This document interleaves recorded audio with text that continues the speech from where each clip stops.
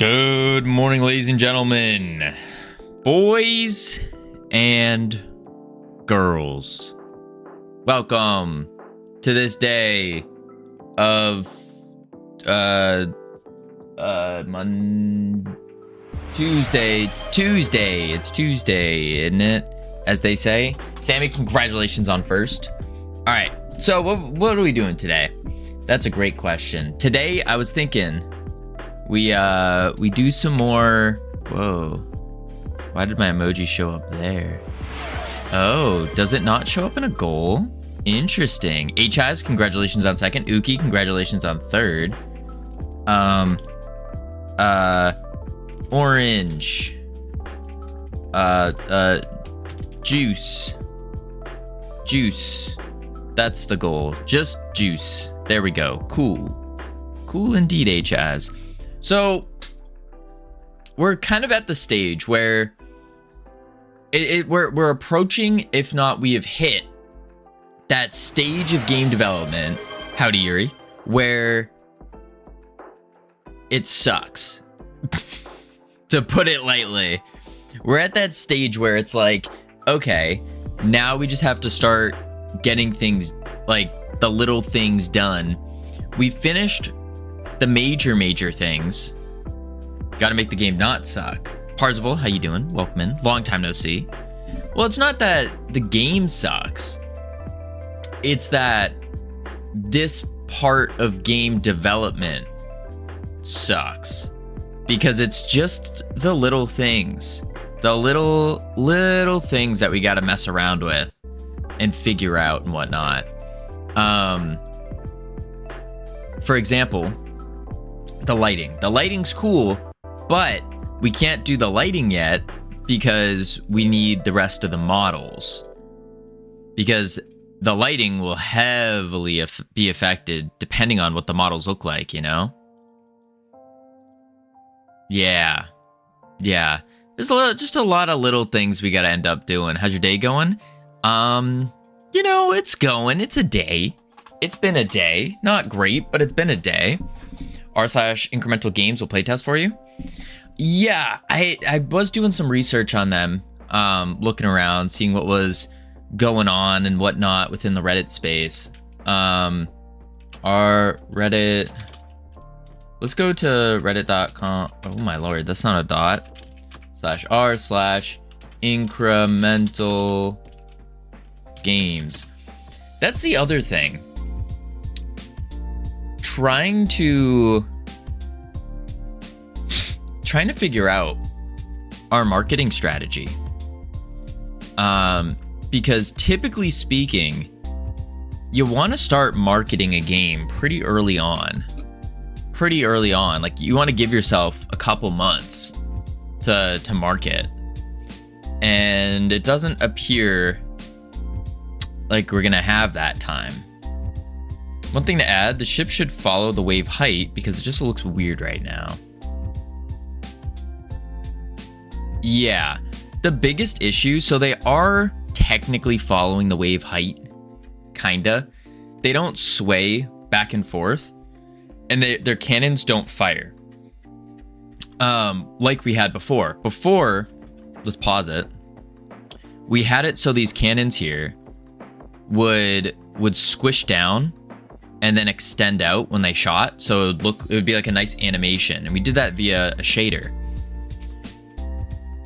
The reason that they're not doing that now, and they also did bounce and all that, but the reason they don't do that is because it's all dependent on the model itself.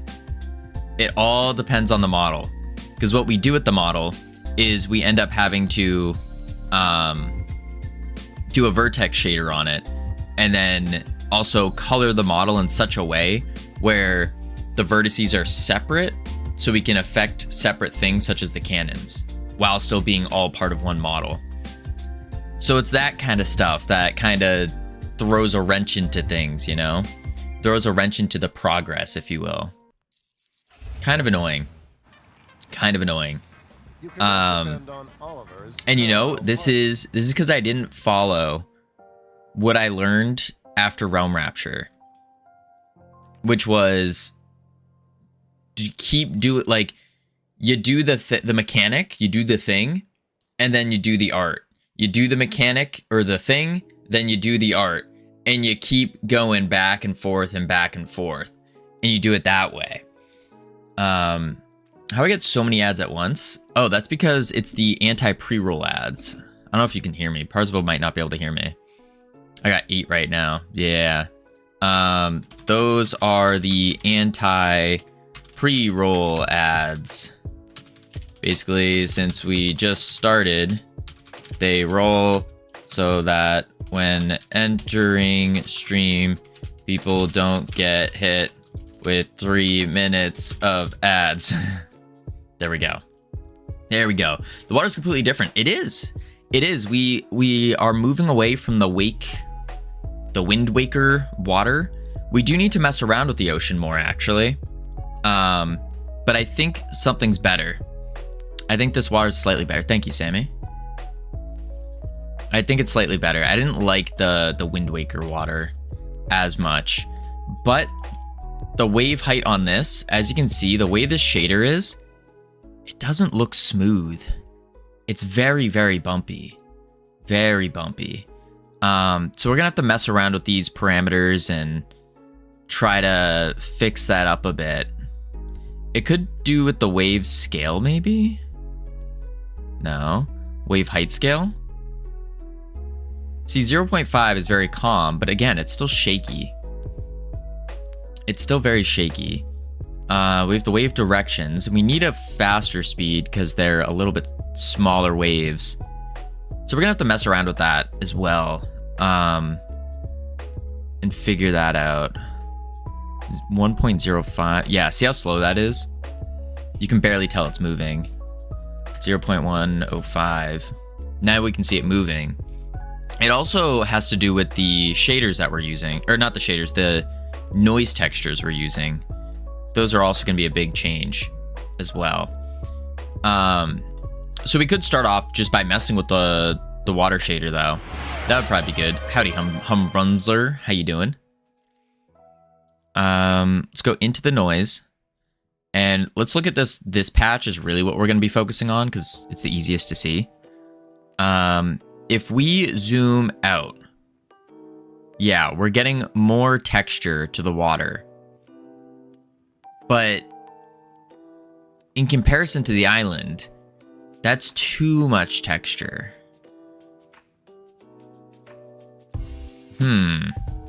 Maybe we even have to go with a completely different shader.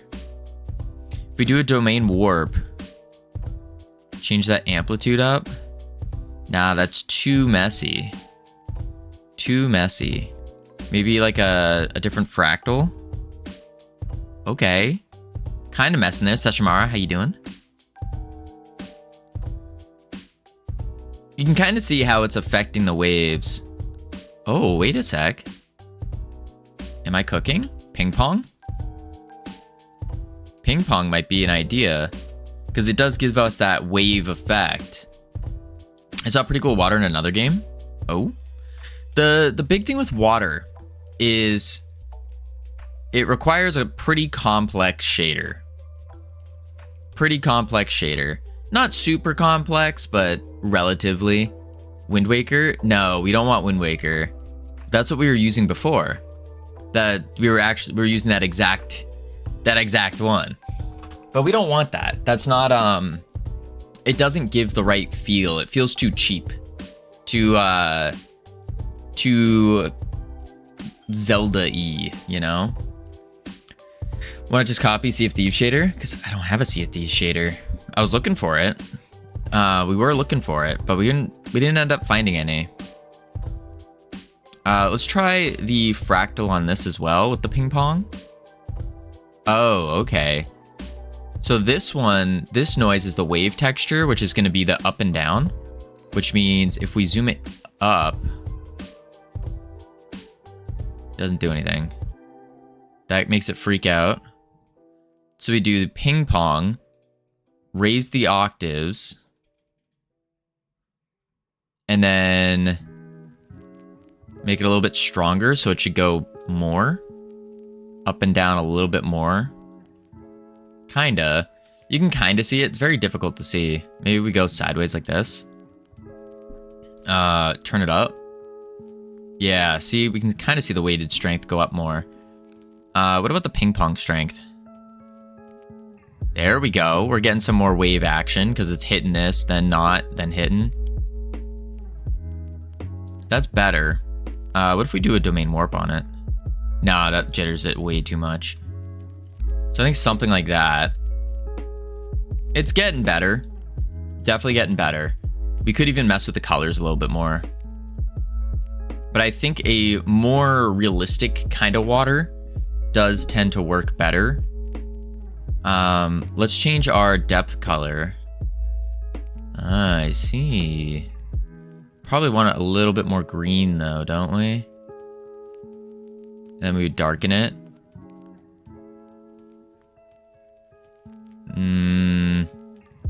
Doesn't have enough blue. Add more blue to it. Oh, I can't. Oh, whoa, ew, gross. Oh, don't mess with that. Don't mess with that. Oh, gosh. Okay. Oh, wait a sec. Maybe... It's kind of like where we were, though, isn't it? And then this one can go to, like, a lighter blue. I don't know. Welcome, Mr. Retirement. What up, fat guy? Camilos. Not retiring, though. We are not retiring. No. This may be Tuesday, which means there is no stream tomorrow or the next day. But I'm using those 2 days to make YouTube videos. It'll be good. It'll be fine. It'll be fine. It's Tuesday, isn't it? Yeah. Yes, we are not retiring, but you are. I am not retiring, no. I'm just making high-quality YouTube videos. That's it. Just high-quality YouTube videos. Nothing crazy. I think that'd be better. Maybe the foam color needs to be grayed more. Like that. But give it like a blue tint. Maybe. I walked farther than yesterday. Let's go. That's awesome. That's awesome. No, that's a... Yeah, I don't know. I'll be honest. I'll be candid with you guys. Candid. Not honest. Candid. My sleep has been so terrible. So terrible. Water needs a little green in it. That's what I was thinking too. I just don't know how to put the green in it yet. But my sleep has been so bad. See, I feel like this is too much green. It's been so terrible because I keep waking up in the middle of the night and I'm like thinking about not streaming on tomorrow and Thursday.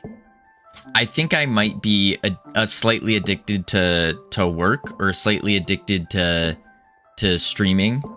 Maybe a little bit. Everything is in your head. Well, yeah, of course everything's in my head. Of course, obviously. 110 is too much. Yeah, I agree. It's not an uh-oh thing. It's just another thing to figure out. Need a vacation? No, absolutely not. Absolutely not. I would actually die if I had a vacation. Like, literally. That would not be good whatsoever. I think vacations are terrible, terrible, terrible things. At least at this stage of my life, this season of my life, I think they are terrible. They are very, very bad to do. That's the addiction talking? No. This is from life experience, my life experience. There was a time where I was working, and then I took a vacation. I took a couple days off, and I was like, okay, I'm gonna play a video game. And it was so bad. It was so bad. Like, all I did was think of working, and then it was that built up, like, what's the word? Like, it was like a built up feeling in my chest of like, you need to be working right now. You're wasting your time. And the worst part is I knew it was true. I was wasting my time. Yeah, withdrawals. All the vacation can be put aside when we become millionaires. Absolutely not, fat guy. Absolutely not. No, no, no. That's terrible thinking. No, no. We want to keep working. Net worth, all of that, that doesn't matter. I mean, to a certain extent, none of that matters. What matters is, are we making enough money to reinvest back into the studio and hire out more people and more experienced people? That's what really matters. Where just because you become a millionaire doesn't mean you stop working. No, no, no. No, no, no. We have much higher ambitions than that. Much, much higher. All right, water's good enough for now. But no, vacation's not a thing. No, no, no. I think it's more painful to do. Goals not be at the point where we are now. Well, if that's the goal, fat guy, then we're hitting it every single day. Every single day. That's not a good goal. You're hitting it every day. What's the point in that? I mean, you live life to get better, at least 1% better every day. So why would that be the goal?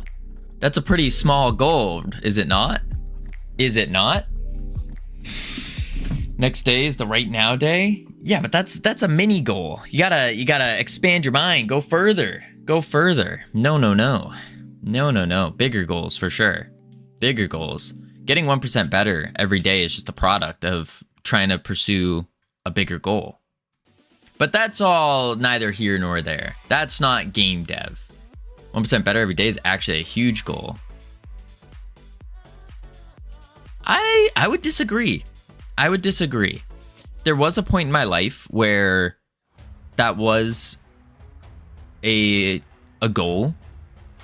But then I started to realize, like, if you set your goal higher than that, so if your goal is only 1% better every day, which this is good, like, I think everyone should be aiming for this. But if this is your only goal and like this is your main goal, what I found was you don't actually progress. Or you do, but not as fast. But if your goal is over here to do something crazy that requires you to be 1,000 or 10 million% better, and you're aiming at this, then you just get this by default. It just happens, you know? This is just a product of aiming for this. And so that's why I think you're limiting yourself if you go 1%. Now, I think if you hit 1% a day, that's better. For sure. For sure. Covino wants to rule the world. I don't know about that one. I don't think getting into... Because ruling the world requires you to get into politics, and that just sounds like a very dirty and dangerous game that I don't really have too much intention on doing. That doesn't sound like a fun game. It sounds like a very painful, like more painful game that doesn't really sound fun. Do I want to help the world? Absolutely. Rule it? I don't think so. I don't think so. We don't care about the world? No, we do care about the world, fat guy. We definitely do. We definitely do. 356. Wait, no, 365. Equals 37.78. What? What is your math trying to say? I think 3,000. It would be 3,778, right? Because the thing is that it compounds. It's compound interest. Yeah, 3,778% of your initial input. Right. Right. Yeah, that makes more sense. Covino will be worth 37 Covinos in a year. Maybe. Hopefully more. Hopefully more. I'll be 33,778% better than I was before. But yeah, that's all the self-help stuff that I think everyone should do, but mostly on their own, you know, because everyone's different. Everyone has different goals, and there's different ways to hit different goals. Do you know how much this is in 10 years? It's a lot. Wish I had that inner drive. I got burned out on a job a long time ago. My brain just stopped and did nothing for 2 years. Now I'm back to goals and such, but it's a struggle against that inertia.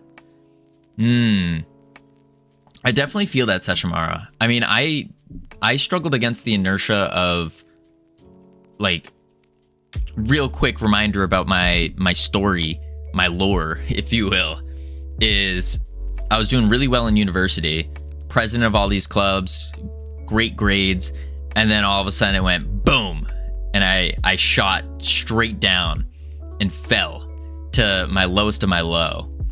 And trying to build back up from there, it kind of looked like this, and it was like you're kind of crawling back out of that hole. So yeah, you're definitely going up against the inertia, but pain is temporary. And suffering tends to be temporary for the most part in each individual circumstance. But if you just keep progressing, keep going, you're eventually going to get out of that hole. And then you're going to, I believe everyone is kind of like a bouncy ball, where the further you drop, the more potential energy you have to bounce even higher, you know? Yeah, it's definitely a struggle, but during those times of struggle, you got to remind yourself, like, why are you doing the thing that you're doing? What, is it fulfilling you? Why is it fulfilling you? What are your big goals? And all that. Once you leave the bed, you win the world. I don't know about that, fat guy. Maybe for you currently, but I wouldn't say that's for everyone. Definitely not for everyone.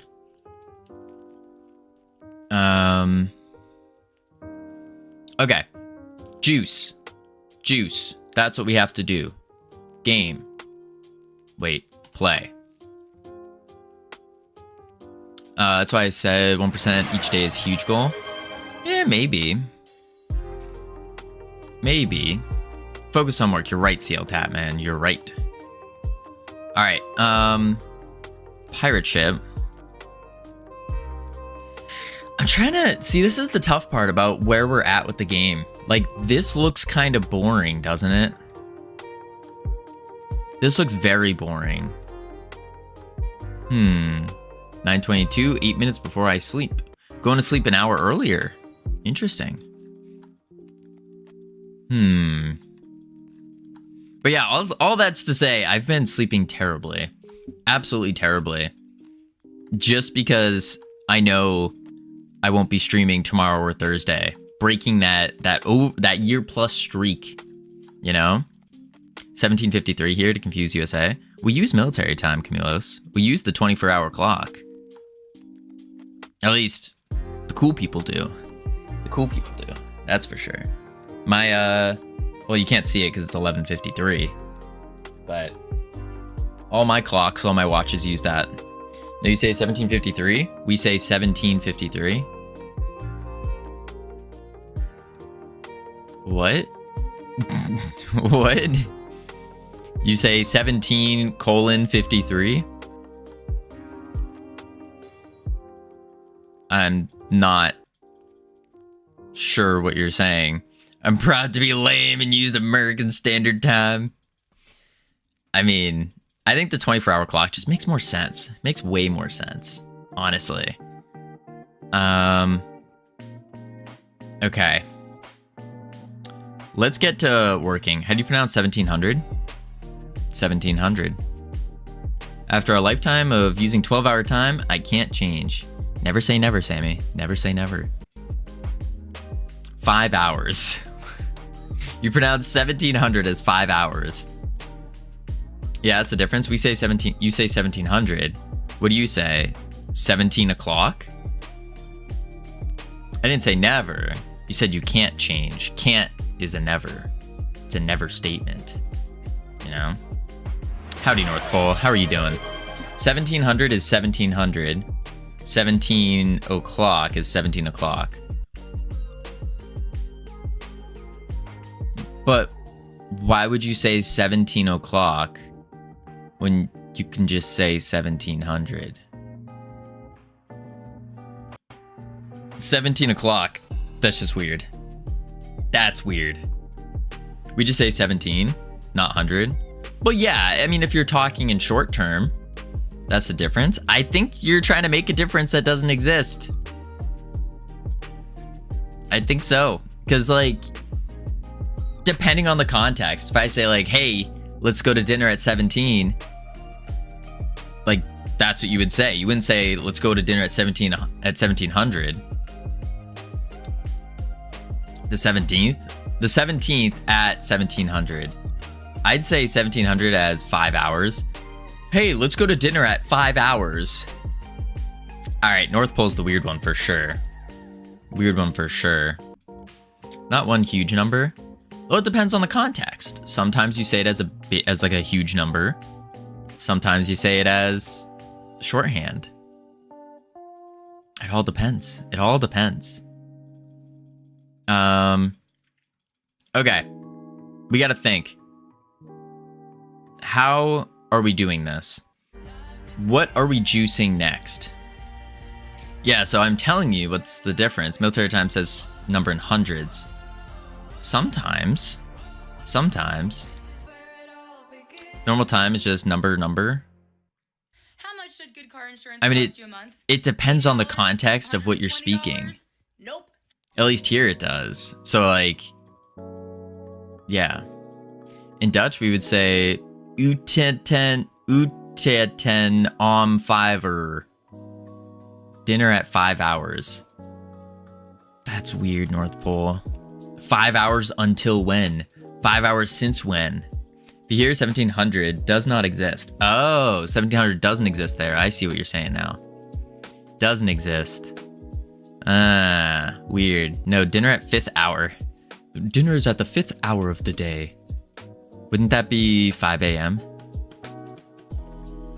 So wouldn't you say the 17th hour of the day? At 5 p.m.? But also, I don't eat dinner at 5 p.m. I eat dinner at like 6 p.m. 18. No, 17. So you say dinner's at 17? We don't really have the word hour. Really? That's interesting. No, I say 5. Well, we've established that you're weird. Like, we've established that. Oh my god, we do have the word. So confused. I'm so confused. We just don't say it. We say at 5th or 17th. But how do you not confuse that with the day? Like, what happens if I say, hey, all right, let's think about it this way. Some hottie walks up to Camilos and goes, hey, at the 17th at 17th, we're gonna have dinner. Or the 17th at the 18th, we're gonna have dinner. What does that mean? What does that mean? Is it on the 17th or on the 18th? Which hour? Because day is masculine, hour is feminine. Interesting. Very interesting. I want to make a mermaid, but I don't think I could make a mermaid. Nor do I think I should make that on stream.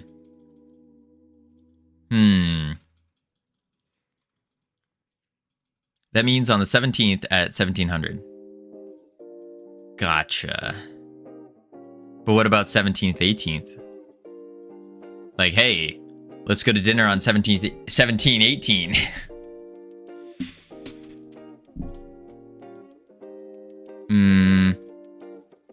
All right, we need to figure out what we're juicing. Do you know how to read an analog clock, Covino? I do. My watch is analog. I don't know where it is, but it's probably on my over there. But yeah, my watch is analog. Of course I know how to read it. Phew. You think I'm dumb or something? Look at this. Boom. Boom. 12:15. Yes, we do think so. Okay. That's a wild statement. We do think so. Man, oh man. Man, oh man. You'd be partially correct, but I know how to read analog. I know digital. I know I can drive manual. I met a surprising amount of people that cannot read an analog clock. Well, I have too. There's a lot of people that can't. A lot of people that can't. I remember where was I? I was at an airport, I think. And someone asked, you can drive manual? Yeah, I can. Someone asked me, as a US American, yeah? Someone asked me what time it was, and I just showed them my watch, and they didn't understand it. And so I had to like break it down for them. That was awkward. That was very awkward. I also drive manual. Yeah. I don't think there's anything cool about driving manual though. I find that a lot of people that drive manual are like, yeah, I drive manual. I'm a higher being because I drive manual. It's like, that doesn't make sense. That doesn't make sense. I've heard that a lot from manual drivers. That's a turn off big time. I'm like, all right. Doesn't make you cooler. All right, let's do this. Let's do the discoveries. It's normal, not cool. Automatic's normal here. We're gonna make islands. That's what we're gonna do. We're gonna draw some 2D art and make islands for these little boxes.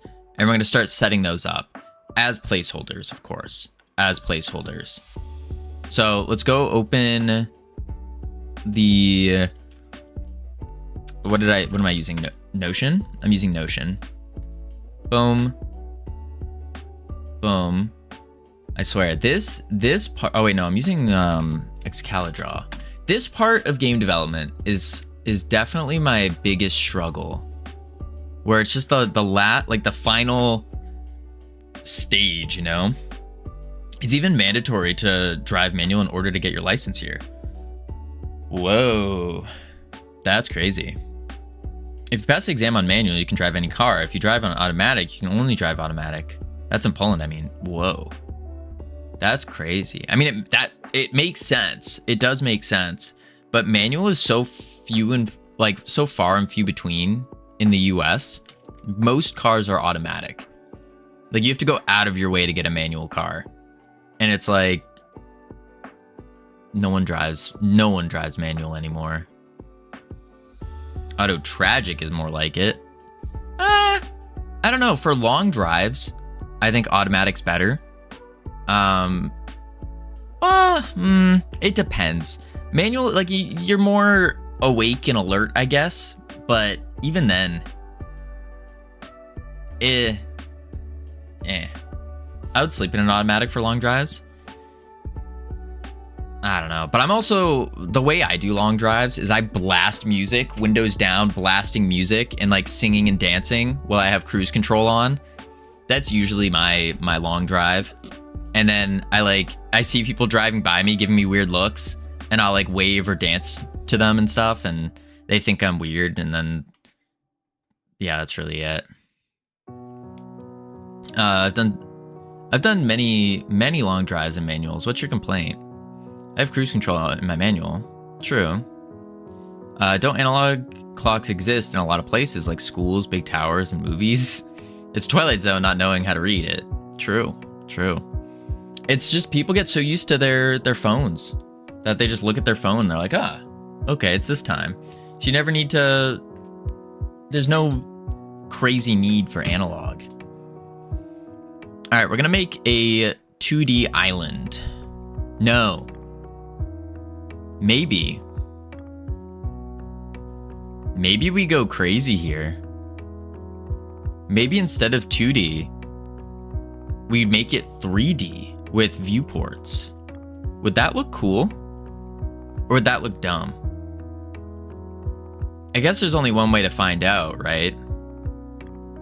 Let's do a quick test. We'll do a quick test. See if this looks cool in 3D with like viewports.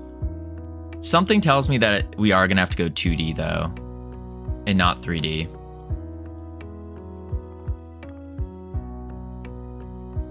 Right? I think so.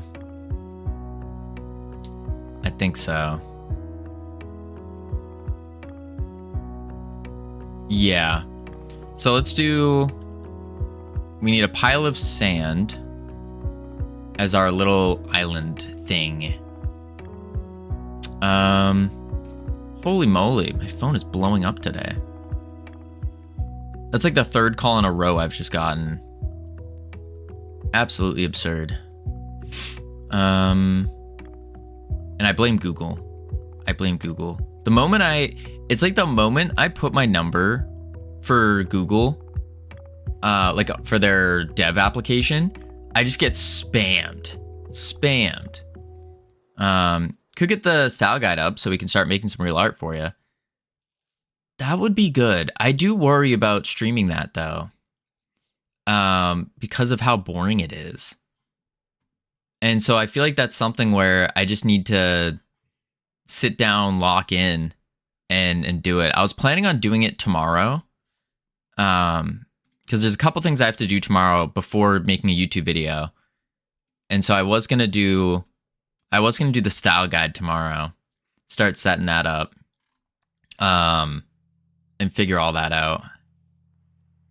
Just because it's just so boring. Like overview, I have to come up with the copy for the overview, guidelines and all that. And holy crap, now I'm getting voicemails as well. Who the heck is? Let's just read this out loud. I don't even use the 50% discount on your monthly bill is being terminated today. What monthly bill? I think it would be interesting to watch, feel involved a bit. But that's your call. If you think it'd be interesting, I mean, we can give it a go. But I just know based off of what I've done here, it's a little boring. We can jump into it, but I want to first, before we jump into that, I want to see this viewport thing. I want to see if it makes sense to have a 3D viewport or not. I think that's the step one. So we're gonna do a this will be test viewport, test discovery. We're gonna do a mesh instance, and it's gonna be a plane. Where are you? Plane. It doesn't have to be big. It can be pretty small.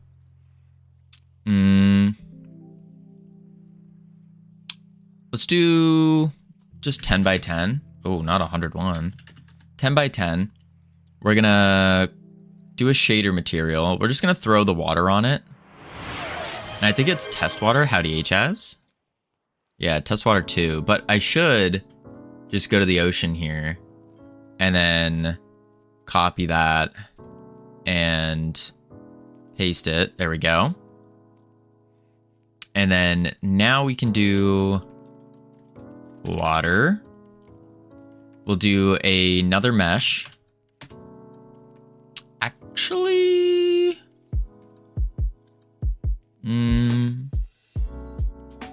make it unique. Oh, you're talking about the material itself? I wasn't gonna bother because we kind of want them to be the exact same anyways. So if we don't make it unique, then if we change it on the ocean here, then we'll change it over there because it kind of needs to be seamless, right?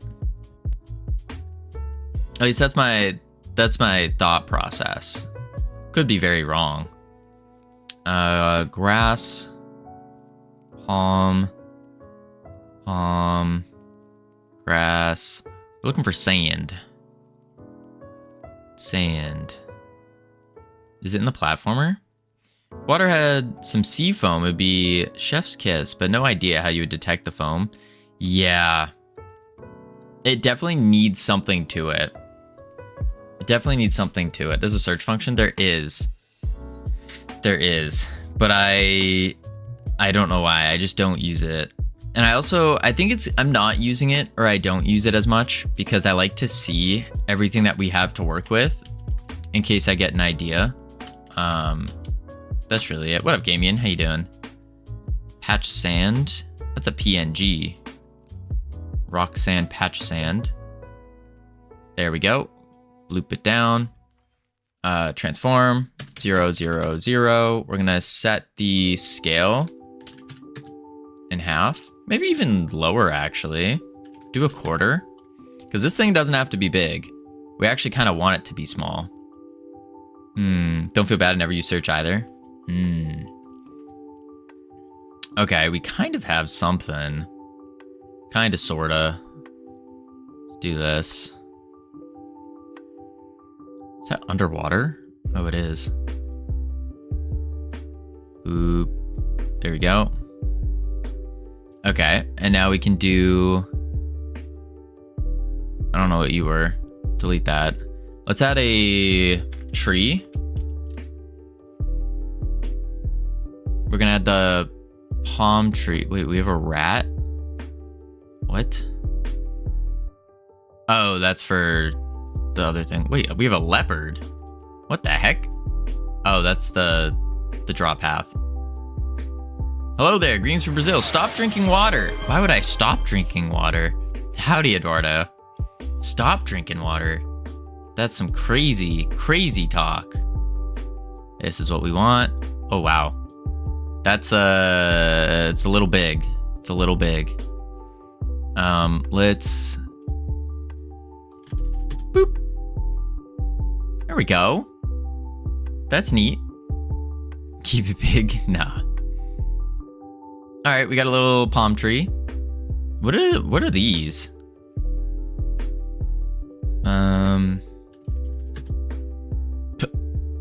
Just look at the difference.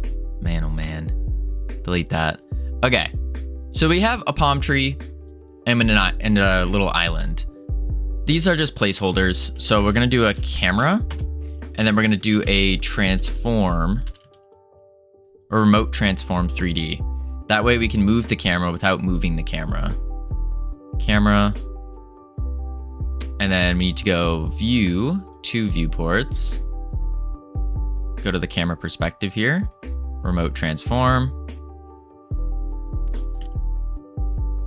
And then we gotta do a little bit of this.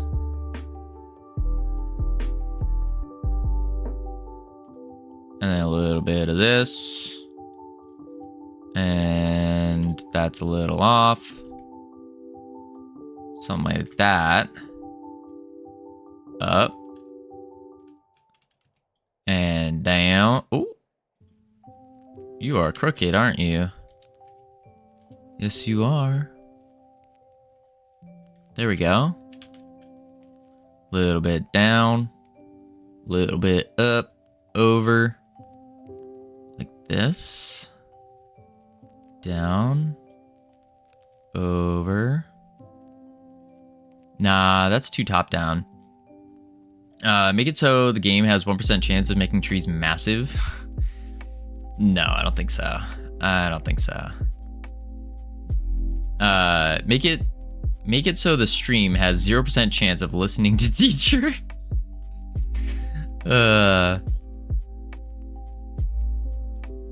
Let's go here. Rotate. And I think this will be fine because we're gonna clear out the background.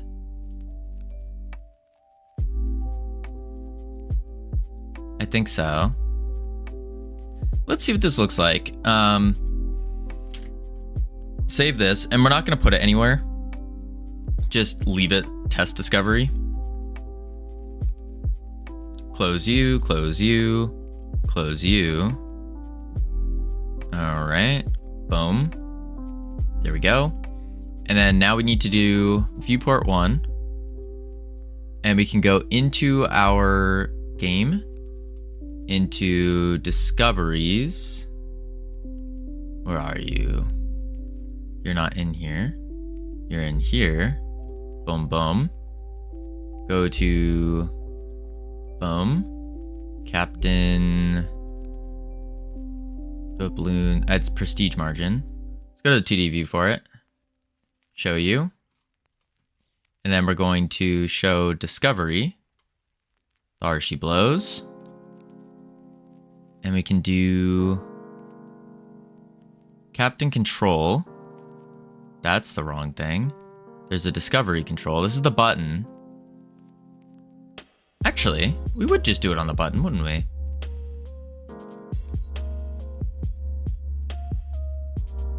Yeah, we would.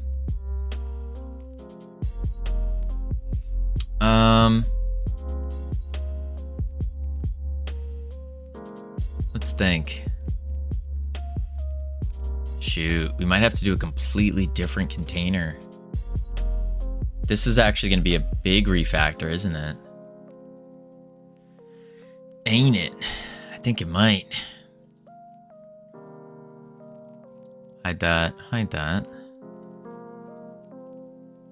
Buried treasure button. Wait, buried treasure button? We don't want you open. I almost messed that up. Here we go. Upgrade button. No. What am I doing? What is going on? Captain control. No. Discovery. This is what we want. There we go. Okay. And then we can open up this guy. Discovery container. Okay. Discovery container.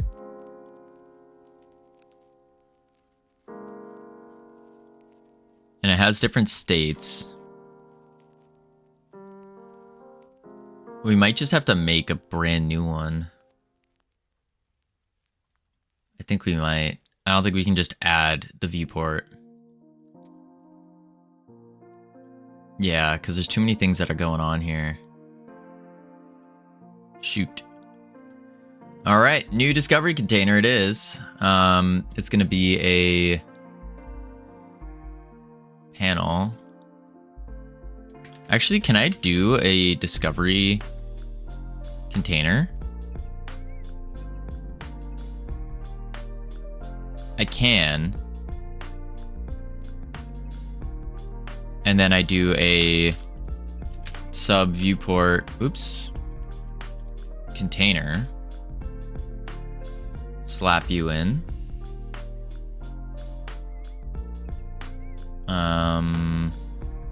And then let's add the test discovery in. Do own world, transparent background. There's no light, which is an issue. Yeah, that's an issue. So we can go back to test discovery. We'll add in a light and an environment. It doesn't have to be good lighting right now. We don't really care. Okay, sub viewport container. And we want to do a stretch on layout of bigger than this for sure. Well, we could just stretch it. Something like this. What is this? That's 300. Okay, that's way too big. We want like 100 by 100.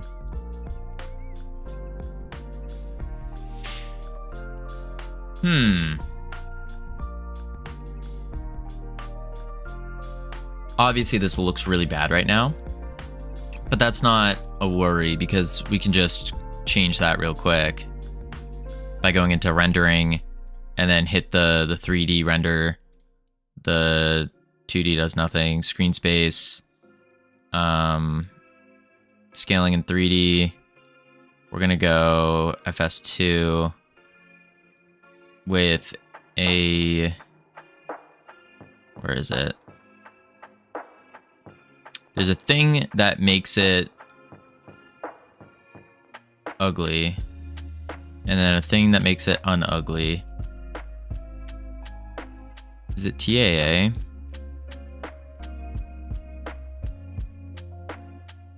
No. Debanding? No. There's a way to do this where you can make it so it's sharper. Sharpness?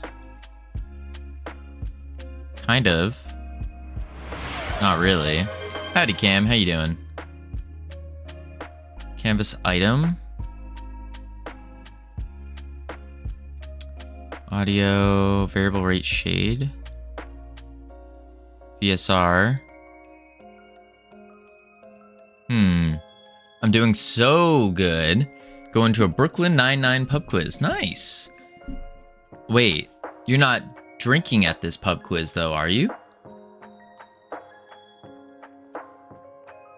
Because if so, this would be what, your third drink in less than a week? third time drinking in less than a week after you've said you're not drinking for 2 months. Yeah. Huh. Interesting. Map, 3D scale. Debug draw. I am not. Are you lying? It's a funny show, I miss it, yeah. I mean, okay, so if we do... You guys know a way to keep a Godot game from being unpacked and stolen? No, I don't. Not off the top of my head. I know there's ways, but not off the top of my head, no. Back to Unity.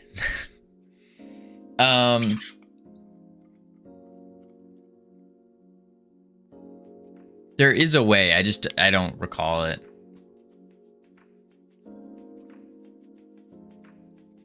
Because, yeah, pack encryption.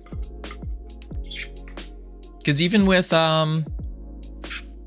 like Unity games and stuff, you can still do, like, if you want to get the code and steal it, you can. Encryption is pointless when you store the key in executable. What does Unity do that makes them more secure? Because to my understanding, it's all the same, is it not?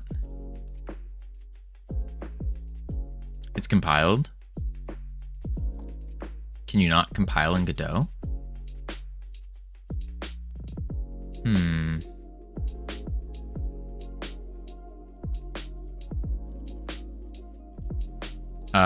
Test container. Let's go into here.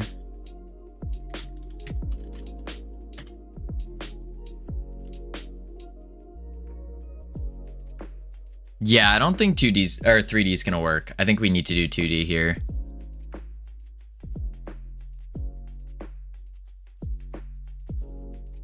Like that would be cool and all, but it doesn't give the map vibes that we're looking for, you know? Yeah, we're gonna have to go 2D. Okay. That was at least worthwhile to see. But yeah, no, we don't want you. No. So let's go test discovery, close it, go down to test container, test discovery, delete them both. Boom. Save. Clean that. Discovery control. Fix it. Okay. Unity has L2 CPP thing. Everything is reversible, but Godot is just straight 1 minute unpacked into an editable project with legit code and code comments, etc. I thought Godot had something like that. Maybe I'm way off. I could be way off. Probably. Anywho, we got ads coming up. We're gonna check on the words real quick, and then when we get back, I think we're gonna start working on the style guide. I think we will, because I do need to do art, but it's like, as we saw, my art skills are not up to par. Like, you can take a Godot game, unpack it, load it as a project in Godot, and just change things and repackage and put it on a store. Even with pack encryption? I don't think you can do that. I don't know though, I've never tried that. But I don't think you can. I mean, I can try it right now. I can just take someone else's game. Who's the first game I got? Godot Games, Kenny, Clicker, Slam Dingo. You take the pack file. What do you do with it? Open with.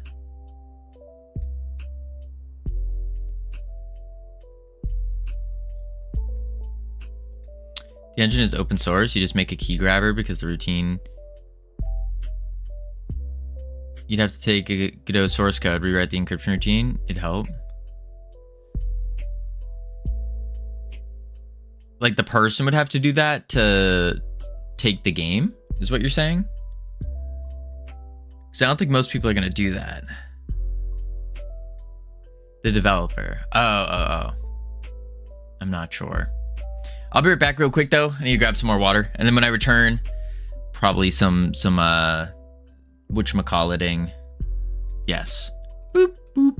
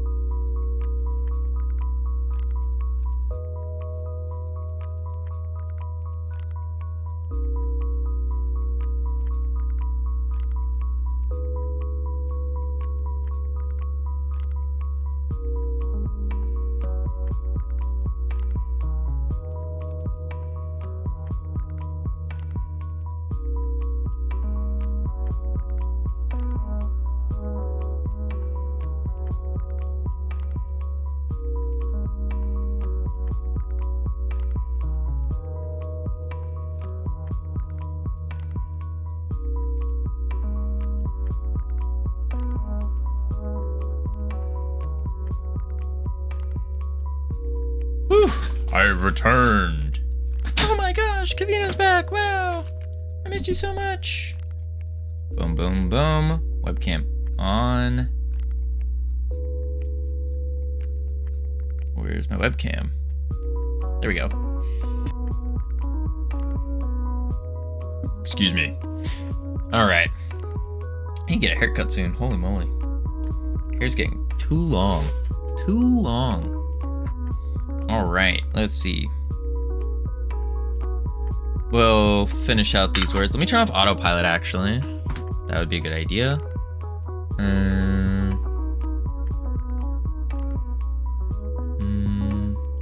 Boom, boom, bang, bop, pow. There we go. There we go. Let's change this goal.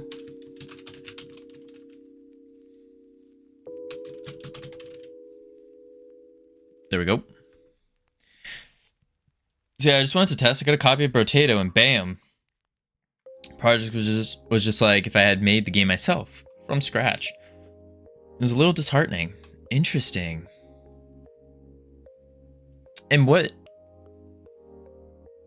about it about like Unity and Unreal that prevents this from happening? It's just like a separate encryption thing, or they just added extra steps? Because that is a little scary to think about. It's a little scary to think about. Compilation into machine code. Alright, let's turn these words off. Compilation into machine code. What are we scared of? You can just take a Godot game and immediately get the entire project. GDScript isn't compiled, it's just plain text. Ah. Interesting. GDScript isn't compiled, it's just plain text. Yes, that's not surprising. It's a little bit for me. I wonder what that means, though.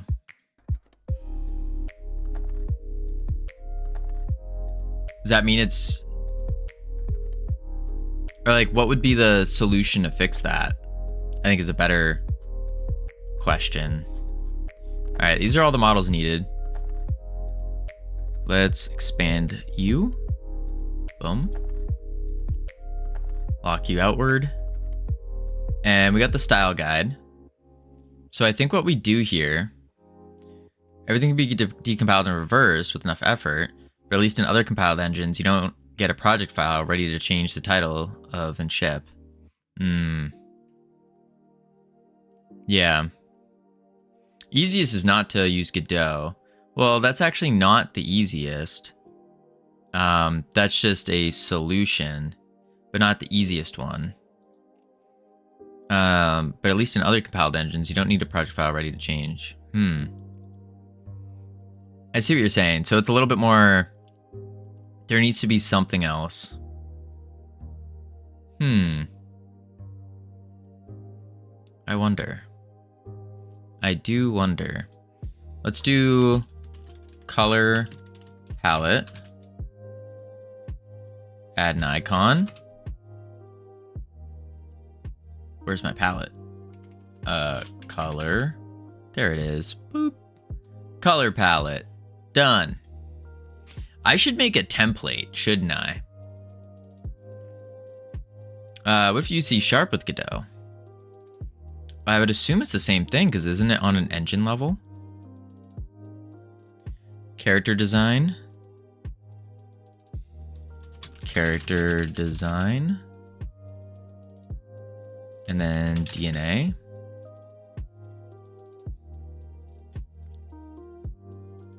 And then it's engine level, yes.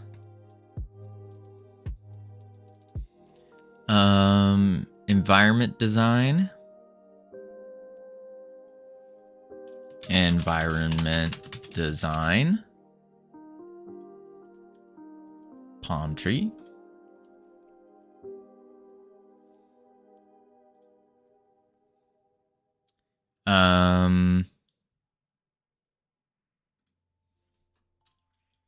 I guess it would be upgrades. And we'll do like a pirate flag.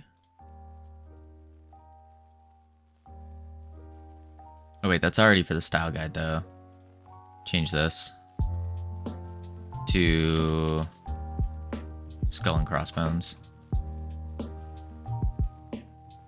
Is the only way to put your encryption in Godot source code.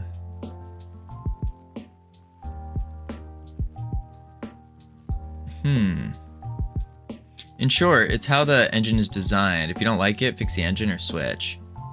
Gotcha. Aggressive, but gotcha. And then 2D art. 2D art. Do a paintbrush. Boom. Okay.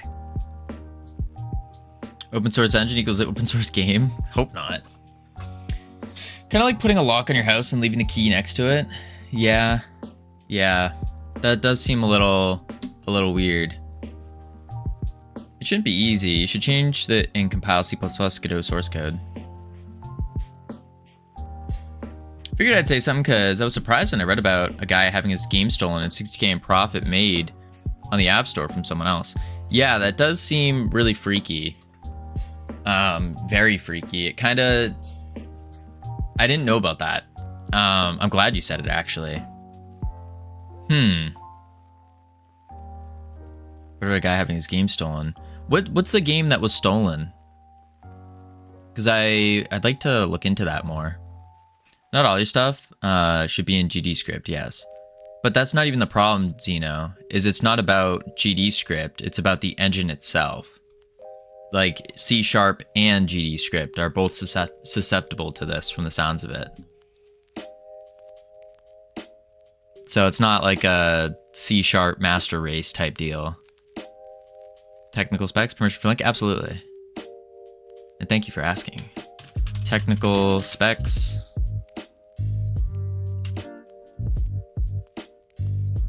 Okay. Oh. Let's see. Alright, how to protect your Godot game from being stolen.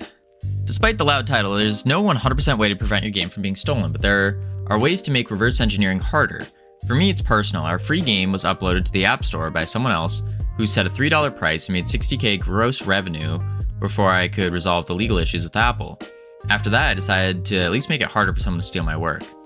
Actually, it's pretty easy. The most common tool for this is GDRE tools. It can recover your entire Godot project from a pack file as if you made it yourself. Web builds are not safe either. If your game is hosted on itch or elsewhere, anyone can use Chrome DevTools to download your pack file, run GDRE tools, and recover your full project. Modify your game and re-upload it anywhere. Huh. How to protect your build. There are many ways to make decompiling harder.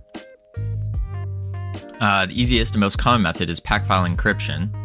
This encrypts your game's scripts, scenes, resources, but the encryption key is stored in the game files themselves. So is it useful? Yes, because it can make extraction more difficult.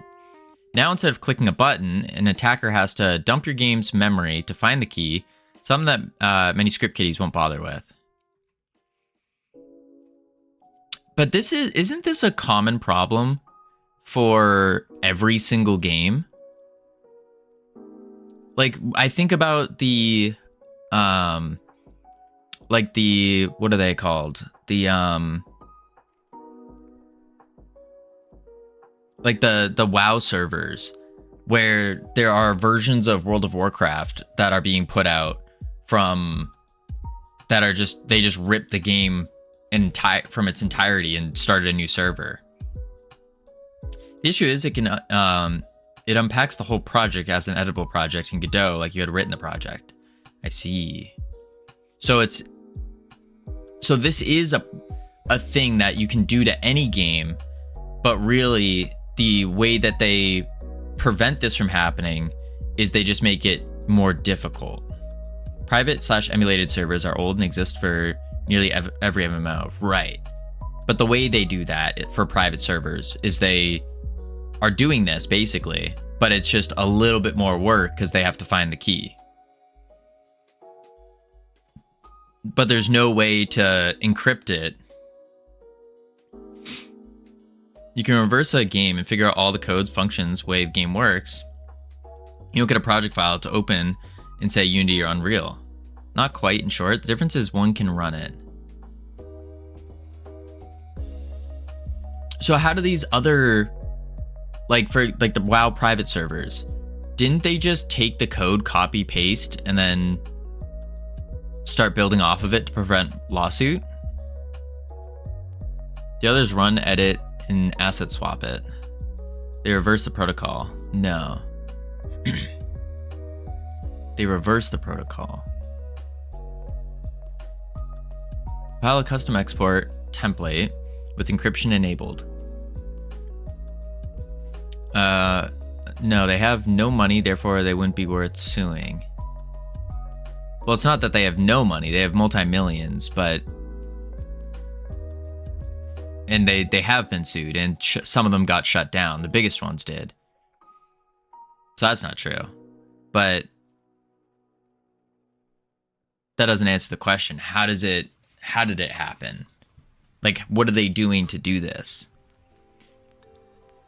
If you take a game of yours and unpack it, if it's from Godot, you'll have a folder with every single project file, including Howdy Peer, including a folder, every single project file, including the code, comments in pure form. Not happen with compiled languages. I see. So what is it with compiled languages? Like, what do you get instead? You get the machine code, and then you can, like, if you were to try to rip a copy of a game, you would have to then compile the machine code. I don't quite fully understand the process, but that's what I'm trying to learn. Encrypt web and Windows builds. Export template encryption. Set up template in your project and export your game. Took me hours to figure out the small things needed to actually successfully compile an encrypted template. If your game is stolen, be proud because your game's well made and someone took time to steal it for themselves. Well, yeah, but we're still trying to make it more difficult. So for example, in Java, they have a thing that's called the jar file, right? Jar is how the program is run. Yeah, like you would, in Minecraft, to do mods, you would change your jar file. You would either put a new jar file, or you would just edit the jar. jar is hard to decompile. Maybe I'm thinking of something else. Jerem! Sorry. Corley, what are you saying sorry for? Welcome in, Jerem. What were you working on? What were you doing? Ogma, welcome in. What were y'all doing? We are currently talking about how in Godot you can just take the pack file and immediately get an editable copy of the game, which is kind of scary to think about. So we're looking at how to encrypt a game, and we're learning the difference in doing that. Jerem, has Covino seen the Worm Masterpiece? Oh God. Based off of Jerem's song, do I want to see the Worm Masterpiece? Celebrating a good week of dev with my Australian buddies. Nice. Nice. Whoa. Man, oh man. No, don't worry about it. Okay, gotcha. I don't know if Covino saw the worm. No, I didn't see anything with a worm. If you have a link to it, I'll check it out for sure. For sure. The more scary part is, wait, we didn't do a shout out. Boom. Boop. There we go. If you're doing multiplayer game, right? That's what we are doing. Unity used to be easy to decompile, to read the code and make game hacks for it, by knowing how it works. Not the same as a complete project with clean code, right? Now Unity games are much harder these days, as you can pack the global metadata files in different ways that prevent you to easily mapping function names and variables. You gotta really know what you're doing or you'll leak your private IP data. For multiplayer games? I don't know about that one. Worm map. Oh God. Oh gosh. That's terrifying. Absolutely horrifying. Oh my lord. Ugh. Need to go pee and nap. Sounds good. Enjoy your pee and nap. Thank you for the raid. Holy moly. Those things can be captured with Packet Sniffer. Depending, yeah.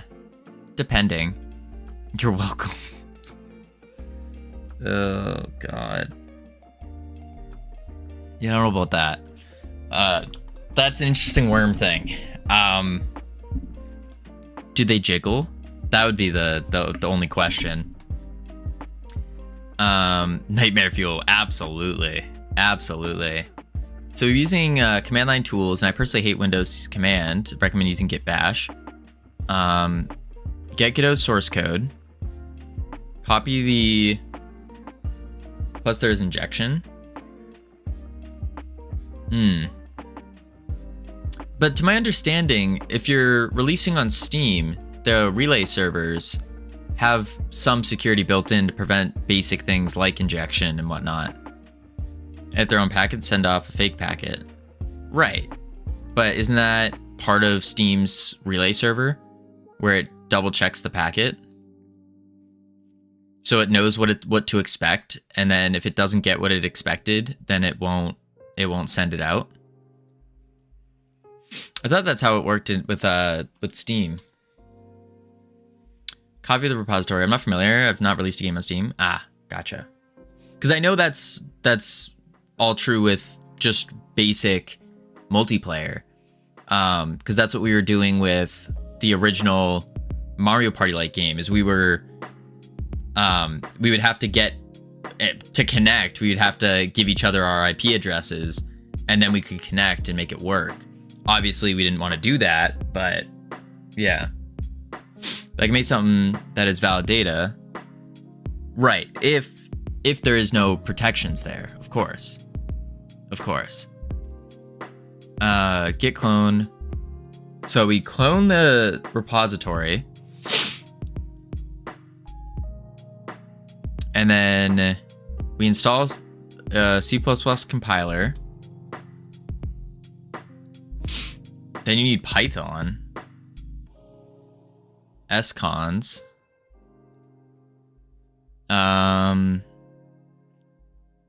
Generate a key. This method is still not foolproof. Yeah.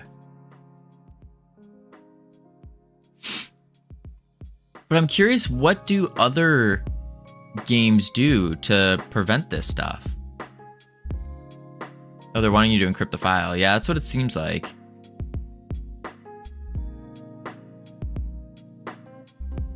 Because the reason I'm diving so deep into this is when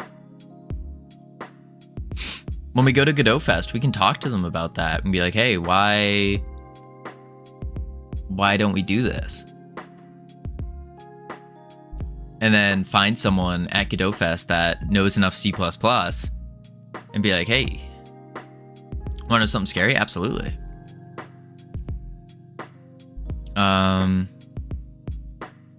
When done, template set in the Godot editor. So you're just making an encrypted template. My understanding, some of the Godot contributors have made the unpacking tools. I would assume so. I don't know if it's 100% true, but that's the word. Yeah, I could see either them making it or the Godot developers making it. I could see it going either way. I wonder what because long term, that's terrible. That's really bad. And I would switch to Unreal like immediately.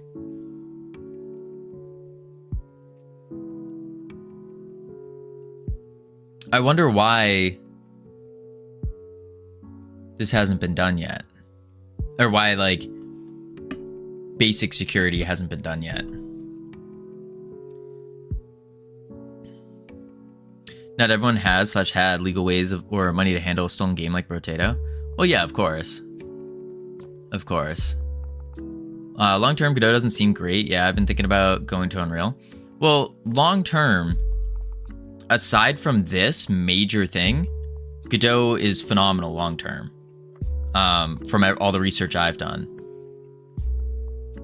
But this in itself is a very scary thing to look at.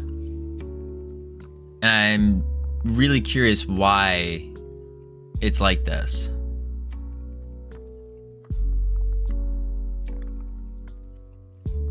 Because this would be the reason why there's no big Godot projects out.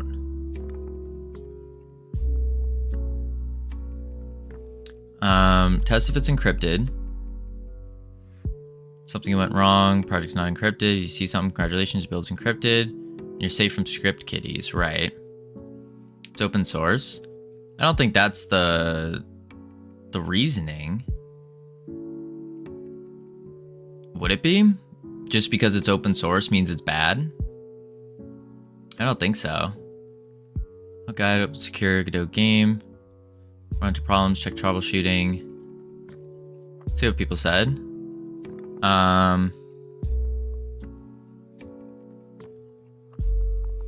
What worries me is the entire Godot community, especially on Reddit, says it's no big deal and everything is reversible. They're missing the point of decompiling a game to make a game hack or cracked copy is not the same as unpacking an entire project ready to change. Right. Right. No, it means you're not getting security experts looking at this. I don't know if that's necessarily true. People who are just building features. Yeah, but you can reach out to security experts and have them build stuff for the engine as well. Like, you're not limited, right? I do know I've asked them. You do know what? You've asked them about doing this? And remember the banning incident not long ago? Bit of an amateur hour. It's a bit of amateur hour. Yeah, that whole thing was just wild. There aren't security experts. Yeah, no, I didn't say that there is security experts. No. I'm saying, why couldn't there be? And there should be. Add song to game. Huh. We'll have the tools and means to defeat something as easy as Godot's encryption. The only thing I think of is make it difficult moving some logic or a custom engine build. Creating custom nodes, for example. That's why you need your build of the binaries. Just the pack won't cut it. Probably won't even load normal engine. This would work with GD extension. Need custom library. Okay, you know how yesterday we were talking about water shaders? Yeah. And then talking about melting the engine / lagging out. Trying to do too much. Yeah. It would likely involve paying someone. I mean, yeah. The Godot Foundation does pay people. So I'd assume it would make sense for them to, you know?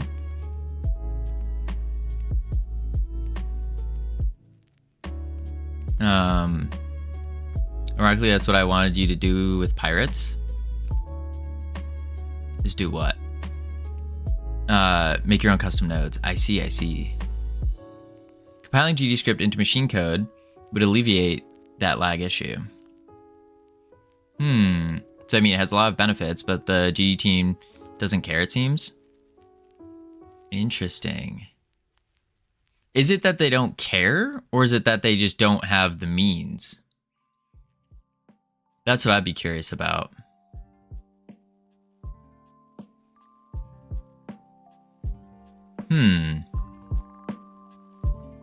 It's hard. Oh, of course. Absolutely. They were giving hundreds of thousands of dollars from Epic in a grant. They were giving or gifted? They have the resources. They aren't using it right for security. Interesting. Godot got... Wait.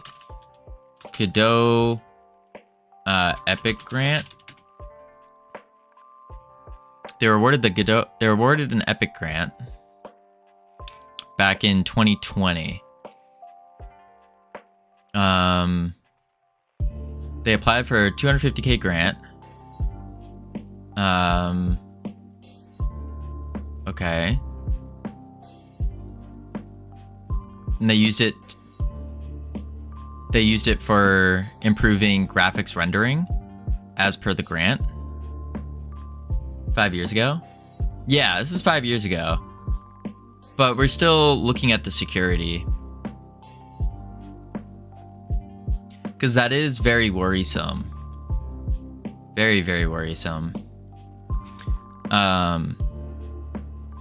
But just based off that quick article, it doesn't look like they could have used the grant for it. And think about how much Godot has improved overall in that time. Yes, but the big part is they haven't improved one of the biggest flaws that they have.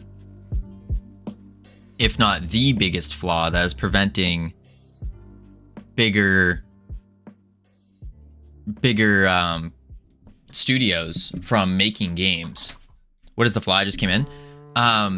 So your Godot game can be easily stolen. Like any game, you can steal a game, but there's a very common tool where you just get the whole project file and then it opens it up in Godot and you just now have, you're looking at this. Like this is what you're looking at. And you can change things around and repackage the game and sell it. Surely compiling an encrypted export template makes stealing the project structure code much, much harder. So perhaps it's an okay alternative. That's what it seems like. It at least won't, this way will at least stop anyone from using GDRE tools. Doesn't work.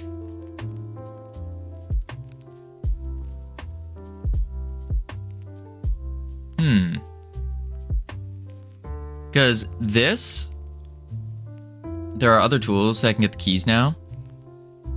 I mean, they find the key, they do it anyway. Better believe it. It's machine code, isn't it? I think that's the thing, is that it's not machine code.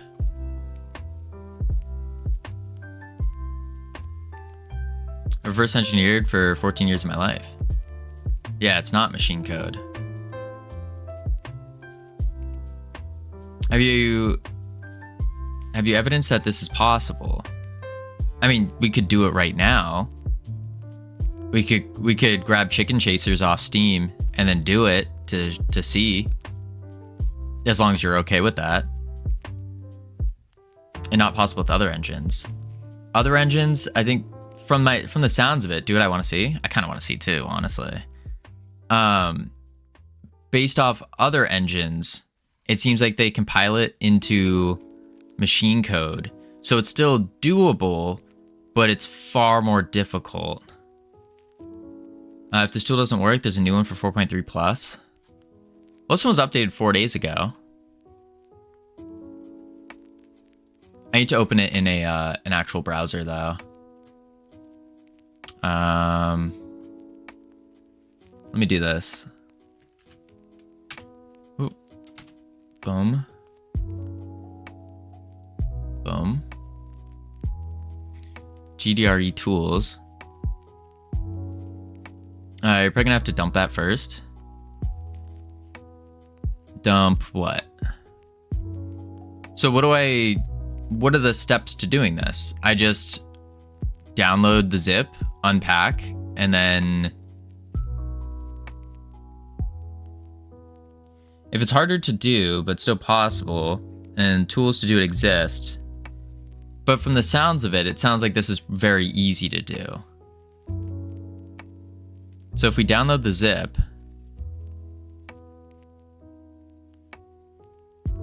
save it, let's go to the README. I tried to reverse a game the other day. It took Gydra and a lot of custom scripts to actually get anything done. Did a bunch of junk, at least in a Unity game I was looking into. Nobody's gonna steal your games, guys. Is that true though, Ironic? Like, no one's gonna steal your game if it's a small game. If it's a crappy game. But imagine your game pops off and is really good. Then why wouldn't someone steal it? You know? Pack extractor / creator. What are they gonna do with that? Resell it.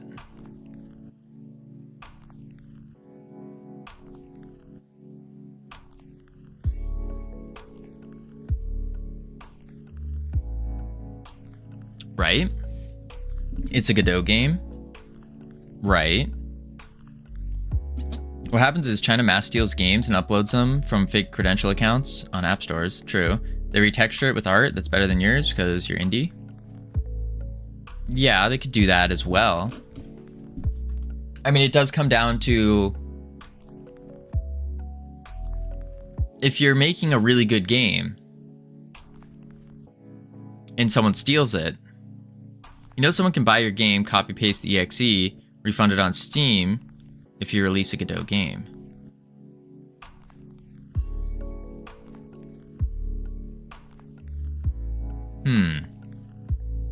If you're in any way connected to Steam Online, your game popped off, a copy doesn't have value because no community. If you're in any way connected to Steam Online and your game popped off, a copy doesn't have value because no community? What do you mean? What do you mean by that, iHeart?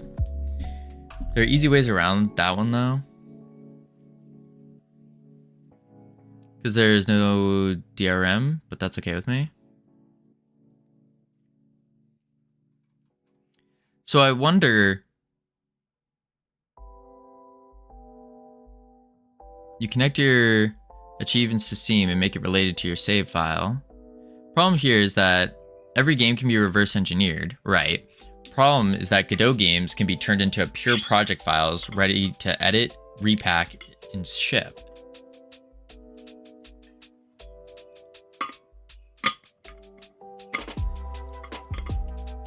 Psst, what is DRM? I'm wondering the same thing. Download Ready Manager? Digital rights management. Even Denuvo has been beaten. So, Chasing Sunday, what do I do here? You can literally tie your game to Steam. Steam can check if you bought the game to limit these features. No purchase, no leaderboard. Okay, maybe we should ask top 5 most popular games on Steam if someone is reselling their game, how much profit they're losing. Well, that's what we are looking at. So this person, Voltec Play, they got their game stolen, and by the time that they were able to argue it, they already lost 60K in profit and gross revenue. Not profit, gross revenue.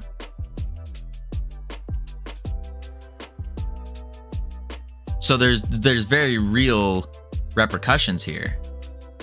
Like 60K, we could hire an artist for that.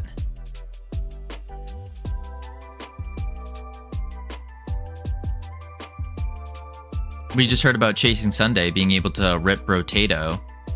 Now, Brotato probably has the money to actually fight it. With Godot, do you want me to talk to him?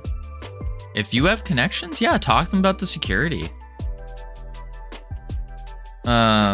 If you can't get Chicken Chasers open, then I'm not concerned at all. Well, let's try it. So what do we have to do here? So reverse engineer someone's Steam game, Covino. I want to see. I want to see it too. I'm curious. This module includes following features. Okay. We already have it installed. Wait, latest version from here. I think I just got the zip, didn't I? I think I just did this one. No, I didn't. Save as. RC1. Yes, get the Windows and unzip it and use this. All right, let's try it. So, extract. Okay. Open the application.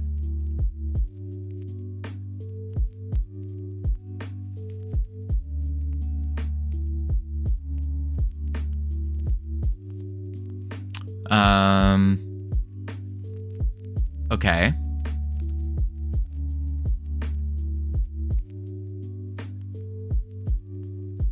RE tools. Okay. And then probably like recover project. Yeah. Recover project. All right. We have to find Chicken Chasers. Here. There's the pack file. Or find the exe instead.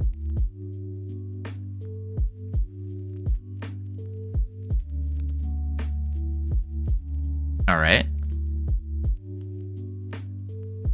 Whoa.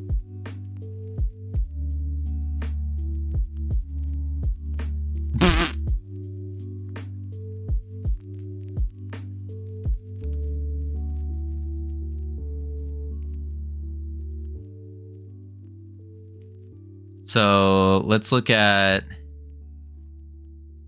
open project in Godot. How do I open it in Godot? Check all. And then extract.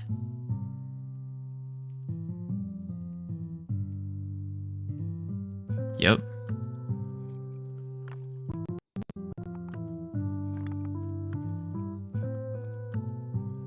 So these guys had a free game on itch that someone resold. That's what it sounds like. They put a price, they snagged it and then put a price tag on it. Okay. Use Godot editor 4.4. Okay, that's fine. Failed conversion. The mesh outfit character hoodie. Okay. Use 4.4 for this. Let's close this. Not yet. Well, it's not that we didn't believe you. It's more curious on how easy actually is this. So now you go find where the extract files are and open the project like you made it. Okay. So now let's go. Let's close this. And then let's go to Godot. We'll go to 4.4.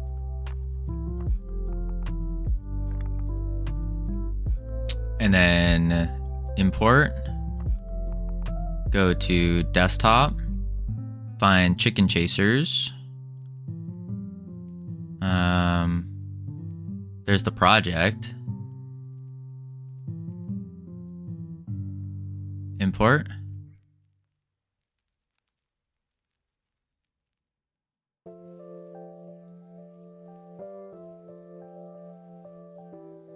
Leave your guarding pack file with or without encryption. Recompiling Godot templates where you change source code to add encryption. Believe it's as easy as you say. Somewhat disheartening, TBH. I'm not sure learn C++ and not use Unity. I'm not about to learn C++ nor use Unity. So we have the game manager. Let's hit play. Does it work? Do I have chicken chasers now? I just stole chicken chasers. Wait. Let's go to one of iHeart's scenes. Let's go to iHeart's game manager. That's freaky. iHeart, do you have any comments in your code? I guess we can look through and see.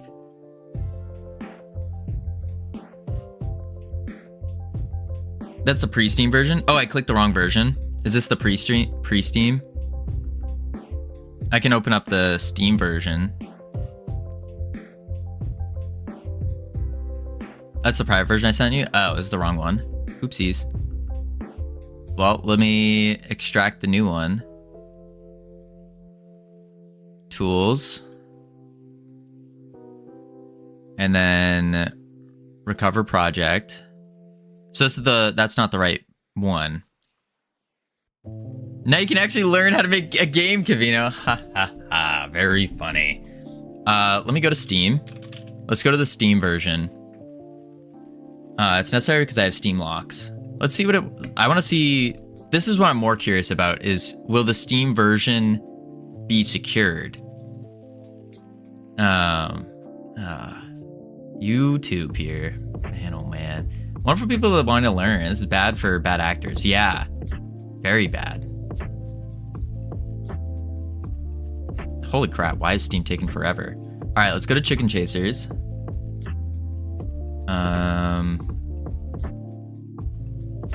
Chicken Chaser playtest.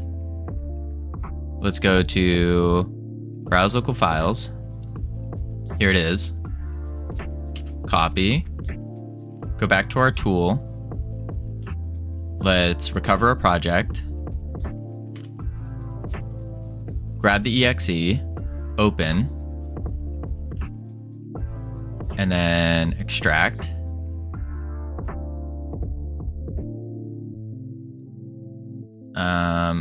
Oh, I'm putting it in the wrong spot. Hang on. Oopsies. Well, I extracted the thing. Well, got the answer I didn't want from my connection. They just don't prevent it at all. Why? Would be my question. Here it is. Could not recover 25 keys. That's from the translations. But here it is here. And now we go back to Godot. Oh god, Covino, what's up?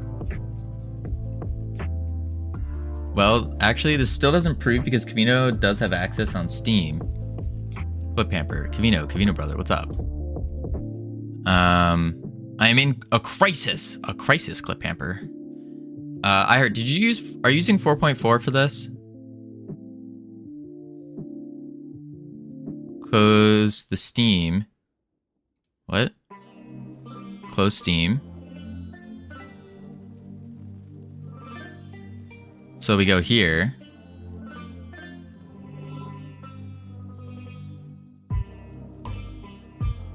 I won't tell you that. You are a non-hacker. Wait, what? Let's remove this. Let's import. Wait, from desktop. I think it's this one. Import. Does your X close the Steam or minimize to taskbar? closes it. Should close it. It's like an advanced version of somebody gonna steal my idea, worrying about some daydreamed imaginary $1 million profit loss instead of just making games people want to buy on Steam. Yes, I agree with that. To an extent though. Wait, did I do the right one? Office settings, space, build. Let's try it. Well, you can just look at the build. That's true, but the thing is, if we... No, this is the old one. I clicked the wrong one. But that's the thing ironic, is if you're not planning for your game to be a success, what are you doing? Right? Like, you need to plan for your games to be very successful. And keeping that in mind, we need to be wary of stuff like this. Here it is.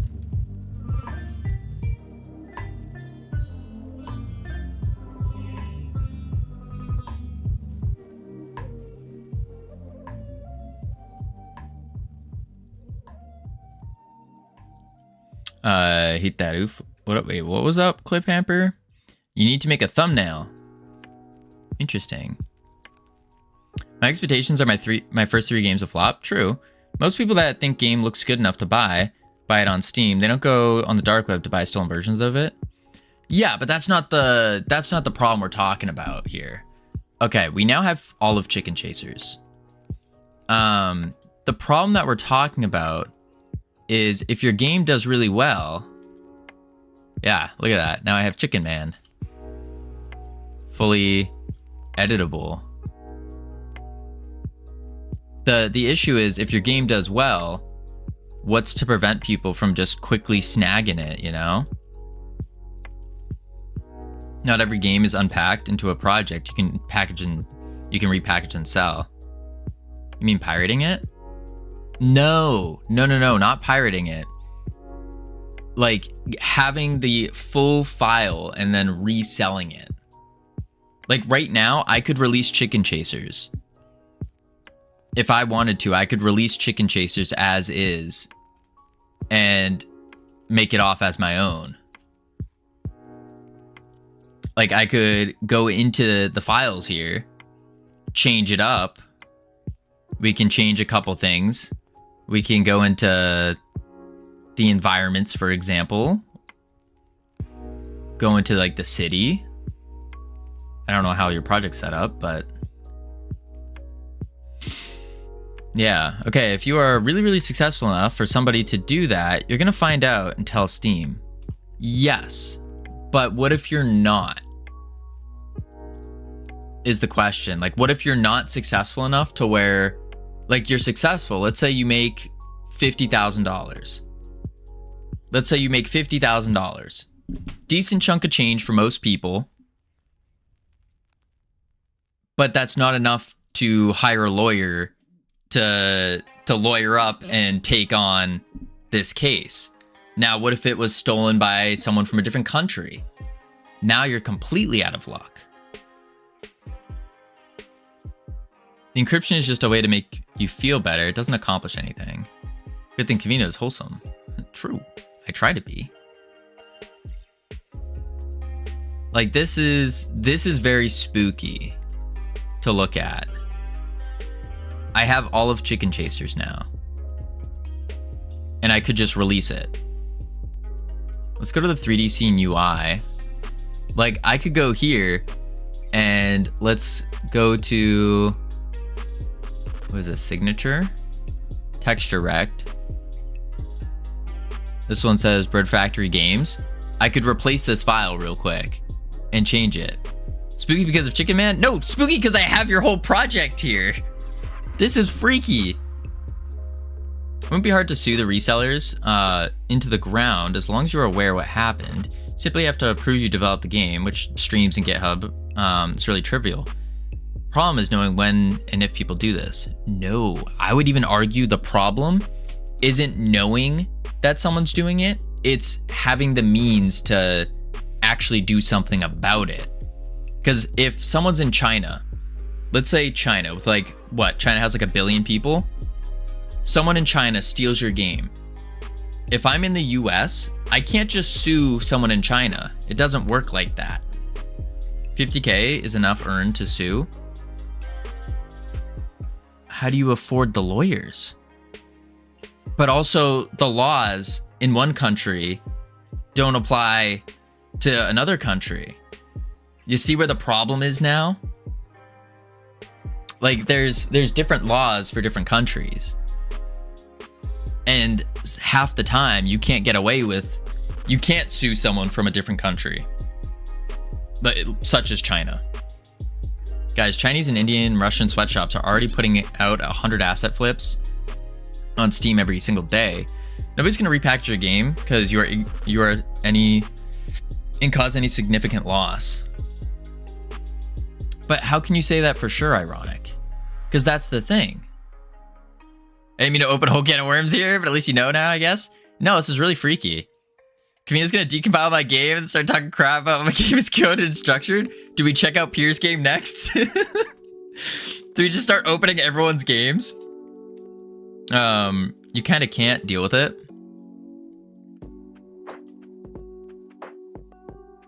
That's freaky. So, like, okay.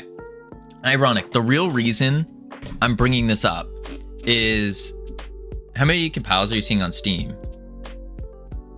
I don't know. I haven't looked yet. You're seeing lots of clones. Probably not a lot of recompiles. True.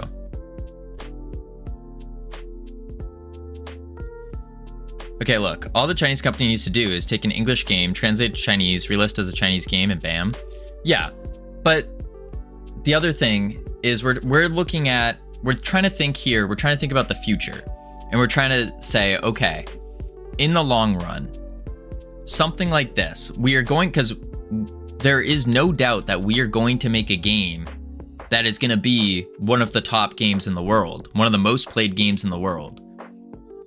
And if we're doing that through Godot, which was the original idea, well, now we're kind of out of luck, no?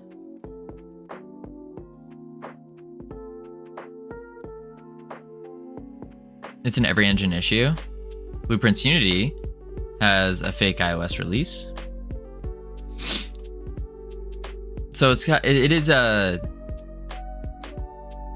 Really, at the end of the day, it comes down to if someone's going to take it, they're going to take it, no matter what the game is. And then you should encrypt your files so you at least some script kiddie can't just come around with the Godot RE tools and run it. That's really, at the end of the day, what needs to happen. If you go engineless, you may be better off. Yay, assembly. But that sounds like that's the solution, is you just encrypt your file to at least make it so you can't use these tools. And that's it. An unpacked project is not a reverse engineered game. You still can. Just find the key. Right, but finding the key is different than going here and going recover project. It just won't happen. It's not you're going for a swim in California because you're scared of polar bears, while a much more likely scenario is drowning, making a game nobody buys. Right, but we're saying if you go swimming in an ocean, is it better to go swimming in a lake? Is it better to go swimming in a lake where there are sharks all around and you have no protection? Or is it better to go swimming with shark repellent, you know? Piranha repellent. Run it, Covino, without Steam being present. We want to all see what happens. Well, I just did. I mean, I can run the game. No Steam present. And we have chicken chasers. Ooh, wait a sec. This is good. Oh, because Steam not declared a current scope because we don't have it set up with Steam multiplayer, so it can't connect. So, what do you think of my code? So I guess if you do connect to Steam in any multiplayer function or Can you fix those? You just straight up delete all the multiplayer functionality. I would assume. I mean, your code looks clean. Yep, they call that null. Covino couldn't. What? Boom, solved. So this is for Steam multiplayer. You just get a new Steam ID. Well, yeah, you could do that too. Well, if we go to, what is your multiplayer called? Steam Multiplayer Peer. That's the GD extension. Multiplayer Arena. Multiplayer Child. Player ID. This is localhost. Username.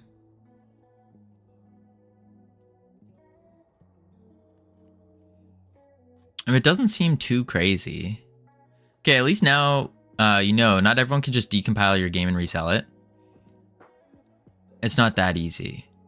Well, yeah. I mean, if we spent the time today, we could do it in a day. Or in a couple hours. From the looks of it. I'm not familiar with Godot Steam. But you could. Oh my lord. Why do you have so many? I don't like this at all. So many. So many. That's my chicken. Why so many raycasts? Why not just an area? Holy moly. Look at all the raycasts. Holy raycast indeed. That's its AI. Why wouldn't you just do an area? And then you just check the collision.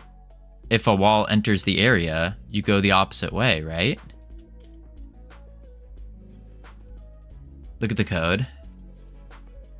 What is the issue here? Hang on. You transform the parent scene. Yep, common mistake. So we got gravity. We got a constant of 2 pi. Isn't 2 pi just tau? Here's an important lesson. Since your game code is visible easily, when you write multiplayer games, make sure that anything important is done on the server end. Code can't manipulate. Keep important stuff and not on your Godot client. Doesn't go opposite. It does the tightest turn in a random direction. I wonder if you could still do that with an area.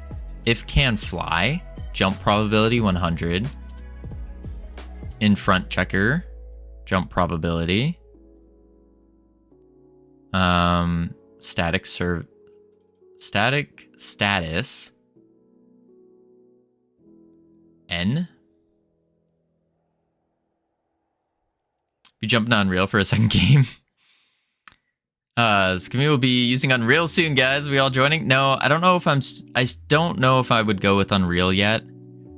Because, like, Ironic brings up some decent points with, it comes down to jumping to Unreal doesn't solve the issue.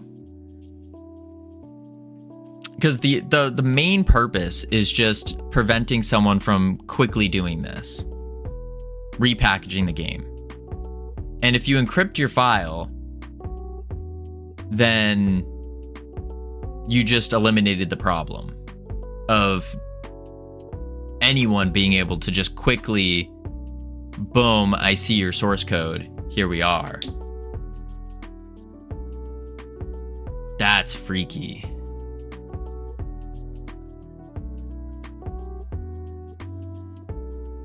Am I a hacker man now? Get coin. My special area. What? What is this variable name? Your special area. Interesting. As an area 3D. Oh, you're using the ouch area. Chicken hurt. Yeah, so either stop making games or go surfing with bear spray. No game should ever be shipped with networking server code in any engine or type. And I'll be sure to write the most abysmal code possible moving forward. Yeah, my special area. Very interesting code you got here. Wait, this is actually, like, one last thing before we get back to actually working. Could this be a problem when it comes to 3D assets? Or assets in general? So for example, we go to meshes. That's just the visual. If we take, they can steal all your art. So for example, if you were to buy an asset, isn't it your duty? Obviously not be given with my consent. No, but I'm saying if you buy an asset, so for example, you do like a Cinti asset pack or something. What is considered saving enough or like doing enough to prevent things from being stolen? I know asset rips happen all the time, but I do wonder about that. Head animation player. Yikes. Interesting. Anim player. If you buy an asset, you're allowed to sell the game with the asset, not the assets alone. I see. But isn't there usually a clause about like keeping the asset protected? Like you have, like as the developer, it's your duty to protect it to the best of your ability.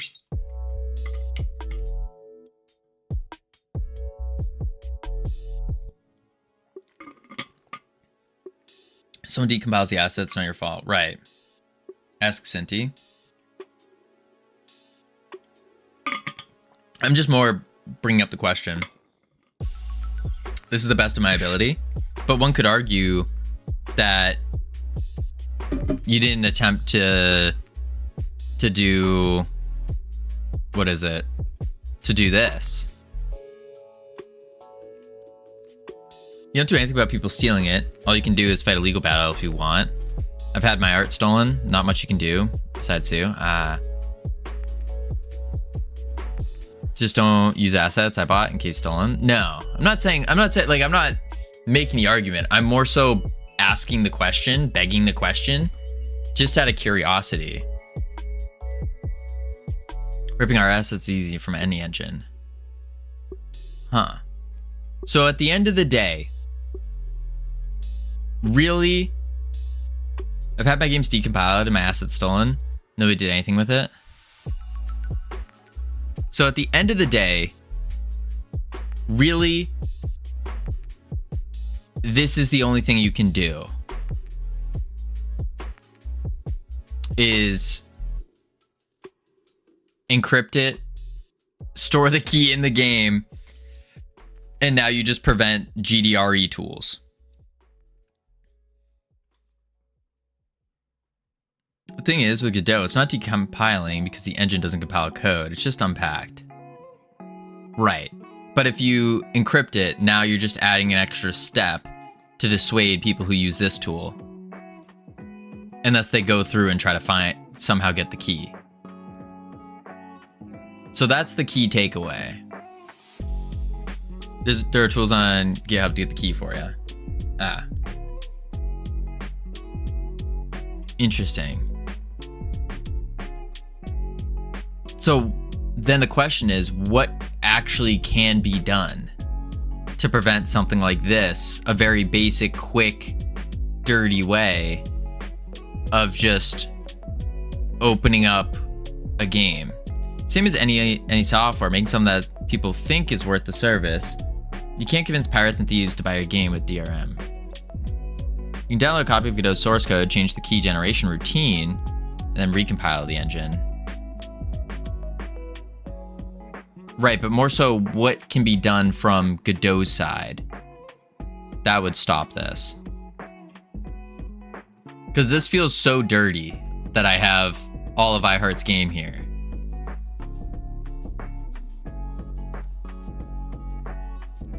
Ads? There's no ads. There shouldn't be ads right now. No, we went through the ads. Bytecode. Obfuscation. for GD scripts. Interesting. Yeah, no, we already went through all the ads. Light code going lower.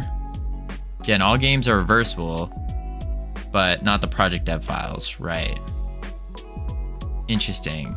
For me, I used to design vehicle liveries for 5M, GTA 5. I had some Swedish steal the assets from other server, resell them on his own. I spent 3 months back and forth with Tebex to get the page taken down. They eventually did, but ultimately it was a big waste of time because they made around 2K and I legally couldn't take it from them. Dang. That's wild. Okay. So at the end of the day, if you get stolen, you get stolen.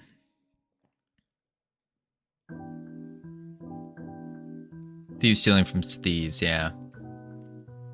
Okay. That's interesting, though. Huh. And with that, Freedom Forge Studios will be releasing Rooster Racers, available on Steam, coming within the next week. It's not Chicken Chasers, it's Rooster Racers. We will be releasing that. This is the game that I've been working on, solely me. And I've been working very diligently and hard at this. As you can see, it's very akin to my style of programming. Like a mute string, a volume string. You know, I love to do my constants. Yeah. We have a couple little Easter eggs in here as well. A couple Easter eggs. Interesting. I would pay to see you try to finish this game. I mean, honestly, I would just remove the multiplayer and then boom, release. Rooster Racers. Yeah, TMC, PR, like all of them. Where's the... That's the trailer capsule. Okay, so I got everything I need to release the trailer. But it's tiny, missing 6 levels. I mean, yeah, we'd have to make more levels. Where's the... I don't like how you set up your folders. Translations. UI prefabs. Yep, this is our desktop icon. I want to see you make those levels. Yeah, absolutely not. No. Yeah, so Rooster Racers. Can you close the new schedule announcement so we can see the folder structure? Oh, yeah. Bloop. I mean, it's clean. It's a clean folder structure. Don't get me wrong. I just don't like it. I don't like it. I like to have less folders, but them to be like auto loads and other things like that. You don't like many folders. Well, I like a lot. I like folders, but I like to have it separated by like characters and stuff. You wouldn't even want to see my code base set structure. I don't even want to see it myself. Here, do we have to open your game next? Rip your game. UI prefabs. UI art. Yep, that's one of our Easter eggs here. Yeah, our Easter egg, this isn't actually what we're having. It's going to be called Rooster Racers. Covino code reviews. Yeah, exactly. What is up, YouTube? Welcome to Covino code reviews. I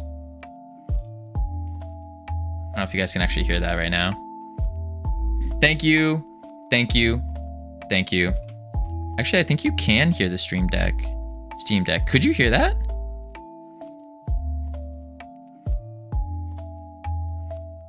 Could you guys hear that? I think you can. Yeah, you could. Decompile no orbs or deal. Oh, that's actually not a bad idea. That's actually a really good idea. I just heard your voice. Oh, you didn't hear the... What about that sound? Let's go to Nulgorb's Ordeal. I have too many folders open now. Is Nulgorb's in... What version of Godot is it? Nothing? Oh, okay, it's not working on. Boom. Steam. Thanks for taking a look. You're welcome. Thank you for allowing me to look.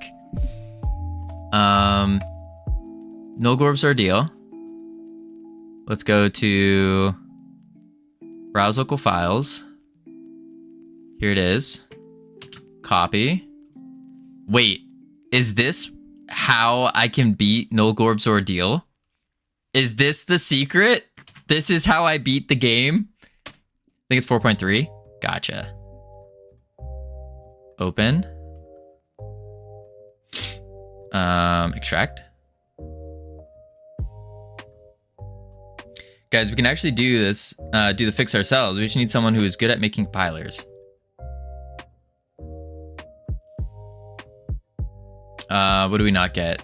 Animation library.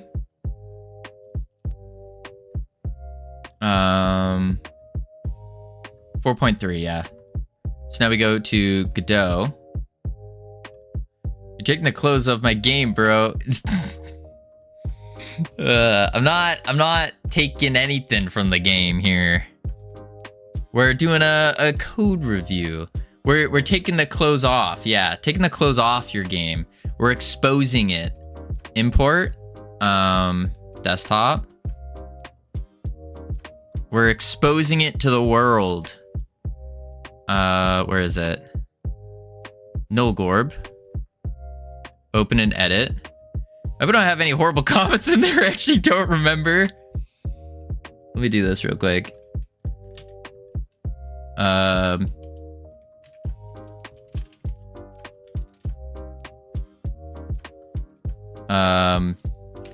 Ripping game apart.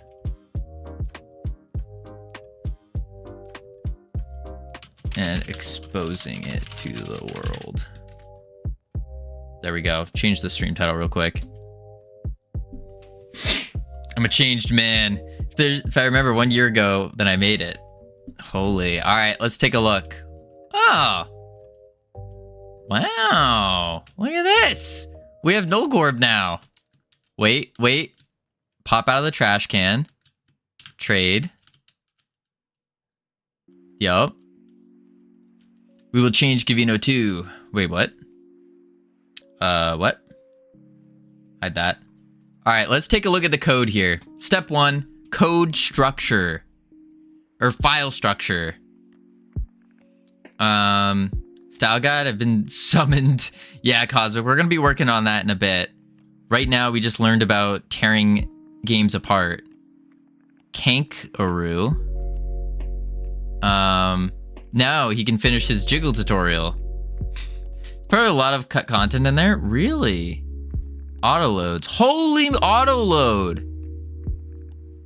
So many auto loads. Yikes.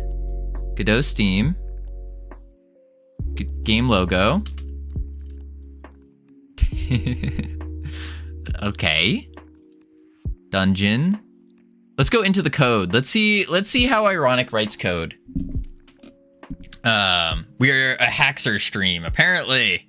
I'm having a big major issue. I'll catch you. Sounds good. Good luck with your issue. I think it was a bad idea to talk about this here. I think it's an important thing to talk about. Okay. That looks basic. No comments. Interesting. Let's go to the player. Ooh, here we go.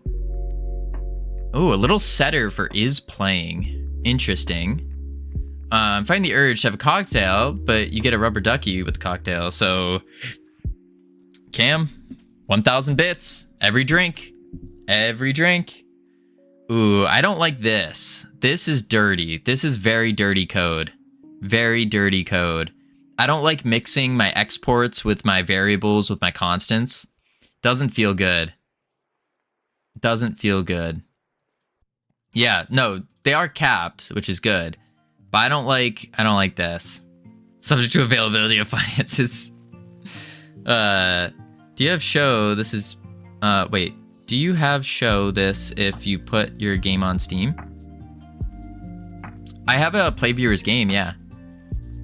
Constant and caps is the only nice thing I see about the export list. Inventory open, Boolean, set. Another setter, but B. If not B, await, get tree, process frame. Alright, what the? Why is the enum down here? Oh god. Ironic, what? This, genuinely, you're better than this. You're better than this. This is disgusting.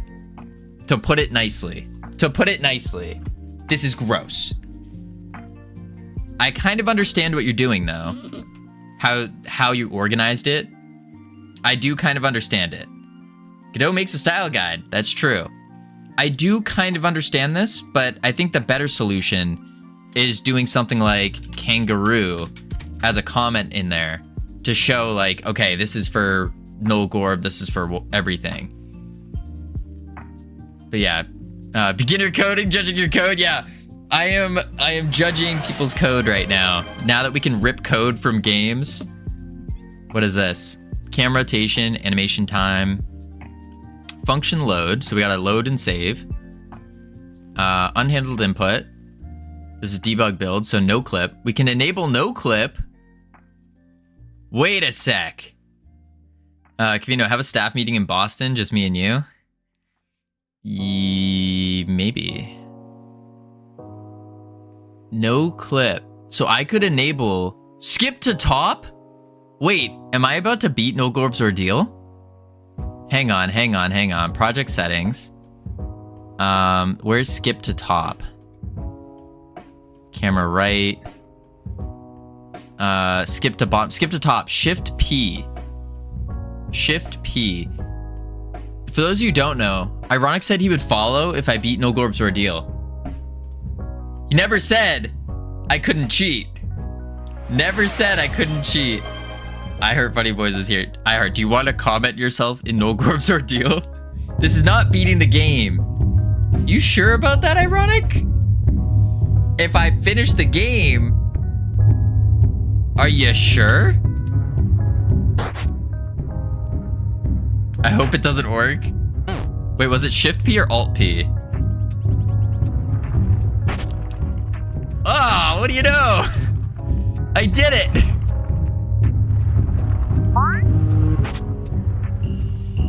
Easy. I did it.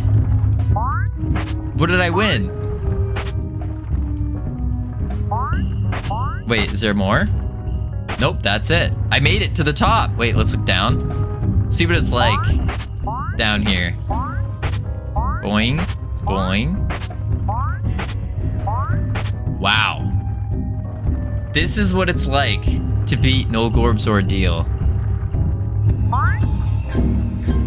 Is there a lesson in writing cheats in your game as you go? Absolutely. Whoa. Look at all this stuff we've never seen before.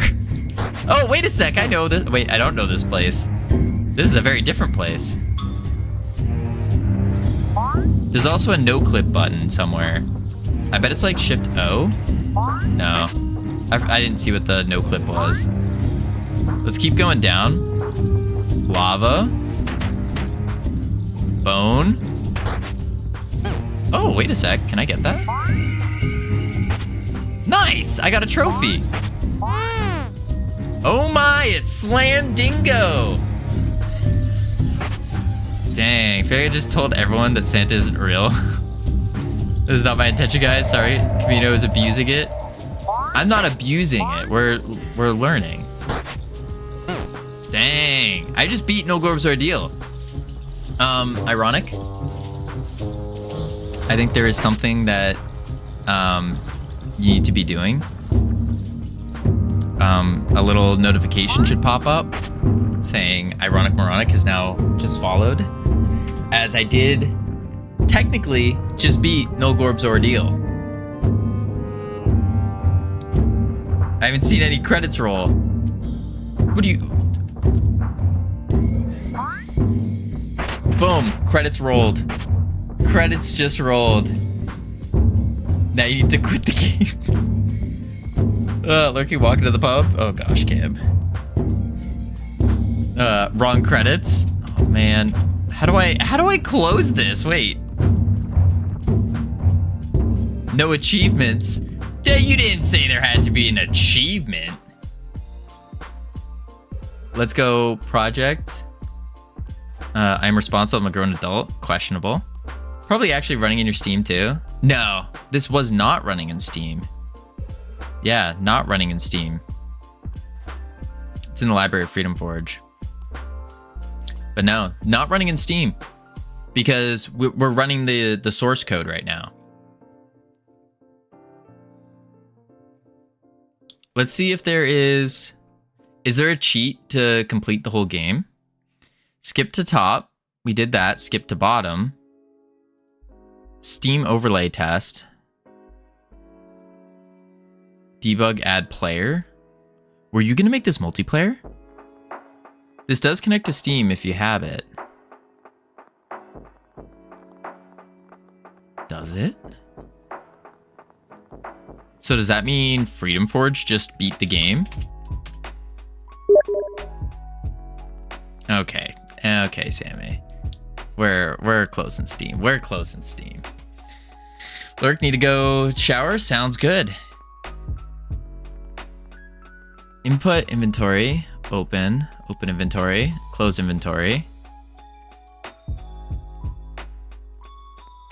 Let's just hope people have not hard-coded passwords and usernames to help their game exe, because Covino's about to find it. I mean, why would someone put passwords in this? Hard-coded. Max wall bounces. So I could change the wall bounce as well. I mean, I could change everything. But animation tree set. Your god. Oh, right now. Just write some code to beat the game. I mean, there's nothing stopping me. Let's go to collectibles. No, I want to find where cheater. Here we go. Grab all possum. Find cheat. Input list. For cheat in cheats. String name. Emit signal. Cheat toggled. Cheat input. Okay. Let's go to the game. If not version in data, save file does not have a version. Get fresh from JSON. Print data inventory. Load data. Hey guys, what's up? What up, Emmy? How you doing? We are currently ripping files, game files in Godot. Because we just learned about this, and it's terrifying. But it's also kind of cool, but terrifying. Godot Steam. Dingo hard-coded passcode. Wait, what? Where? Oh, file access. Dingo buy milk. Interesting.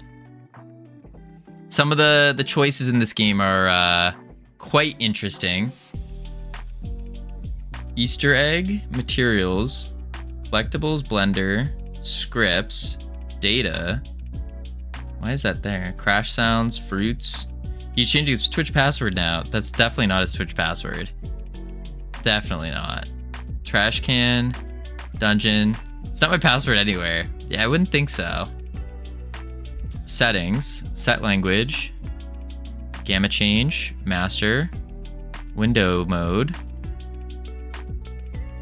I wouldn't admit it either. Pause menu. Godot Steam scene. This is actually kind of important for me to see.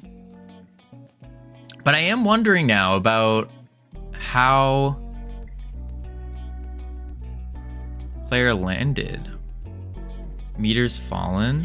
Oh, so these are for... I mean, thank you for the follow. Welcome to the team. You now have access to the beautiful, the immaculate team emotes you can use to welcome people to the team.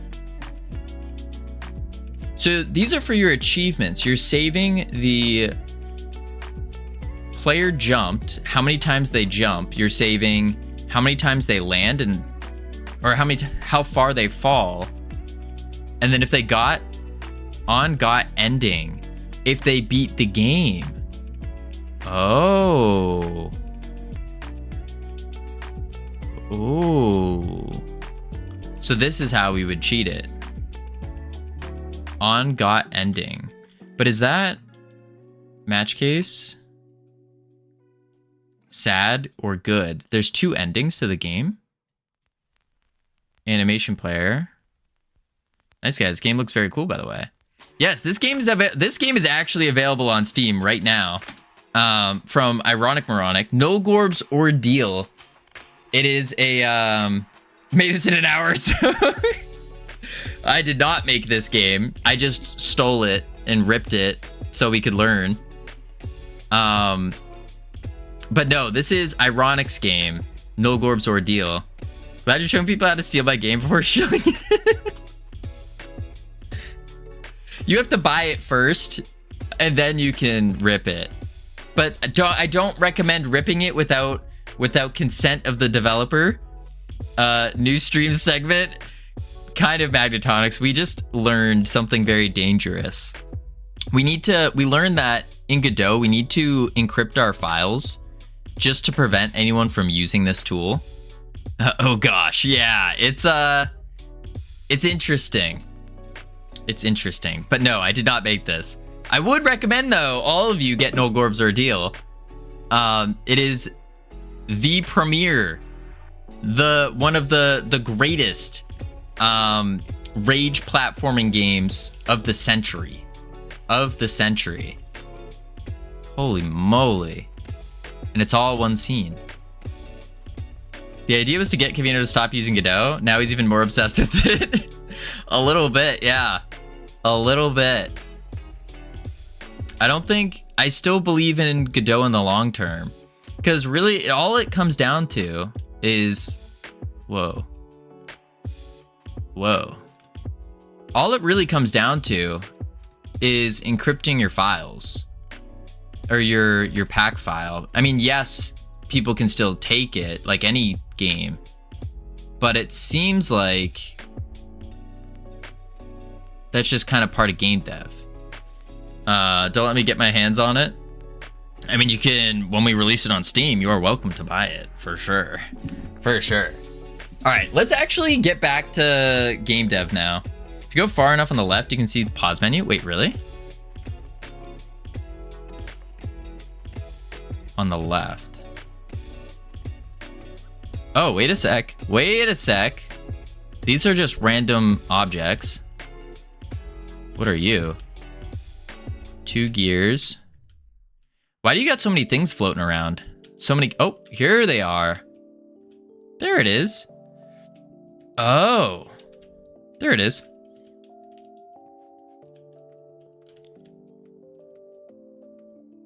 Ah. Is this one world draw calls? Yeah, so why did you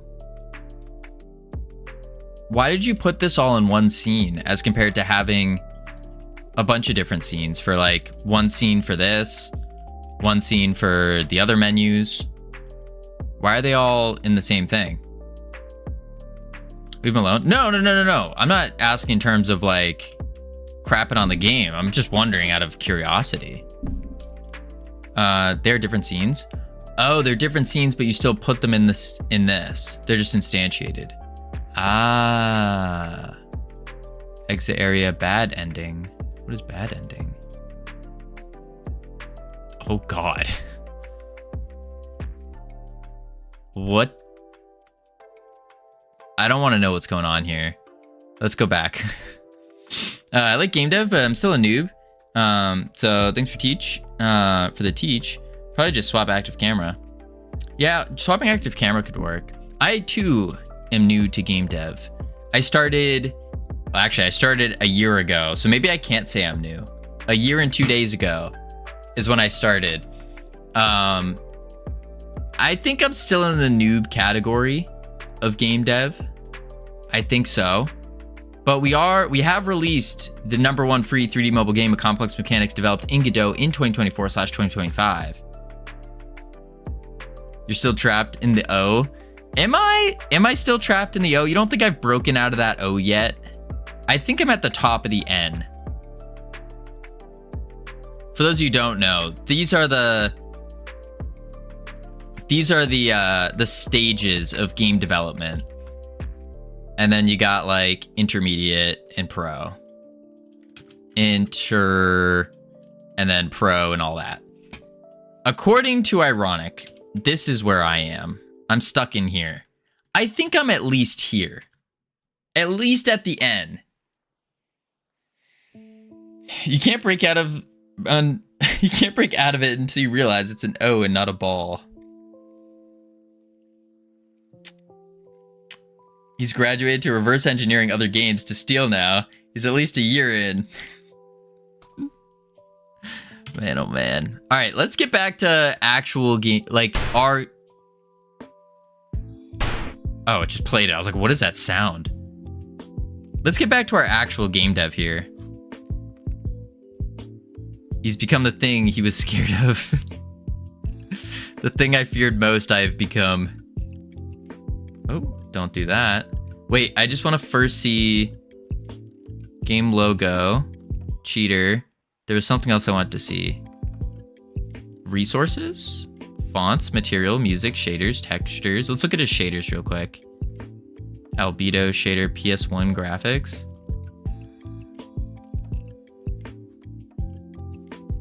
Oh my. And then there was gem shader. So this is for the PS1 graphics. If I was to remove this, blend mix, wait. And then I change the whole game. And then we go back to the dungeon. Did I break it? I made No Gorb's Ordeal a different game. It's different. It's unique now. Boom. There we go. It's still unshaded. Oh, shoot, you're right.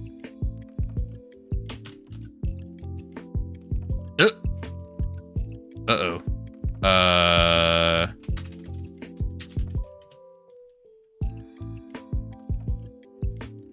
Is North Pole around? I think so. I don't know. I thought I saw her. No, it doesn't look like she's in right now. All right, back to game dev. Let's actually, we got to work on our game now. Let's close all this. Let's go back to 4.4.1. And then I just want to remove these. I don't want them. That felt dirty. Delete that from your files now. Yeah, it feels very dirty doing that. Very, very dirty. Boom. Someone in my network is looking for a native translation. Norwegian, Danish, Finnish, and Dutch are on the list. I figured I would poke in and see. She's a pro at Dutch. Yeah, let's change new stream schedule back up. Let's switch the title back. And boom, preventing scurvy. There we go. Okay. Back to work. Back to work. All right, so where we left off, we have game. But at the end of the day, all of that's to say, it seems like it doesn't actually matter. Not that much, at least.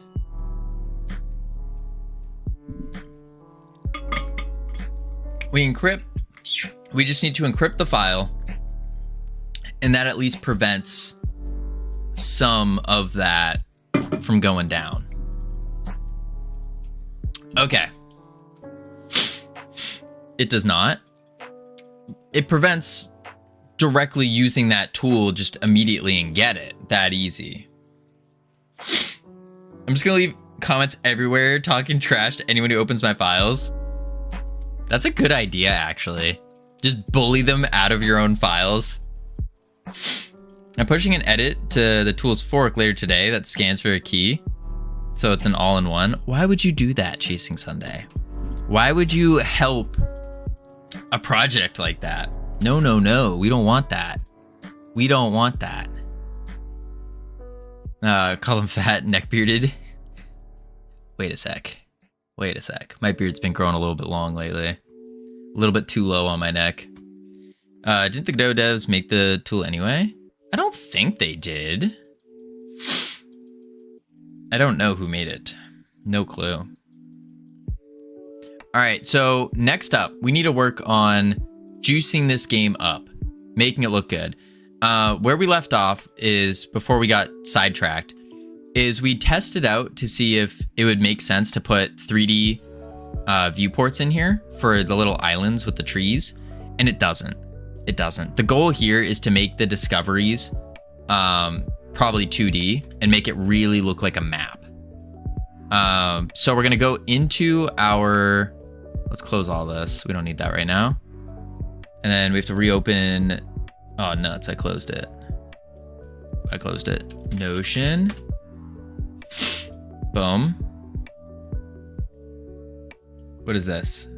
Key extractor. I see.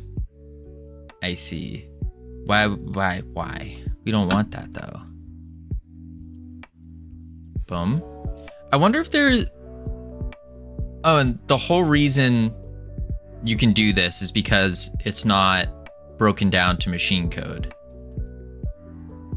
That's the reason. Okay, so starting off with our character design here, and going into our... We don't really need this anymore, actually. Move to trash. So you're actively contributing to make decompiling other games easier. Yeah, that is... I don't know if I would want to, like, prop that up. I think that's pretty bad. We're not decompiling games. What is it for? We are unpacking games. Same, okay. The same concept, I think, though. Godot is not compiled. Unpacking games. So you're making a tool to unpack games. Let's go color palette. So we need to come up with a color palette. We need to come up with... Now, the tool you just used, it has a key parameter for the key.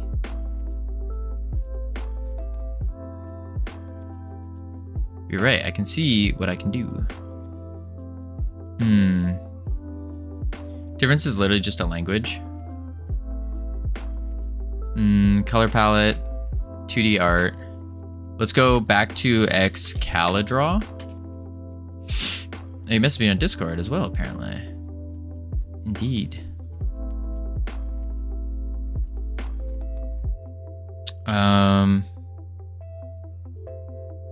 Okay. So we're gonna want 2D art for islands.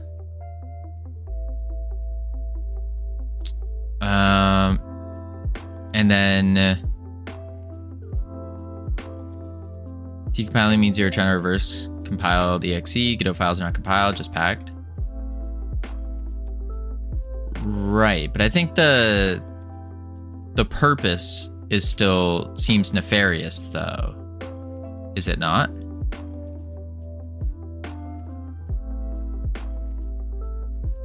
Boom. And we're gonna do Laquan. If you don't mind, I'm gonna use these as reference images. I think these would be good references. Discovery ref. Actually, let's do lowercase. Discovery ref 1. Do what you want with them? Sweet. And all it did was send me back to Unity, which can be reversed, but not as bad, I guess.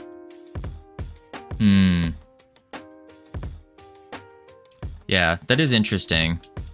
I think it really comes down to, like, at the end of the day, if someone wants it, they're gonna get it. It's just how easy is it for them to do?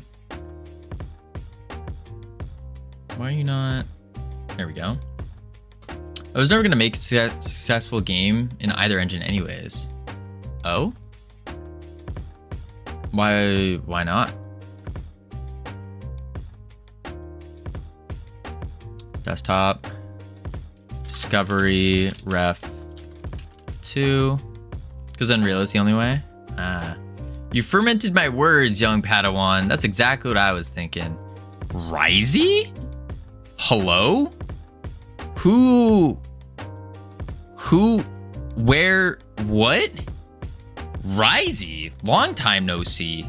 How are you doing? Welcome in. No, I'm not here. No, you're here. You're here right now. I see you. How are you doing?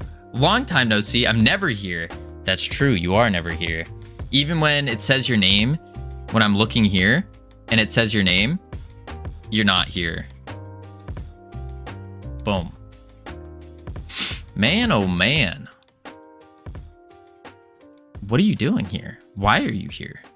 I mean, I'm not upset that you're here, but long time no see. How have you been?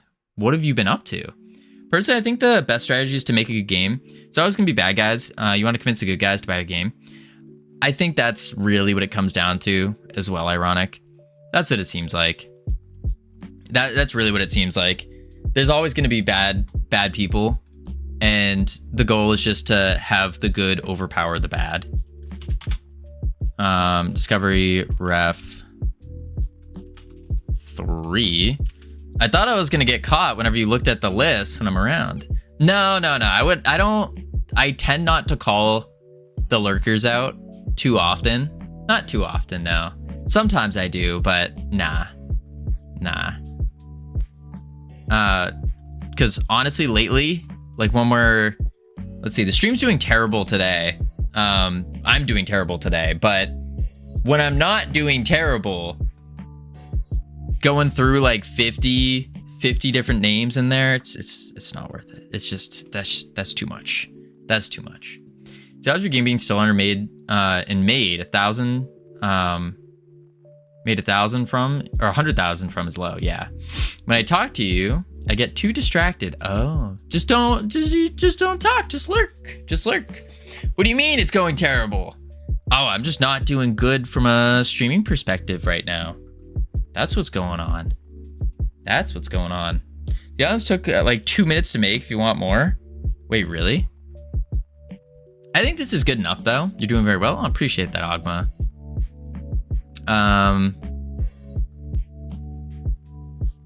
No, I think that's good enough. Let me go into 2D art and we're gonna go discoveries, add an icon, and we're gonna do what, like a treasure chest? No, let's do a spyglass. Telescope?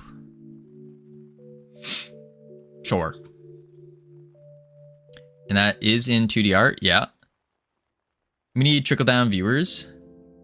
Maybe there's a lot of big guys on. Maybe. I think I'm just not as interesting right now because we were doing kind of all over the place, you know? Kind of all over the place. Boom, boom. All right, let's see. But also once I start putting up like more YouTube videos and stuff, I think that's when we're gonna grow more. I think so. 2D art, user interface, needed assets and inspiration. That's what we want in this. Needed assets. And also, to be fair, what we're doing right now is kind of boring a little bit. Inspiration. And then light bulb. I saw it earlier. There we go. And then inspiration, what we do is we go boom. Oh, my mouse keeps sagging. This one. Copy them in. Hello? Where are they? Inspiration. Why did they not copy in? There we go. Okay.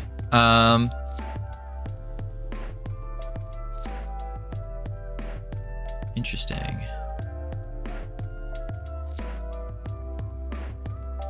Like that. And we can do move you down. That should be good enough. Discoveries.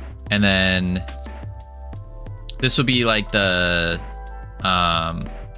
what our Discoveries. How are they used? I think that would be fine there. Something like that. And then also in 2D art. So now that that's kind of done, I should really be making a template out of this too. But basically the idea here is we do this and then we turn it into a website and then we just post it up. And then we can start getting things. What's the next 2D piece we need though? We need the prestige. We need, let's open it up though. Boom, boom.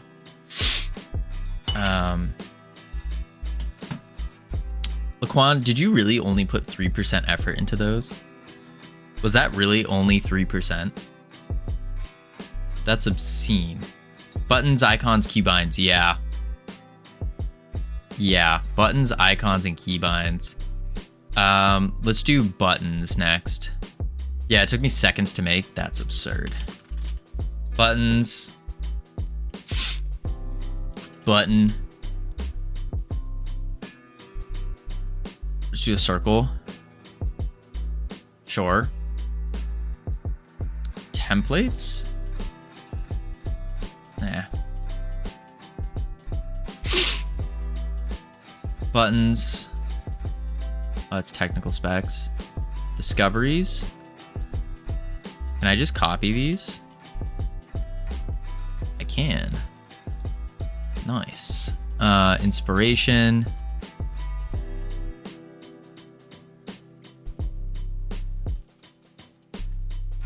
Needed assets.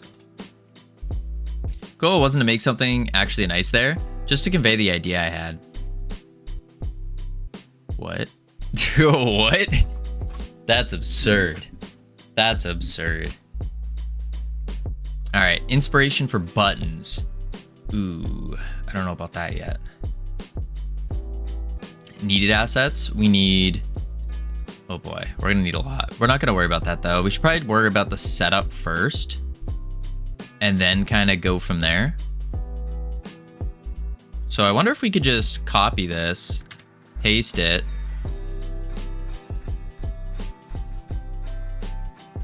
That didn't really, no, that pasted the insides. Okay, so then let's add a new one. And this will be the icons.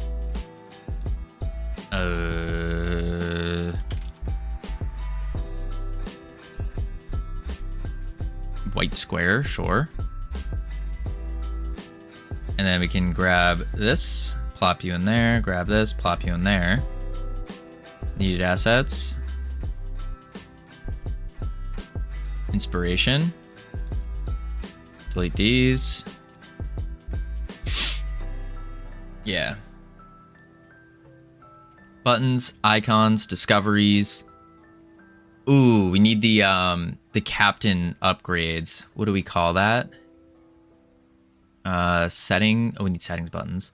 But under prestige, we need bloop. There we go. Captain. Captain. So for the captain stuff, we can do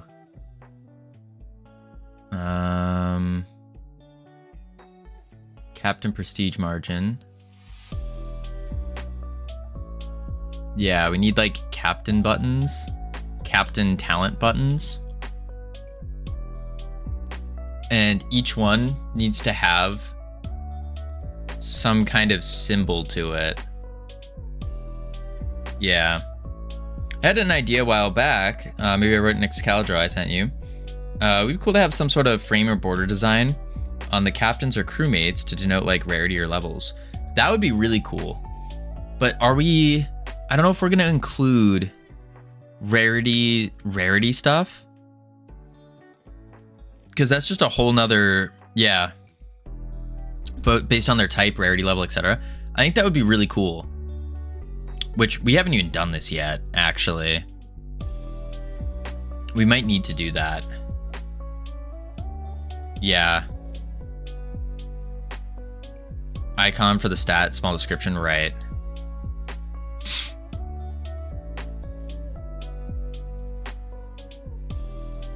Yeah. I do think a border would be really cool though. I didn't add this yet.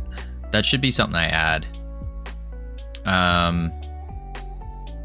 Yeah, maybe we add that right after I make this new container thing.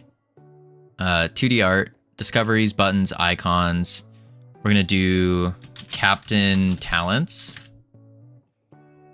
And what do we do for an icon? Anger bubble. That doesn't make sense. Talent. Star. There we go. Captain Talents. There we go. And then we can just snag these two. Copy. Paste. And it only added one? There. Oh, it added needed assets again. What? Trash? Okay, that's weird. Inspiration. Light bulb. There we go. Okay. All right, let's make that the pop out real quick. I want to honestly, doing this stuff makes me want to program more. Crew descriptions. All right, so we go game, 2D view. We go under our prestige margin, hide you. Go here. Now battle margin. And we go under the interface. Or, ooh. No, we should also show this in the tavern. Yeah. So I need to make a separate window to appear when we hover over the buttons. So in the tavern margin, let's open up a tavern shop container. And this is where we're gonna have a separate window pop up. So we can go and do a control.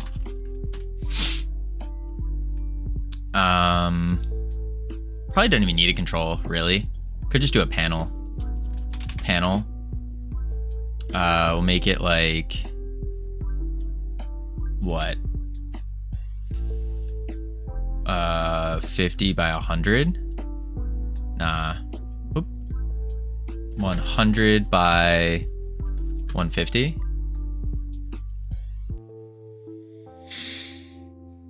That could be fine.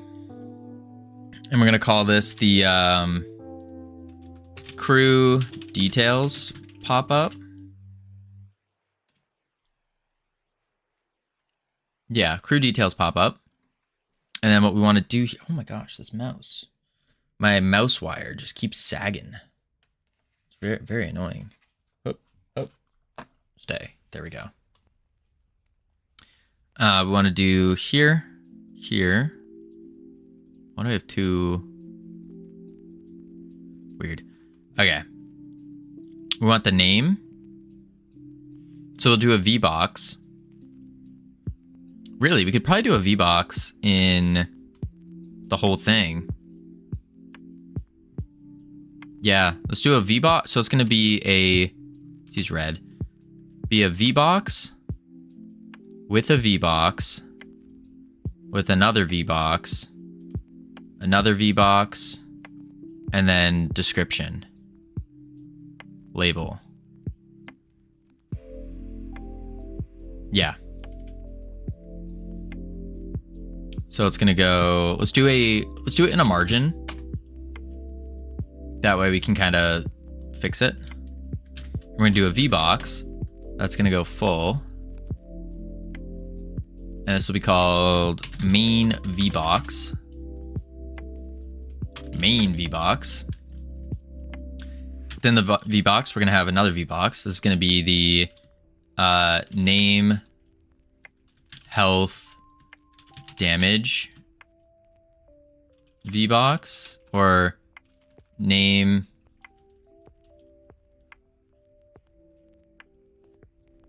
and stats VBox.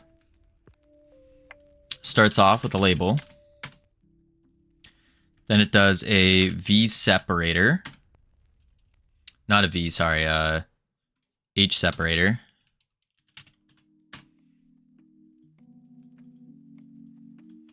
H separator. Then we do 2 more labels. 1, 2.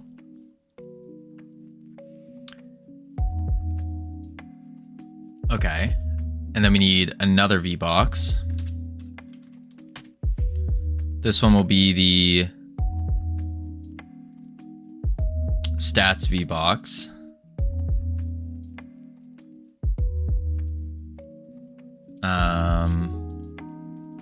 Let's actually just rename you to name V box. Stats V box. This one just wants 3 labels. 1, 2, 3. Then we want to do abilities V-box. Abilities V-box. And this is going to have 2 H boxes. Basic H box and then special H box. Both of these are going to have a texture rect and a label. Probably 2... no, just texture rect and a label. Label. I know this is looking like a mess right now, but we'll squish it and fix it.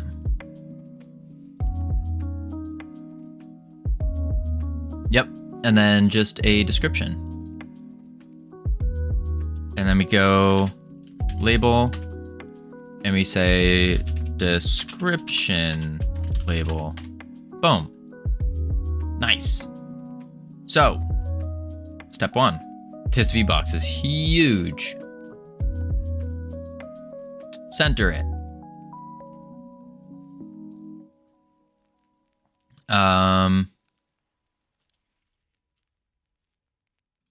Let's fill everything out first. I think these are gonna be progress bars actually. Just so it looks cool.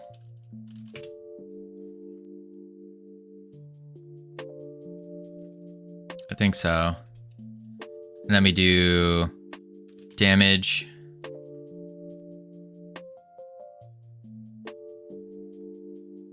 Oh, we don't really need this much. So maybe we just remove the health rage and we put that in the stats. Because we don't really have defense. Rage ability overview, we would put that in here.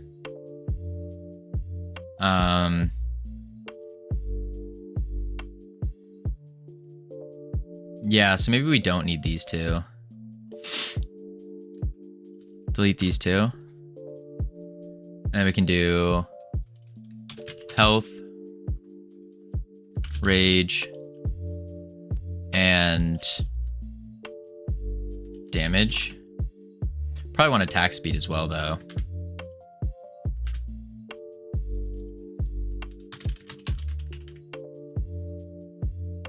Yeah, something like that. Abilities. Grab both the texture rects. Ignore size. We can just slap the Godot icon. Boom. Layout. We can just say 20 by 20. I know it says 23 right now.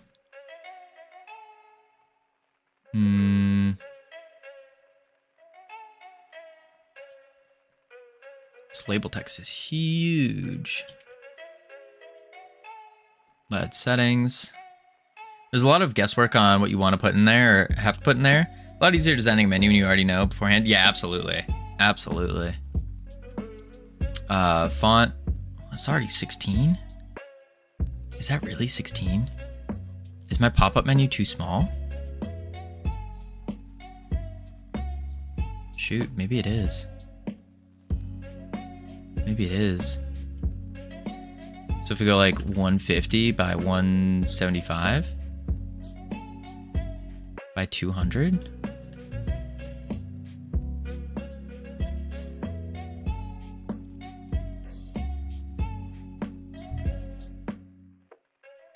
In our discovery control, we have a pop-up. Don't we? We had a pop-up somewhere. Tooltip containers we make on mouse hover at work are 500 by 500. Scale based on content. That's for web dev. No, I did one for something. I don't remember what I did it for. I did it for the power-ups, actually. For this. Yeah, here it is. Pop-up. Layout. I didn't even set a minimum. 192 by 120. Oh, I see what I did. So I took the thing itself and popped it next to it. I see. So we take this size, 100 by 150. And then we can just take this and say, I think 150 by 200 is the play. Maybe we could probably even go 200 by 250, like that. Let's take the main H box though, or V box, and slap it to the side. Or full extend, actually. Yeah, full extend it for the main. This one will get centered. Nope, but we need it to extend, so we can center the label instead. Ooh, label setting didn't get added. Center. And then this will be crew name label.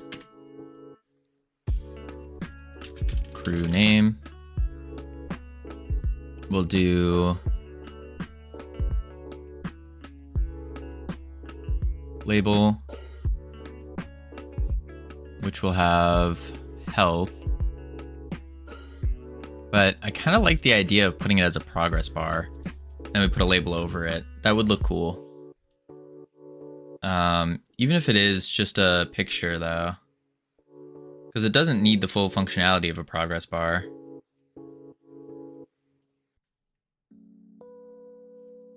Unless we make these H boxes. So then you can say health 20. Ooh. That might have to be the play. Health label. Rage label. 20 out of 20. Yeah, like this is just their base stats and all that. Venorak, welcome in. What are you making? We are making the world's greatest clicker game. World's greatest clicker game. And currently we're working on a little pop-up window to appear. So you can see your see the stats of your crews. Numbers have more info than progress bars. Yeah, it's really the progress bar would only be to display, just to like break up the monotony of looking at text. So it would just be this, and it would have the exact same stuff in it. Like it would still go and say in like red or something and say health 20. It's really just to break up the monotony of looking at text. But we can play around with that. We don't know for sure. Yeah, so it looked the exact same in game. Right.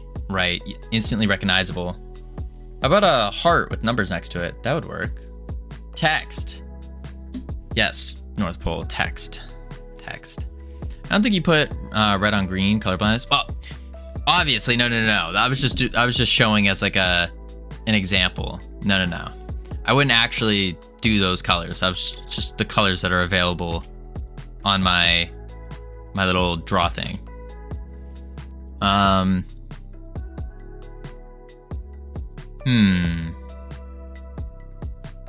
Let's go with text for now, and then we can kind of see. But I like the idea that Laquan's saying, where it looks like everything else.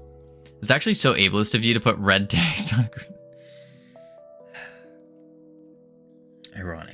Ironic. I feel like I'm one of the few that focuses on the accessibility factor. Like, all of our games will have the whole cancel Covino. North Pole, you're supposed to be on my team. You're supposed to defend me. You're supposed to be like, what? Covino's awesome. He's great. That's what you're supposed to do. You're a mod. You're supposed to defend me. I should put an orange kangaroo on orange text. That's Ableful. Yeah. Okay. Orange kangaroo on orange text. Why would we... What kind of game would use a kangaroo? Imagine that. Imagine a kangaroo as our main character. What, is Australia the only country in the world or something? Wild. At least pirates are worldwide, you know? Worldwide.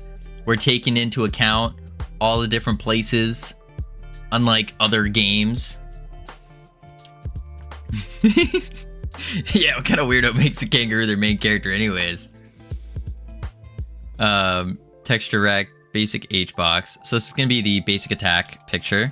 Basic attack icon.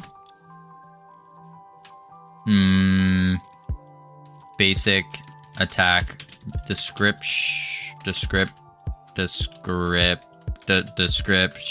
holy moly. There we go. Then we want special attack icon. And then special attack description. And then description label.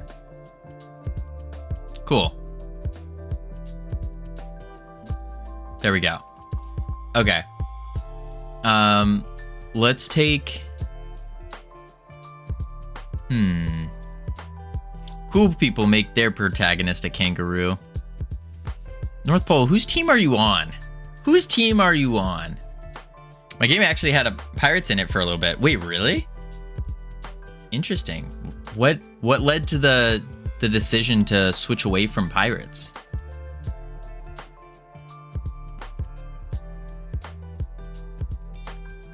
Name label. I stopped making the game. Ah, I see. That's fair. Oh, what the heck? This is sick. You made Zorro?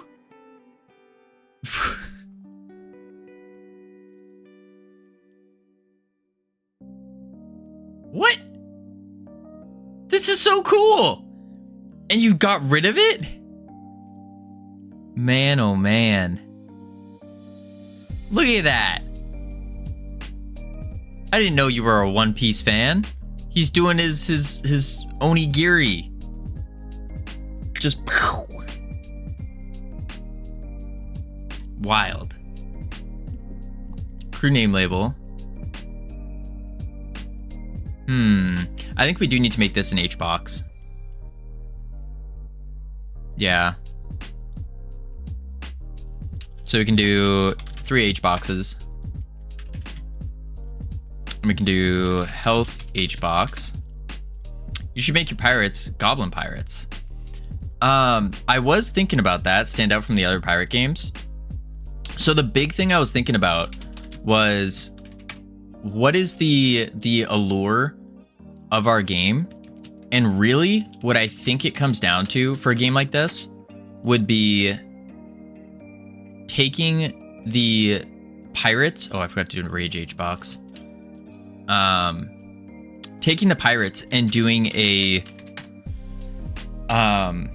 having like different types of pirates that you can change to. So when you unlock certain things, beat certain levels, you can change your pirates to undead pirates, or you could change them to look like goblins, or make them look like little critters or whatever. I think that would be really cool. Almost taking the idea of like the cosmetic microtransactions and just building that into the game based on progress made. I think that would be really cool.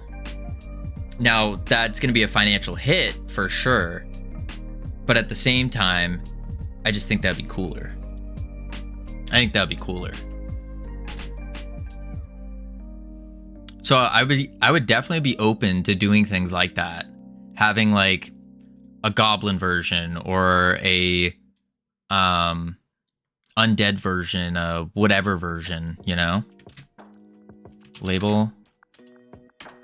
This will be health value.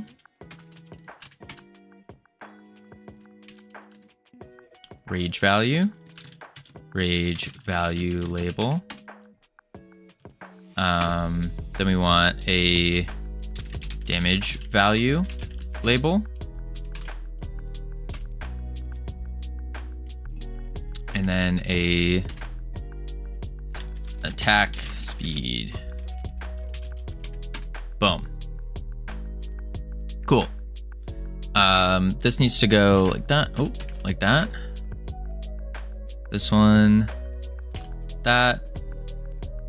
That. That. Cool. These two icons, we can make them bigger. That's too big. There we go. Good evening. What's good? What up, Radicookie? We are just making a little pop-up thing.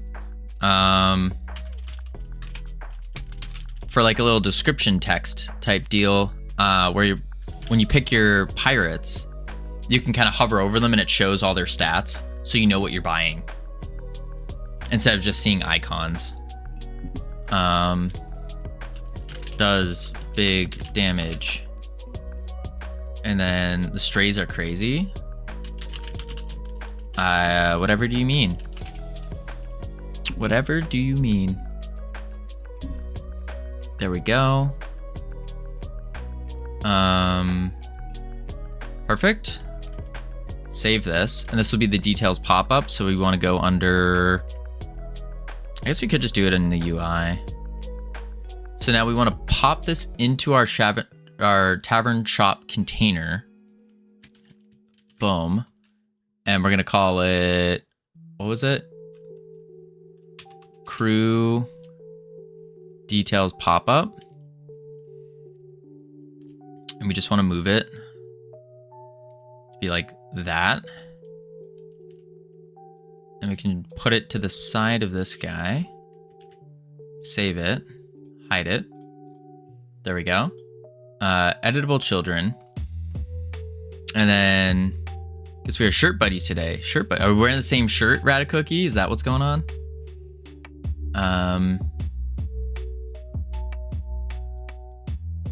Yep. Fancy.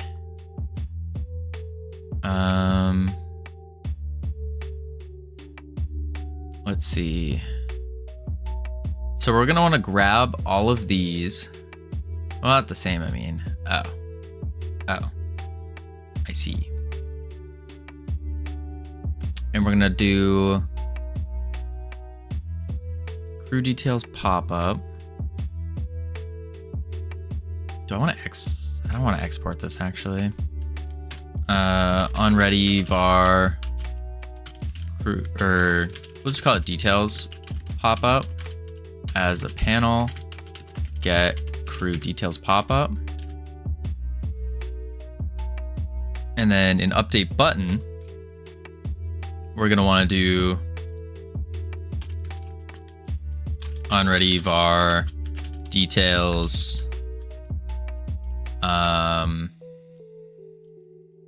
Name as a label. Get crew name label. We want, let's do this. Details pop up. Boom. Onready var details health. Get health value label. Onready var details rage label. Get rage value. Ready var damage as label. Get damage value. Ready var details attack speed. This is why I think things like this, where I'm just typing out a lot, I feel like this is where NeoVim kicks into play and really becomes super useful. Attack speed value. Okay. It's good for now.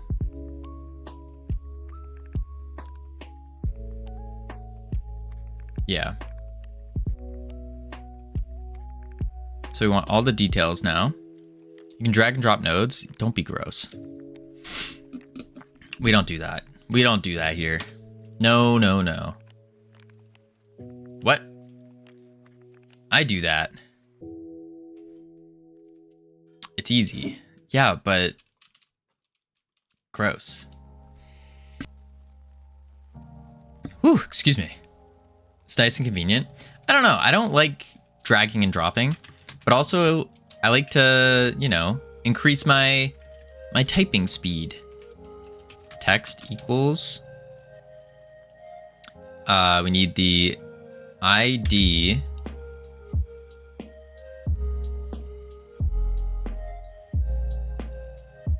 to lower. Dot cap. Oh my lord. Dot. Capitalize. Holy moly. Details name. Details. See, look at this. Health. Text. Equals. Crew. Resource. Dot. Starting health. But this needs to be as a string.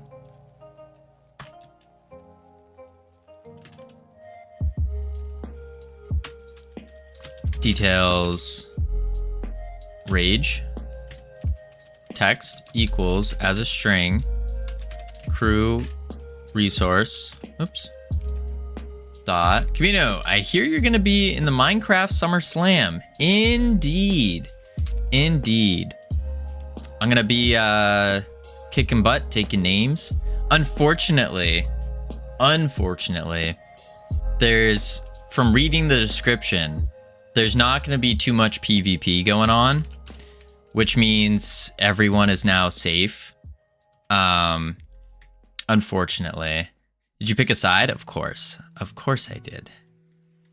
What did I say? Rage? Yes, I did pick a side.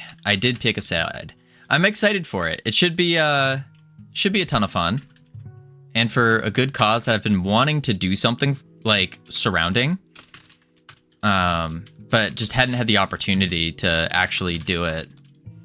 So I think it's gonna be good. We're probably gonna spend all day doing it. Which side? Don't be coy. Which side? I'm on, I think, well, depending on what they choose, Don't tell the others, but there will be PvP encouraged at the end. Oh, if that's the case, Team Bad Cop already won. No questions asked. My clicking skills on point. On point. I gotta practice though. I do gotta practice. I gotta learn. Cause I haven't played Minecraft since like actually played it since like 1.7 or something. Whenever the heyday was. So we'll see about that. Bad Cops is subject to change. I hope not. I hope not. I wanna do PvP. Details damage.text. And then details attack speed's next? Yeah. Dot text equals string as crew resource dot starting speed. Ooh, I should do a range. Shoot. I should do a range. You too. Is everyone on Team Bad Cop? What's going on here? We got... Let's see. Announcements, was it? Select your team? No, Team Bad Cop's got less people, actually. But... I think we got some heavy hitters. Heavy hitters. Not I. Code, you're not on Team Bad Cop. I'm participating, yeah. I'm one of the mods. Ooh, that's awesome. Nice to meet you. Hello. We're Team Bad Cop all the way. Yeah, absolutely. Absolutely. What was I doing? Oh yeah, I need to do the range in here. So we go here, here. Oh, nuts. I am curious to see what the, like the tasks or things are gonna be. I am curious about that. Because if it's... There are a lot of things in Minecraft that I am very not good at. Very not good. So I will either be extraordinarily helpful or a complete and utter hindrance. That's a secret. Oh, of course it is. Of course it is. I will... it's gonna go... It can go one of two ways. I'm either gonna be super helpful or the worst person ever. It's one of those two. So I think we'll see. It should be pretty fun. I need to come up with a... I need a Minecraft skin, though. I need a skin. Because I don't have any, like, good skins. So if anyone here is good at pixel art and good at making Minecraft skins, feel free to drop it in the Discord, and I will wear it. I need a FFS one. You could make one? Yeah, I know there was like this website. What was it? It's like a... Not Skindex, maybe? Or something? Skin grabber editor? Yeah, you can do something like this. It's still alive, I think. Yeah. I remember doing stuff like this, but there's now 2 layers to your skin in Minecraft. There's like an outer layer and an inner layer. And this... Minecraft needs a shirtless lifeguard? Oh god. No. We don't need to go shirtless for Minecraft. But we need... What I think we would do is we would just do like 3F6899. We would need to figure out a way to make a like Freedom Forge Studios t-shirt. So we'll make the FFS t-shirt. Something like that. You know, rep the studio. Just realized your studio's abbreviation is somewhat uninspired. What do you mean uninspired? Uninspired FFS, Freedom Forge Studios. That's what it stands for. What else would it stand for? I don't know how you would make an anvil icon. But yeah, I need to pull, and I know you can make skins in like Photoshop and stuff as well. So I need to find someone who can make a really good Minecraft skin. That way we can kind of flex on people as well. be like, whoa, that's such a nice skin, Covino. Go, yeah, I know. Got it hand tailored. What are you doing in Minecraft? I can try. I don't know. I mean, hey, everyone's welcome to try. Send in their submissions. Sammy, on June 28th, I think. Yeah, June 28th. I think it's the 28th. I could be very, very wrong here. Yeah, June 28th on a Saturday. There's a big Minecraft competition / charity event that we're joining. And basically it's for Gamers Outreach, and there's gonna be a bunch of challenges and stuff that we gotta do. So yeah, that's what we're gonna be doing on Saturday. It's for the kids. Yes, exactly. Duplicate. But I've been wanting to do a Gamers Outreach thing for a long while. Basically what they do is they take the funds and they have a bunch of different things that they do with it, but one of the big things that really caught my attention is they make these like gaming carts for kids that are in the hospital. And their carts have like consoles, it has a computer, and they can just big TV, and they wheel it out to the hospital room, and the kids can like sit there and game and whatnot while they're just chilling in a hospital bed. So I think that's really cool. As one of the things they do. That's so wholesome. Yeah, I think it's super cool, and it aligns very, very well with what we're trying to do, where we're trying to build for accessibility as well. I mean, eventually, of course, I need to get my skill set up before we can actually do that. Value. But yeah. Okay, I think that'll be good. I feel like the range needs to be before the damage though. And then range. Yeah. Let's go back to here. And we need health, rage, range, attack range, after rage. Yeah, after rage. On ready, var, details, range as a label equals attack range value. There we go.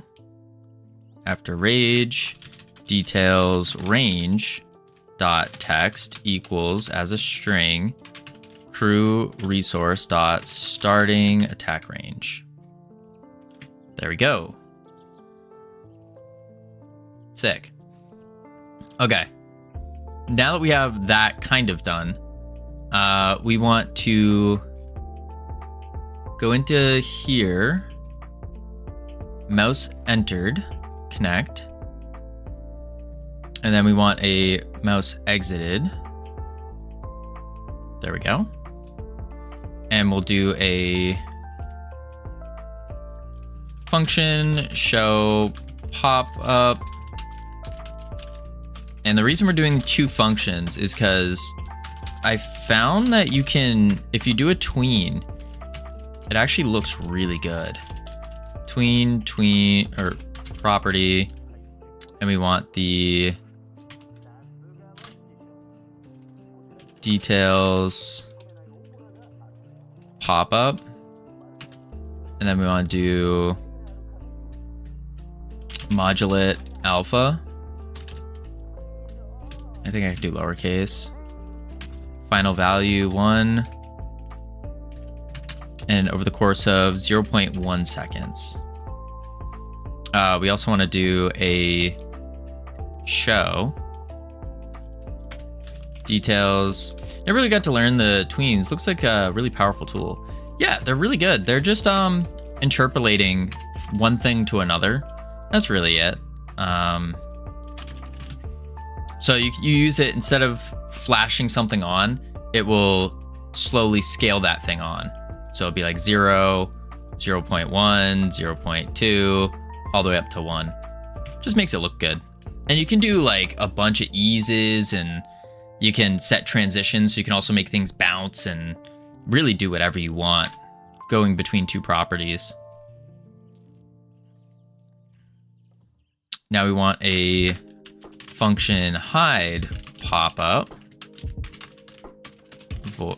void detail no var create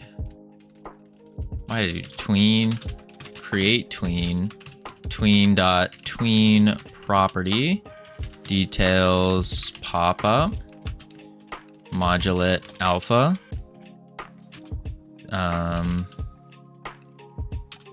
could have saved me a lot of time. Absolutely. 0.0 over 0.1 seconds. And then we want to do await tween finished. And we say details pop-up dot hide. Boom. So now on mouse entered, we can say show pop-up. Mouse exited, we do hide pop-up. And then in the details pop-up, we need to go to the visibility, modulate, turn the alpha down, save it, and we're good to test it.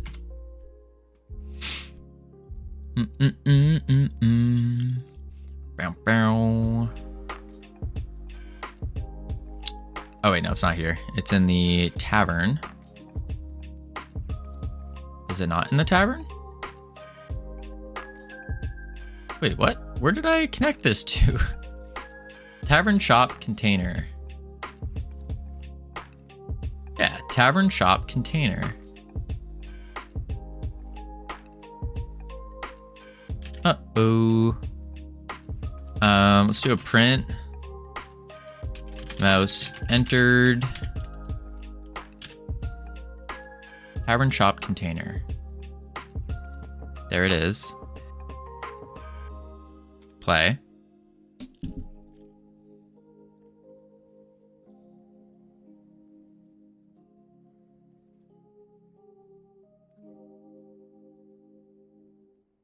It's not getting the mouse entered.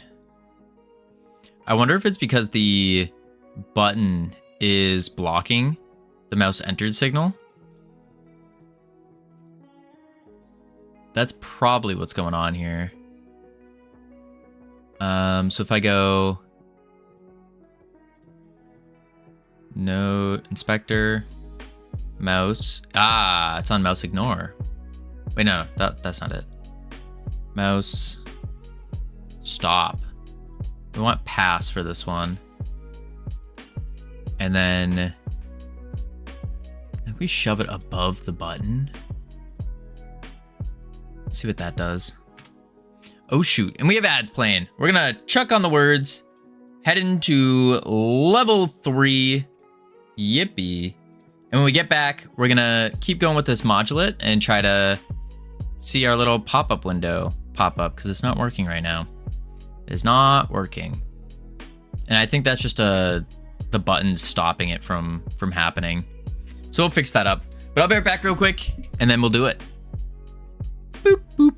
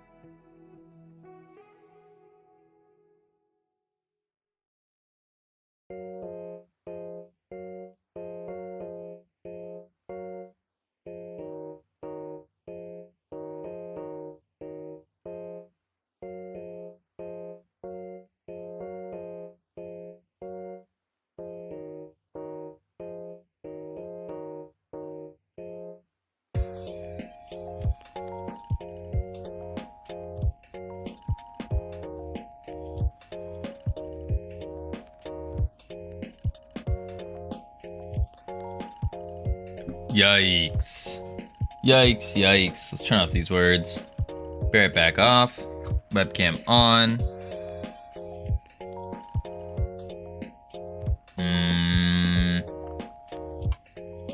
There we go. All right. And now, let's get to work. Get back to work. So they're not showing up. That's the first issue. They're not showing up. And I think that's because the button is snagging the input there. Even if we have it above. Well, no. Oh, wait a sec. No. No, no, no, no, no. I know why. Why are you doing this? There we go. There we go. That's because this guy is ignoring a mouse. Make him pass the mouse. And I wonder if that'll work. And that's... We could just put the button... No, that's still not getting it. Okay, so then that means the button is what needs the mouse entered. I think a button has a mouse entered. It does. Okay, we'll have to do that one then. So here, back to inspector, ignore.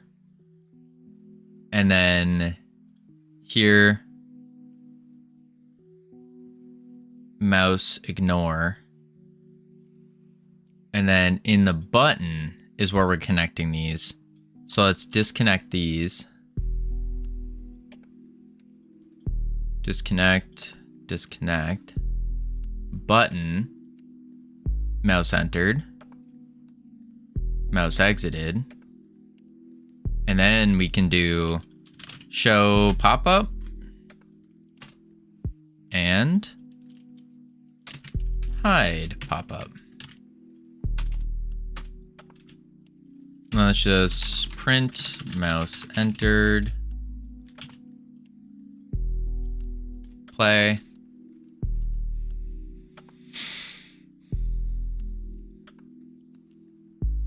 Tavern. Ooh. It's kind of working. So it needs to have a higher visibility then, or higher ordering. Inspector, ordering, chuck it up. Now we try it.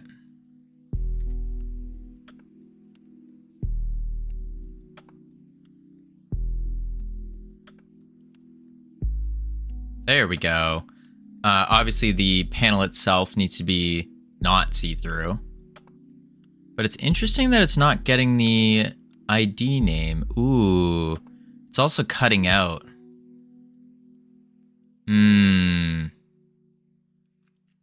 That's a problem. Because it works for the top row, but here, because they're inside a grid container, it cuts it out. Oof. Okay.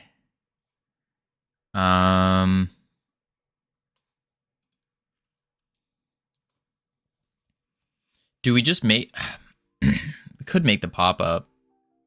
What if we make it top level? Top level? Show it even more. Save it. Go to the pop-up. Make sure it is top level. Visibility. Top level. Let's also go to the panel. And we'll do a style box flat. Let's turn it like dark. Yeah, we'll make it like that. Let's try that.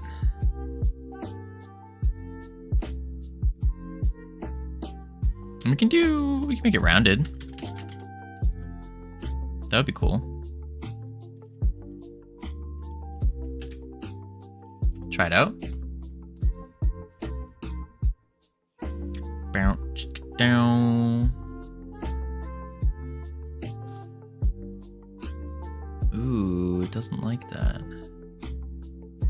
Interesting. Top level it doesn't like. Crew details pop up. Visibility. Ordering.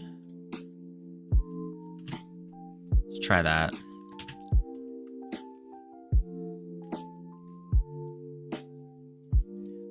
Down. Down. No. It's getting the mouse centered signal, but top level doesn't like top level. Huh.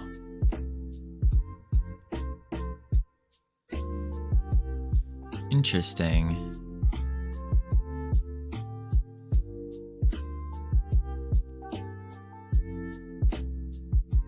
So if we turn off top level, turn it off.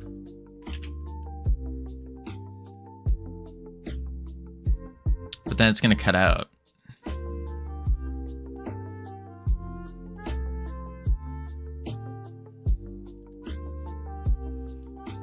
So what do we have to do? Do we have to just instantiate it on the other scene or something? Yeah, because there it is cutting out now.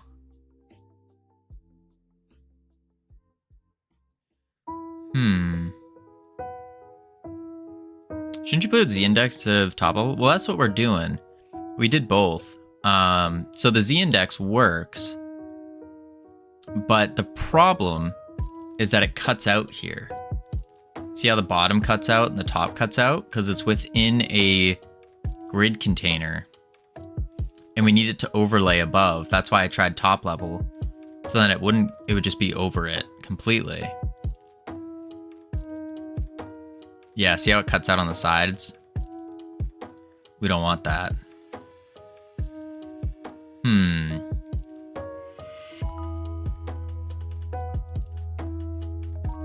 That's weird. How do we do this? Also, the name doesn't capitalize, which is strange.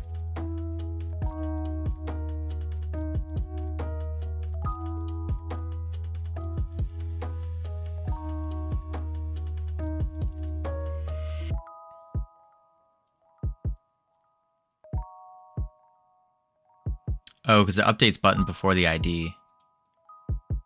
That's why. Do that. Now it will work. Need to instantiate it outside the grid, but the position of the cell or something. More than likely. But I'm trying to prevent instantiating. Because if we are constantly instantiating a scene, that wouldn't look good. Or it wouldn't be good performance-wise. There it is. Cook, Buccaneer, Scallywag, Corsair, Quartermaster. Yeah, then it cuts out. What is a different way to do this?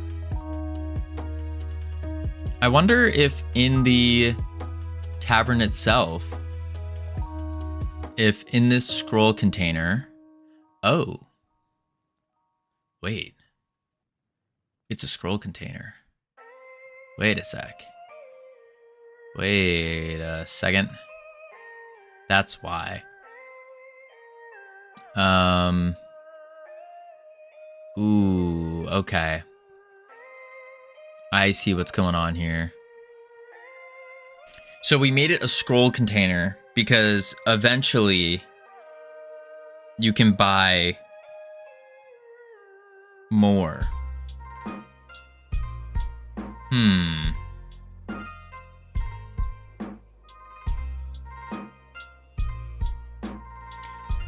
Remove clip content on the scroll container. True. But the problem with doing that is then that just negates the whole purpose of a scroll container. So then I guess the question is, are we even going to want a scroll container? Because what's going to happen is when you buy it, it becomes sold, and then we're going to have a refresh on the things itself. On the tavern. So we could fill it to where 5 are on sale and 10 are your choices, maybe that's the play. But then that means you're going to have to wait a certain period of time before you can buy the next pirate. And if you want only Buccaneers, for example, maybe there might not be any Buccaneers that show up. And that would suck. And so that's kind of why it'd be a scroll container. So you could scroll through and you could just buy whatever you wanted. We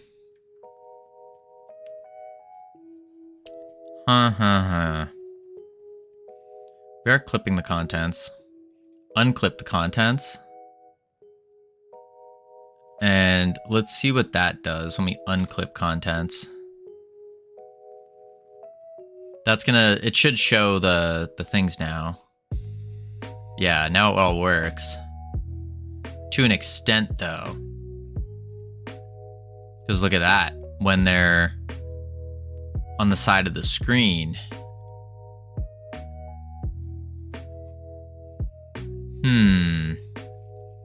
So we need it to recognize if it's close to the edge of the screen. And it needs to appear on the opposite side if it is close to the screen. That way it doesn't cut out.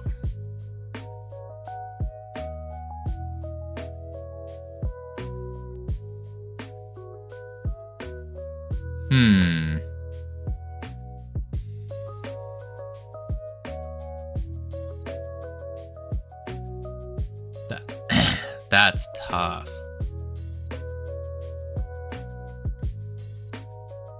So I guess under show, we just flip where it is. How does it detect if it's on the edge of the screen?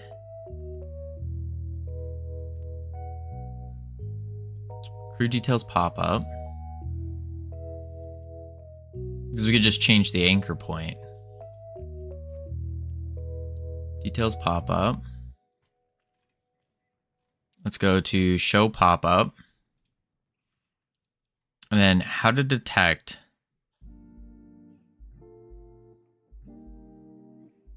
if it's on the edge of a screen. We're gonna have to Google this. Godot 4.4.1, how to detect if a pop-up is on the edge of the screen. What's wrong? So what's currently wrong, ironic, is we're trying to figure out how to detect when our pop-up shows on the edge of the screen so it can flip its anchor point. So here, up here, it all works beautifully until we get to the sides. And you can see that it's now clipping half the thing, or it's clipping the bottom part. We don't want that.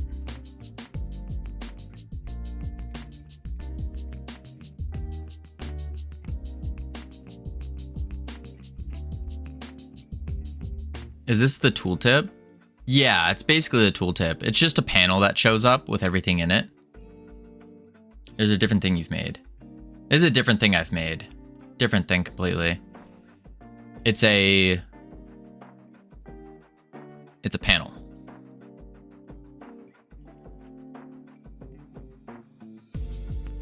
And then we just show we're showing the panel and doing a tween for the panel so it shows up.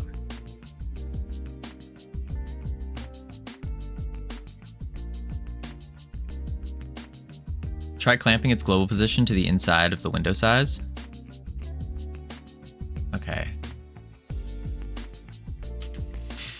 Details pop up dot global position clamp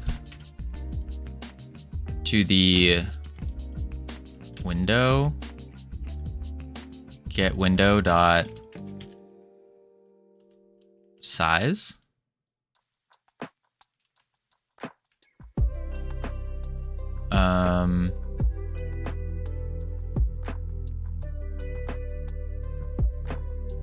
So the value is actually going to be our global position, Or is it... What is the value we're clamping the... Yeah, wouldn't it be details global position? Hi, you could use a rect2 encloses method if the viewport has a rect2. Could you use a rect2? I'm not sure. I don't know what a rect2 is. The value of its position, minimum is 0, and the max is the resolution minus the size of the pop-up. Oh. So it is the details pop-up, global position, minimum is 0, or 0, vector 2, 0. I could just type vector 2.0, 0, and the max is going to be the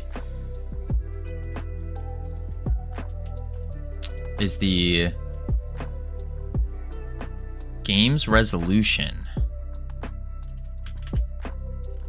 How do you get the resolution? Dot res render info render content scale. No. Layout mode.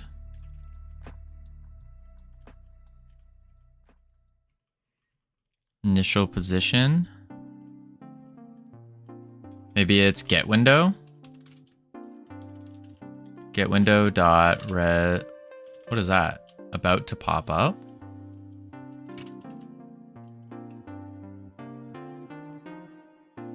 Resolution is in the viewport, not the window. Get viewport dot resolution. Nope. Viewport has a get viewport rect, which could be tested against the container rect2 using bool test equals viewport rect2 encloses container dot rect. But the container's I've never used rect before. What is rect? Like a rectangle. But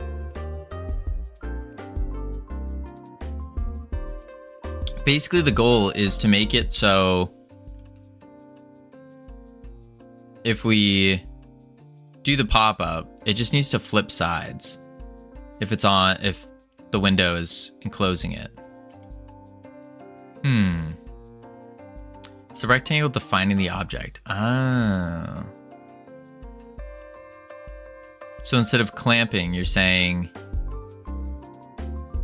get viewport rect. Viewport rect encloses.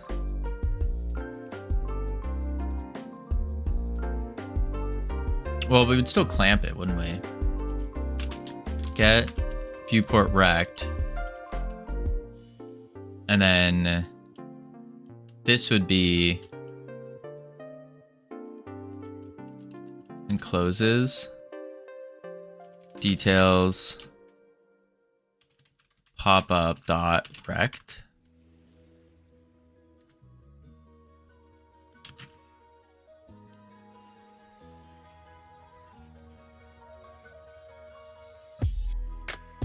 Like that. See what that does.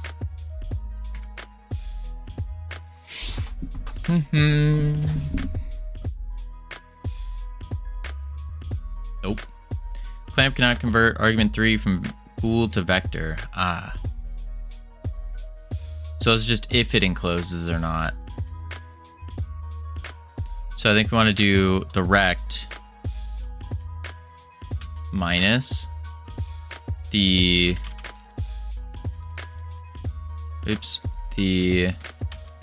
details dot get rect. No. True, false. Rect 1 contains the other rect. Yeah.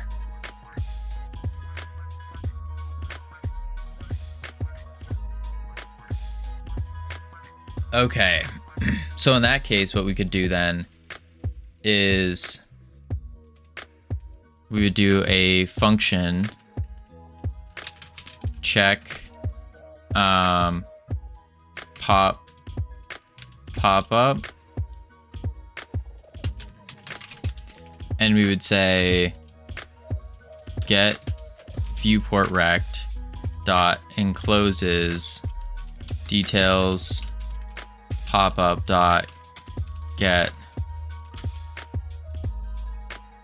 rect.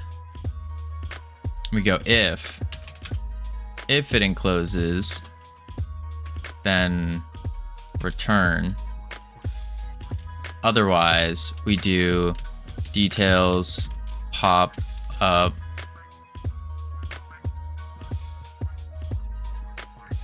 tabs and indents. What did I do here? Go to a space?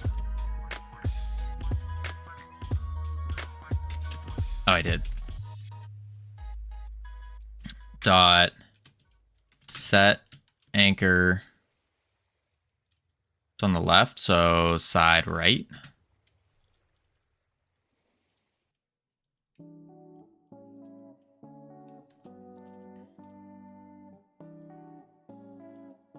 And then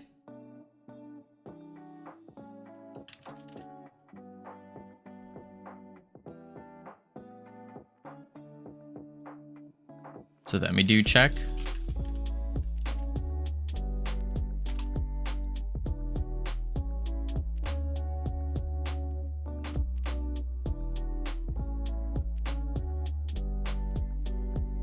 Okay. We need to change the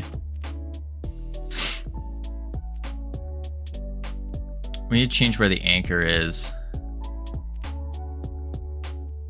Better. So it's not set anchors right. It's instead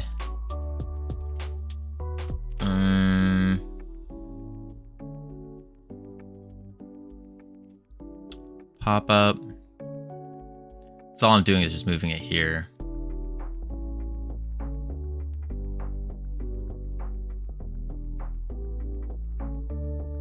Maybe I take the position and make it the opposite. It's the wrong thing. Dot global position equals details pop up dot global position.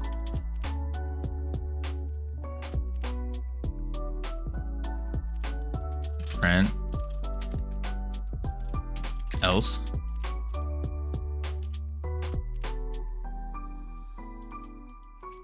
Print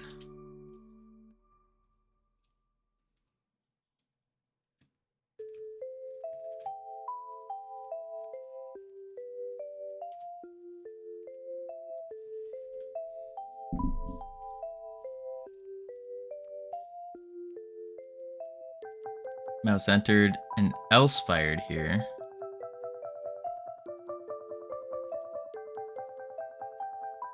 Huh.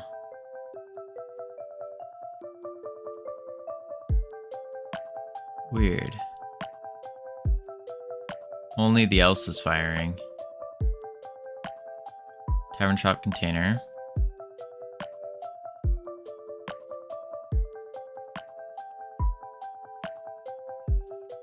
Let's do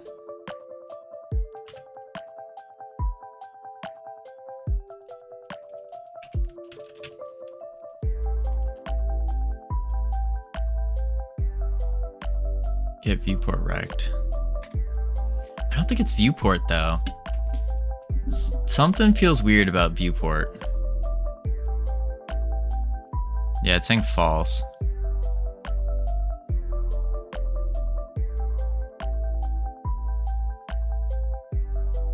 So something's wrong with viewport encloses then.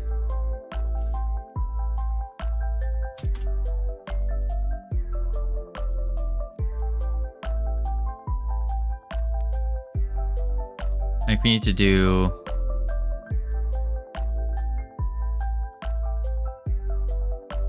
because it's saying that the viewport rect, it does not enclose this.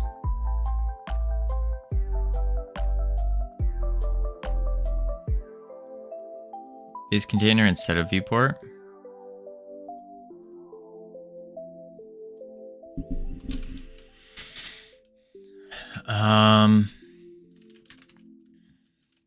We can't do that actually, because that's not gonna. Because this is something that's inside something else. I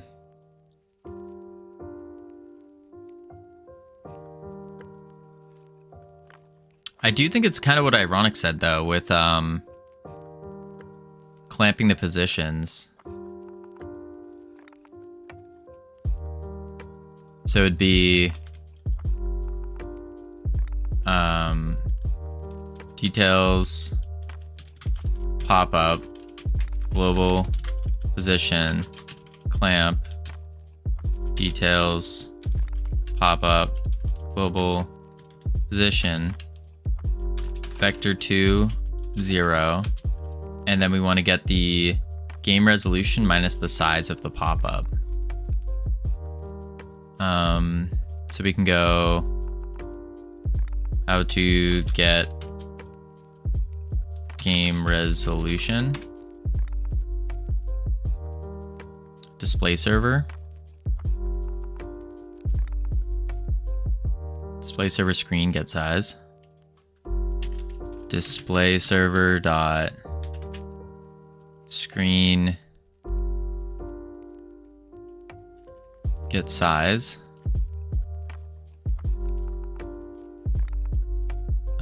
minus the details pop up dot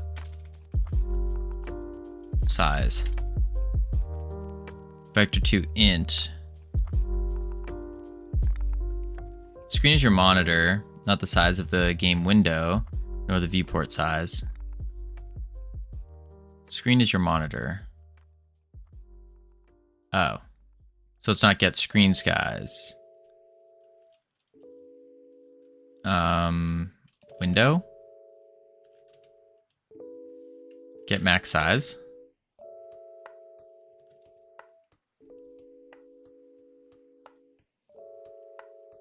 Still an int.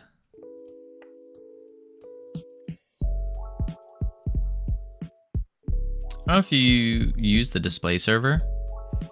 How else do we get the resolution?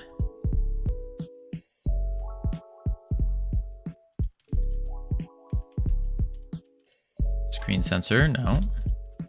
I think you want viewport size.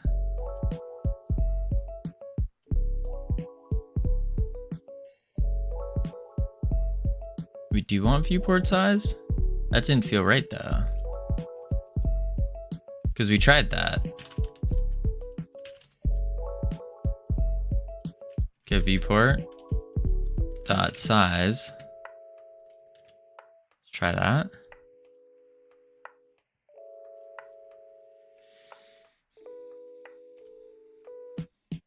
Rect size? Could try that.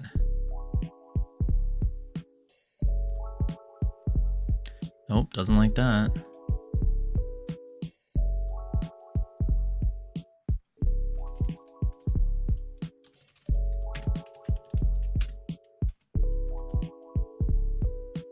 Did you read what I said? Please read errors. You said the screen is your monitor, not the size of the game window, not the viewport size. And then there was no, the errors was just switching it to an int. Because we were trying to do an int to a vector, or a vector 2 int to a vector 2 minus a vector 2. So we would do instead int. We could change details pop-up size to an int. Yes, how do you fix that? So it was get viewport dot size, and then we just do int. No. Hope you're ready for a buggy rushed mess made with love. Oh god, Lizard. I'll check it out in just a sec. I want to get this working first. Because we haven't done much yet. Vector 2 int and Vector 2. Vector 2 I.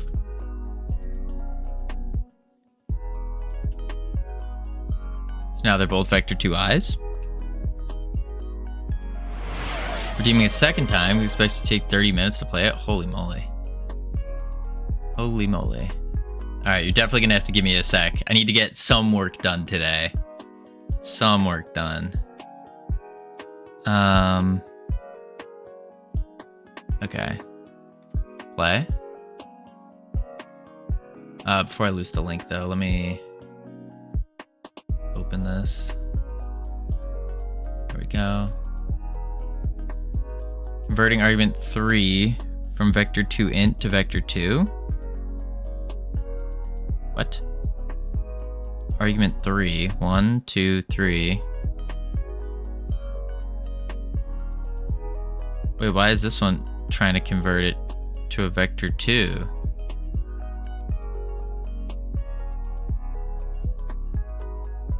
From vector 2i. We gaming boys? Unfortunately, Pierre. We're trying to game dev. Details.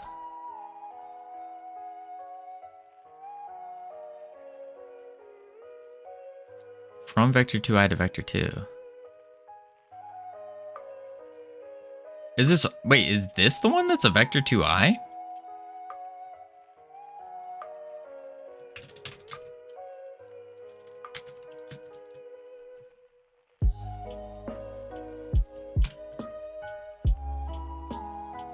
Size.x? Well, we don't want just the x, we want the y as well. And then pop up dot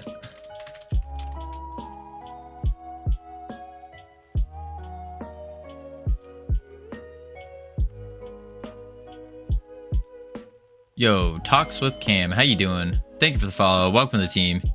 Now have access to the beautiful, the immaculate team emotes you can use to welcome people to the team. Boom. See if that works. What are you working on? We're making the greatest clicker game of all time. Dot operands. Oh. Wait, this is the vector 2i. What the flip? Vector 2. We have to do the same thing. Size.x.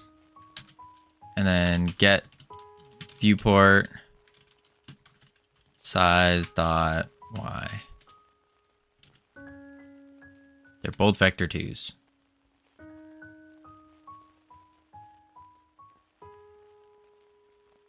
Okay. Nope, still not doing anything.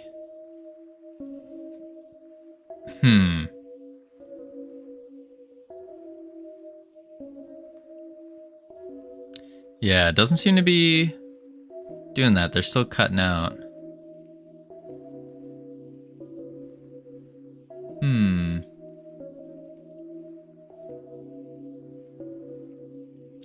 Clamp. Low position.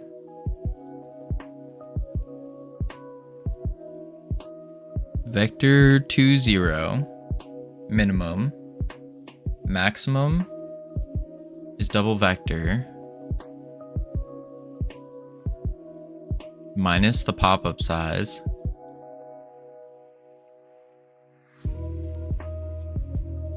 Yeah. I don't know if that works either.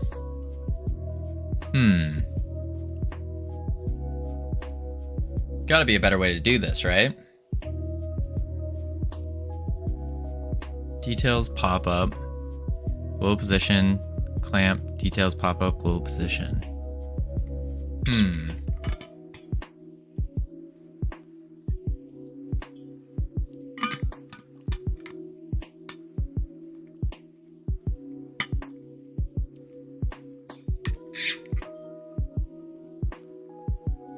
Weird.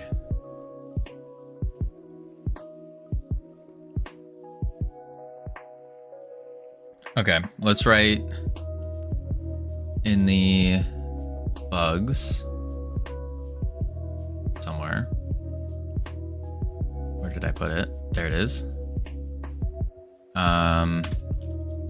Tavern pop up.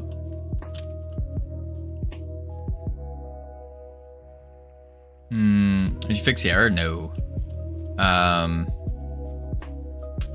Clipping on window size. Tavern crew details pop up. OS window get size instead of viewport.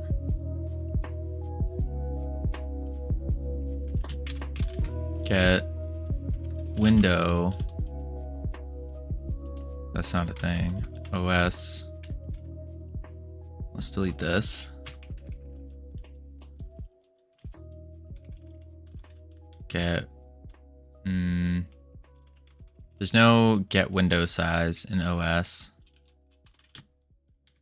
Get viewport rect size dot x rect. Try that out. I can't see the code where it initially chooses location instead of overriding this new calculation. There's no... Oh, wait a sec. That one worked, but this one did not. What the heck?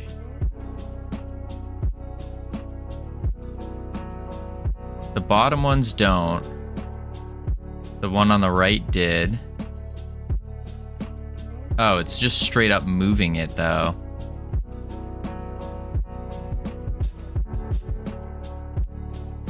So if it's not there, it just goes to the bottom right.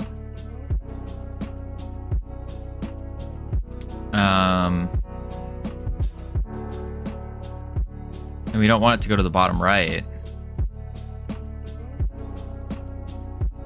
So we need the Y to stay the same. Unless it's here though.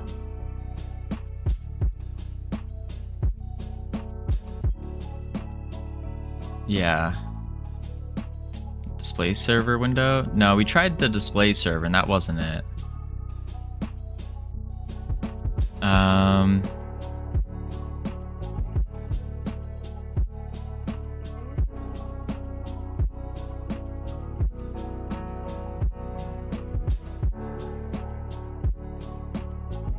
Yeah, it just shoots it in the bottom right corner.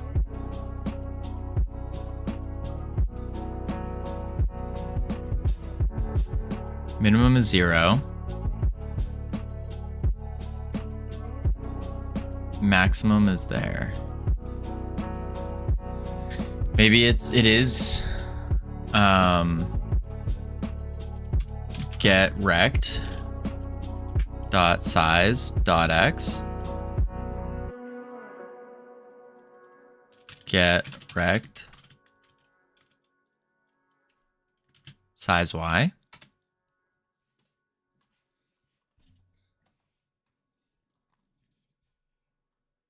Okay. Nope, still goes bottom right. And the Y doesn't work.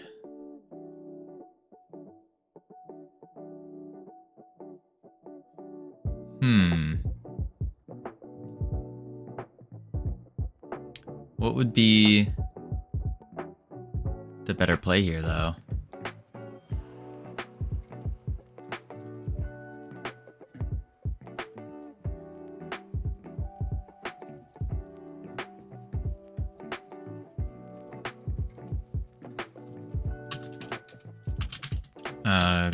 Goes in corner.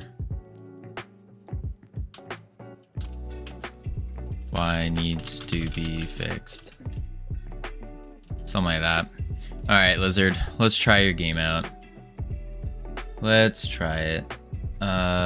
Switching the goal. Play viewers game. Where's Lizard? Best Lizard, yeah. The best Lizard.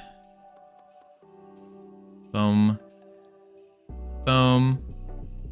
It's been a month working on this with a team of 9. And you said it's a buggy mess? What?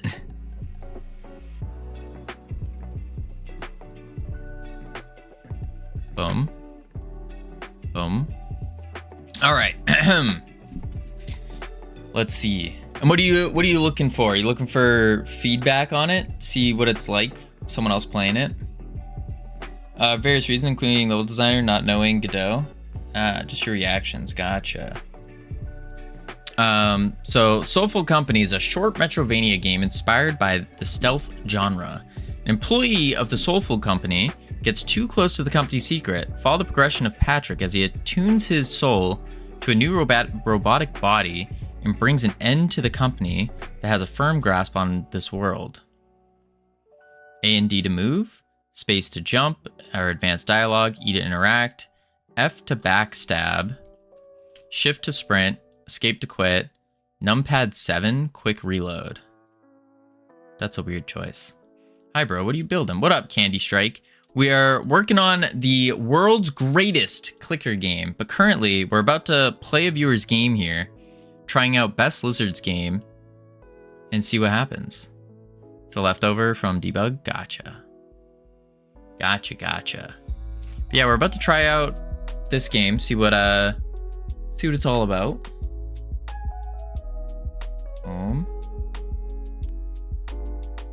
Bam, bam. If it loads.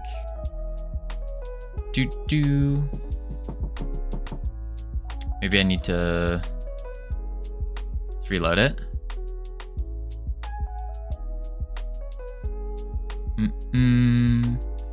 Metroidvania month. I see. Holy moly, big team. Oh. There we go. Hello once again. What up, Odd? How you doing? Alright, file select. File 1. Ooh, okay. My name is Patrick. I'm a robotics engineer for the Soulful Company. Attached to this email is photo evidence of the horrific human experiments going on here. The cleaning robots sold by Soulful aren't what they seem.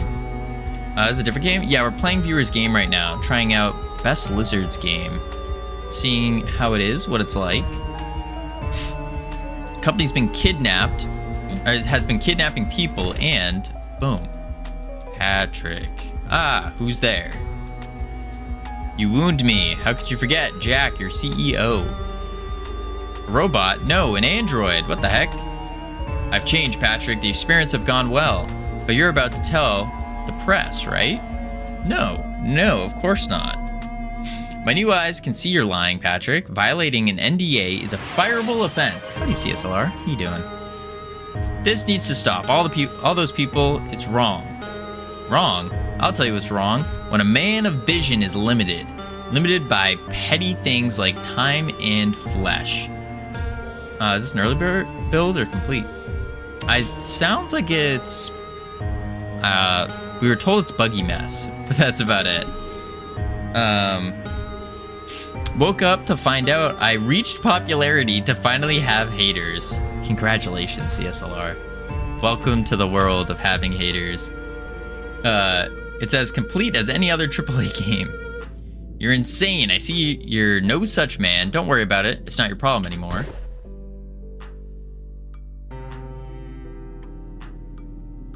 All right. I hear the music. At least it looks more complete than Mind's Eye. Where am I?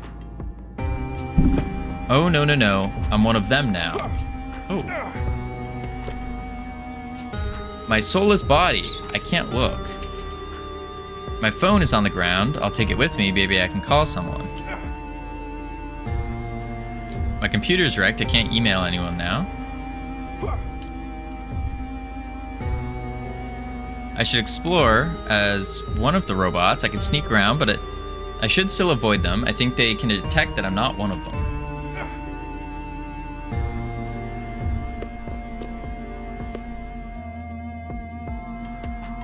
I had a ring for Demi. I'm so sorry. There's no way we can get married like this. You're telling me this old man was about to get married? What? Sensei Miyagi's going out for marriage? Sheesh. Taking the ring with me, I'm gonna find a way to make this work. Both of us will find a way. But where's the cell phone? Oh. Oh.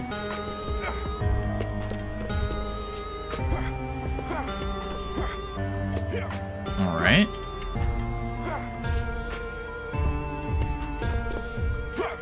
Alright. Alright. Pro platformer player, it's all good. Okay. Ooh, that felt weird. What is this on the top right? It's like some Xbox things.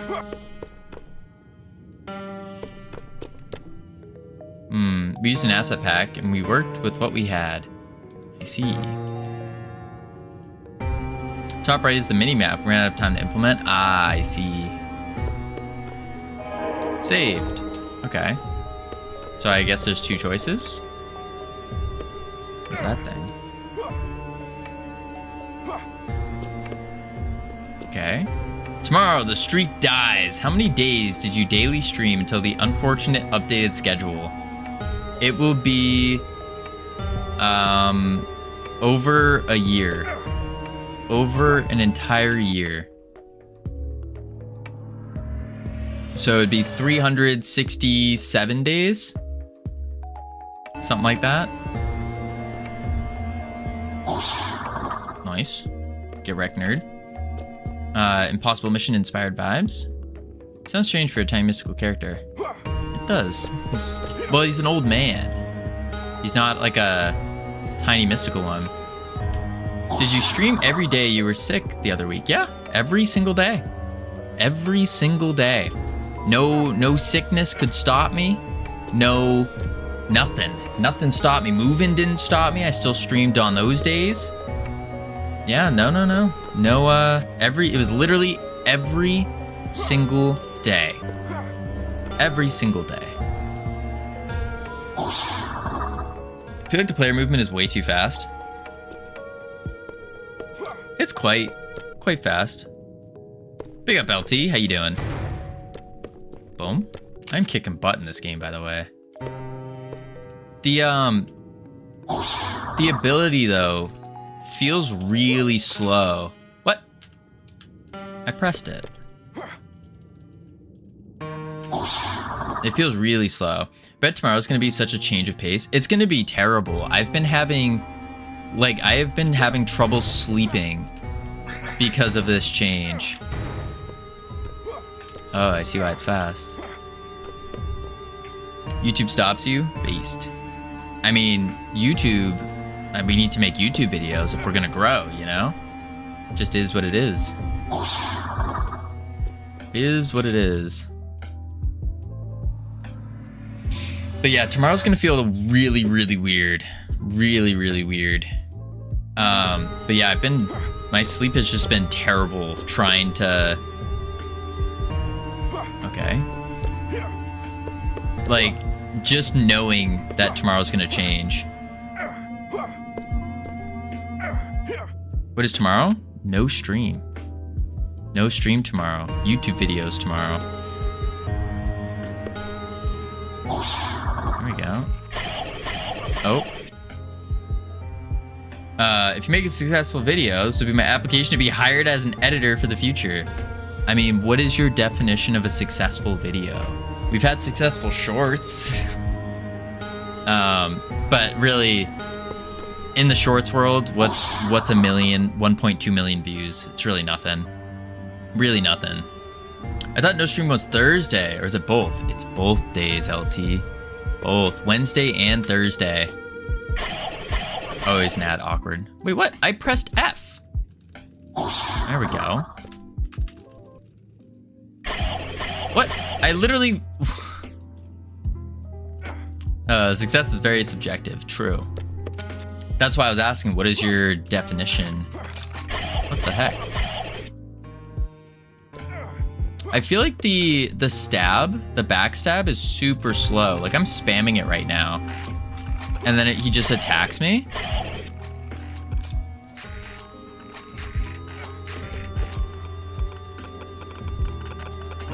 I don't like that.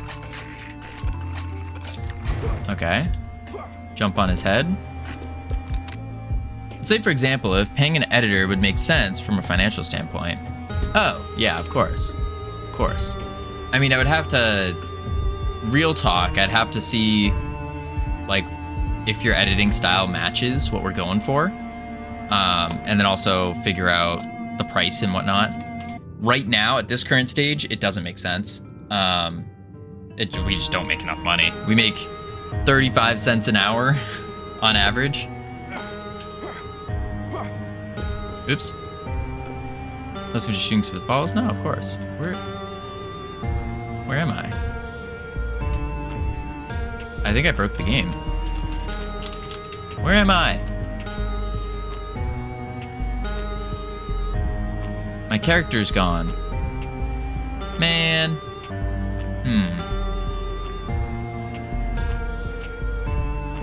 Thankfully you have 7 as a quick load.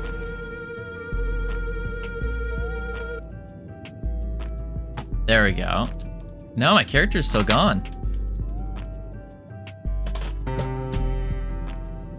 Yeah, Rushed Blues. 7 again? Yeah, I pressed numpad 7 and it did this. Oh. Oh, my character's just invisible. Oh, there he goes. Oh, what? It closed.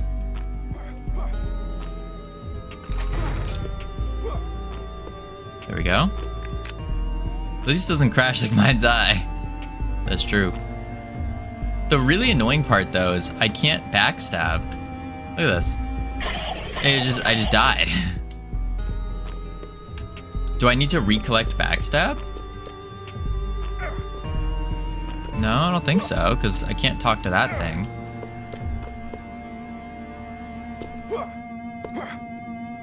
Oh, I do. Quick load bug 2. Looks like you need to recollect backstab, yeah. There we go. I will say though, the biggest thing is backstab is super slow. Like I was just spamming it. There we go. Super slow. It's like you can't for a quick movement game like this. Oh nuts. There we go. For a quick movement game like this, I don't think I want a slow backstab, you know? Feels weird. Feels weird. Save. Backstab. There we go. Backstab. There we go.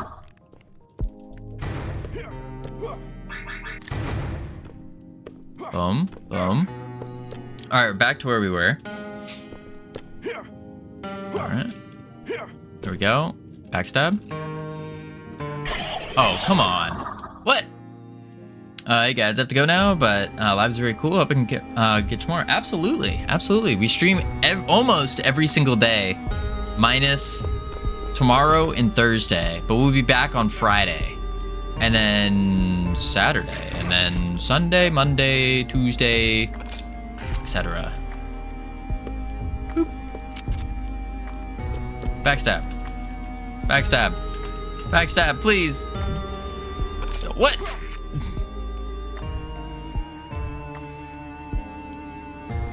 Man, oh man. Oh, now, where's my character? Oh, the game froze. I broke the game. 7. There we go. You died previous frame. Maybe? I'm not quite sure exactly what happened. Oh, I can't backstab him. Is he Friday then? Absolutely. Come on, backstab, please. Dang it.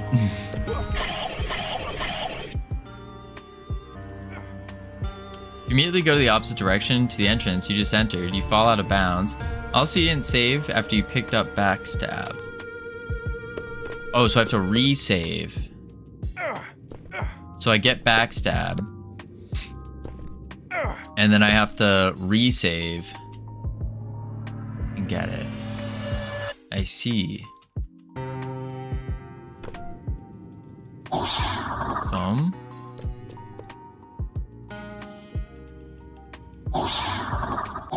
There we go.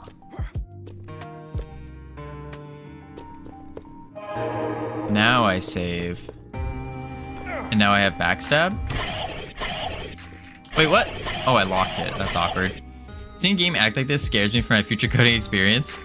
Oh, no. This isn't even that buggy. Oh, what?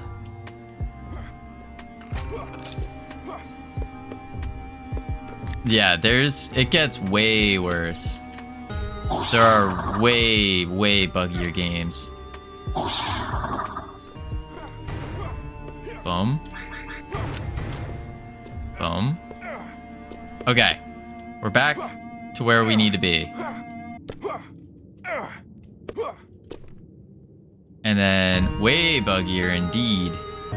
Just play Realm Rapture. Okay. Okay. There we go. What is this? Whew. User testing is so important. Absolutely. Oh, now we got a wall jump back. And I can't go in there.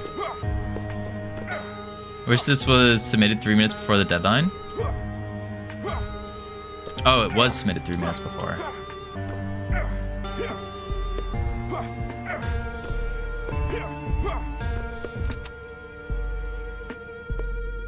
Nuts.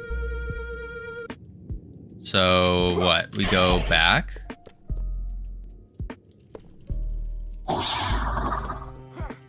To the... Where do we get the key card?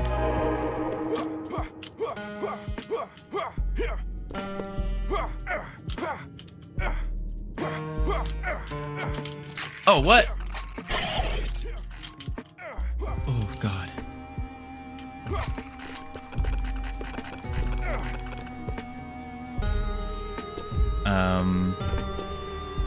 I don't think I was supposed to go back there. I don't know where I am. Sounds like I'm invisible. Nuts.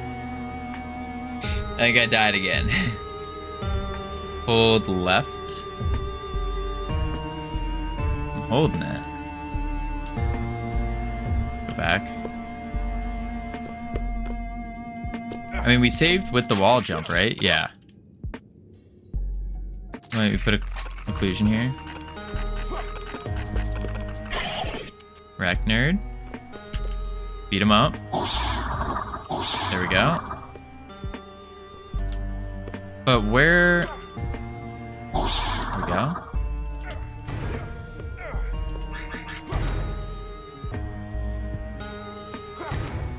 Would you want to help to go where to go next? Absolutely. Because I go here, but there's nothing I can do. What? Man. In the room, right? Oh, isn't that where I went?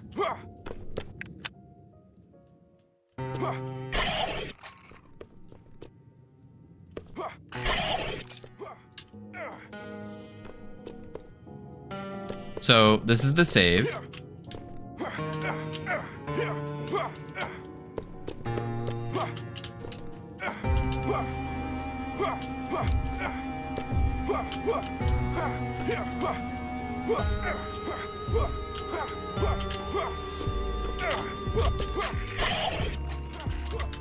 Okay.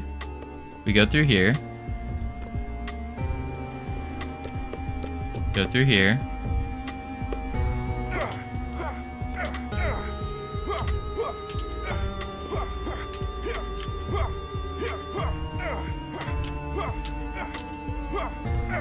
I don't think I can get back. Oh, there we go.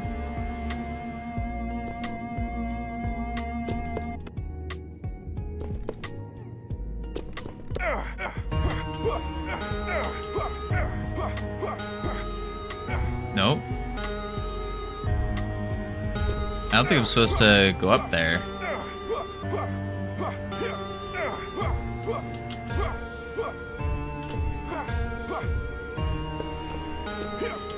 Boing.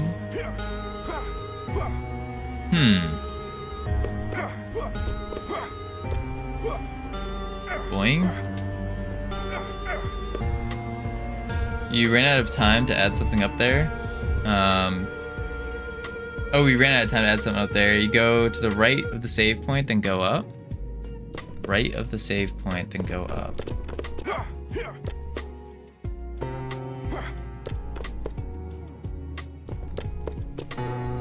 So here's the save point. We go to the right.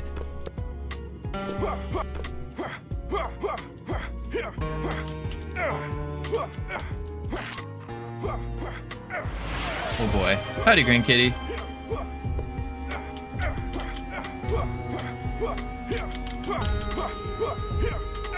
Get up there.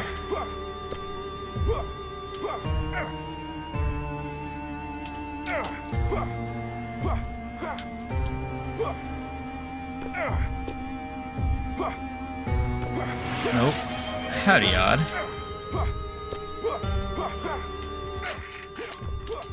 How the heck do I get up there?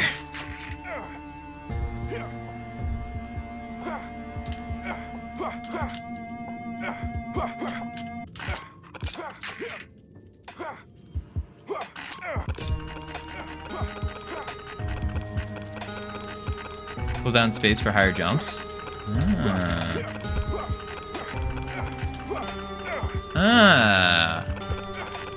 Oh, nuts.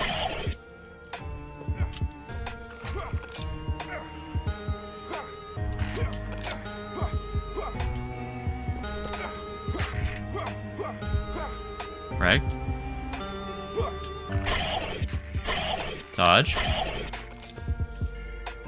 What? How? There's what?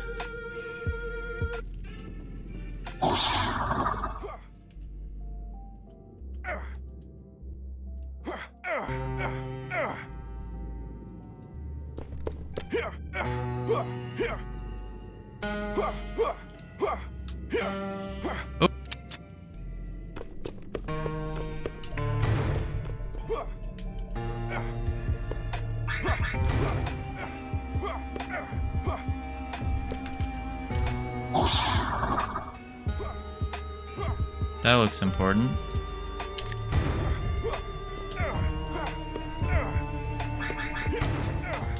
Ah.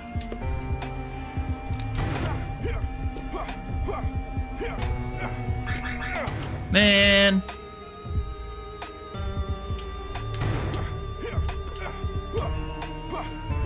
No.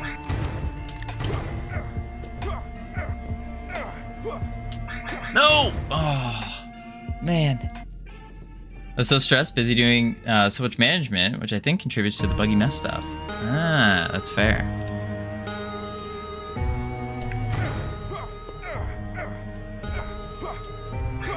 Got it, wreck nerd. Whew. Max lives increase. What? You're not even the key card.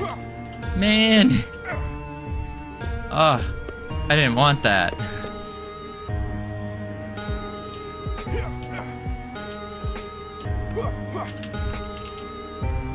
What?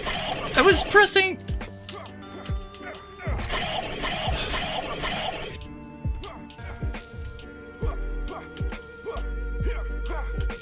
I'm pressing F. I'm pressing F. Oh, now you... Okay. Okay.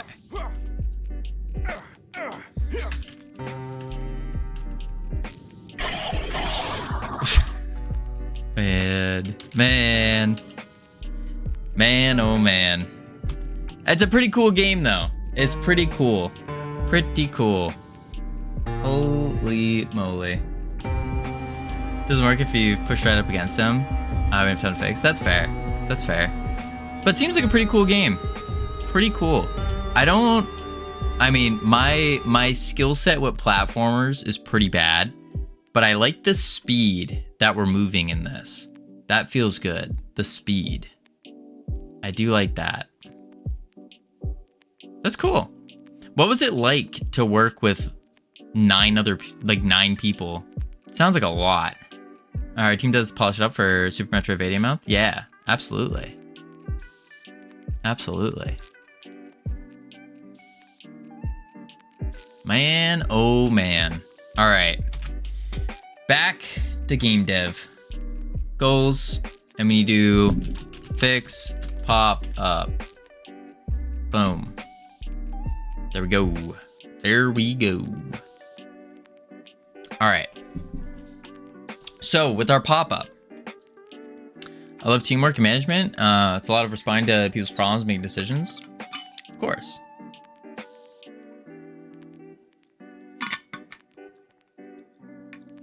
All right, let's see.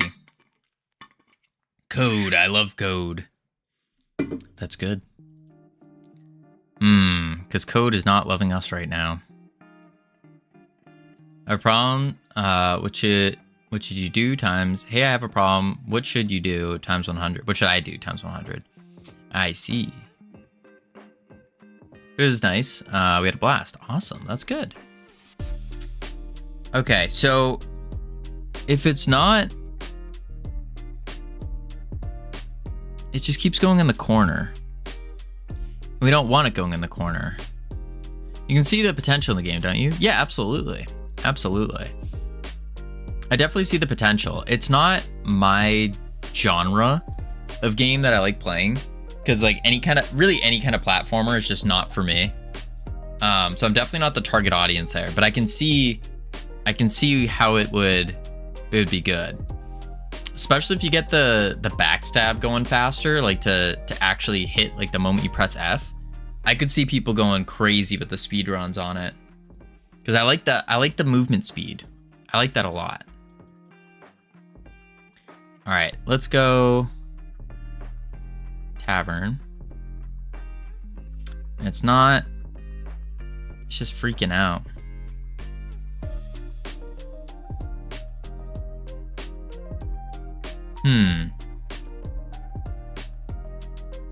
I wonder. Crew pop-up. Mouse. Ignore. Does work as soon as you press F. The animation is just long. Problem is sometimes you just don't perform the backstab at all. Yeah, that's what it feels like. But I think for a game like that, you need to have a quick animation, like a quick backstab, because again, like a lot of the game is fast, and it's like you're busting up that fast paced with a slow pace thing, and it just feels wonky.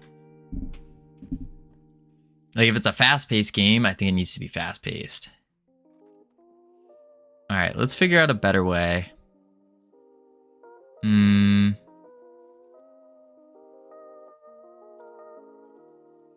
Maybe detection could be too precise.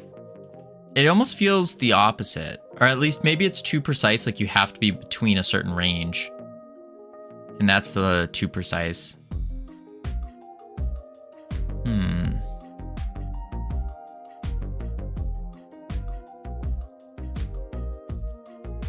Buccaneer Scallywag. If you're 1 pixel off, doesn't register. Yeah, that's what it feels like. But besides that, I think it's pretty cool. Pretty cool game. Man. Doesn't look good.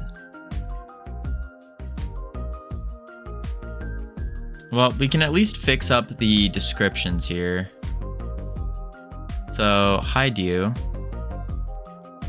You're outside the detection range is if you're right beside him. It's pretty generous, but not in the most intuitive spot. Interesting.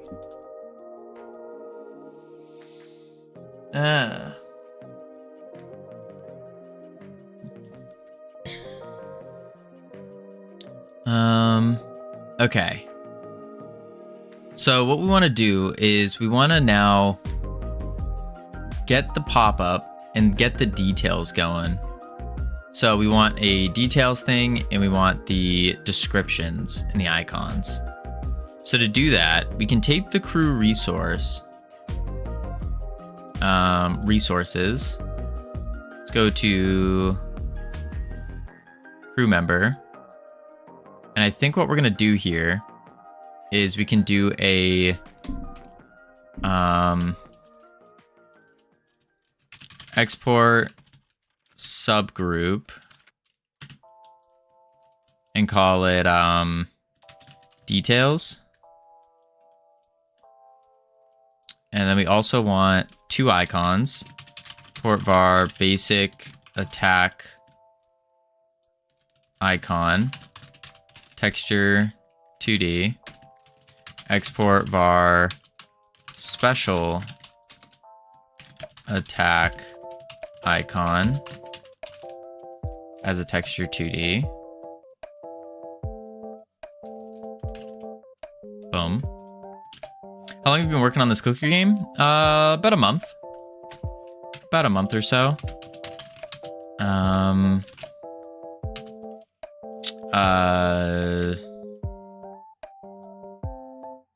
Description. Actually, we can call it lore text. Yeah, lore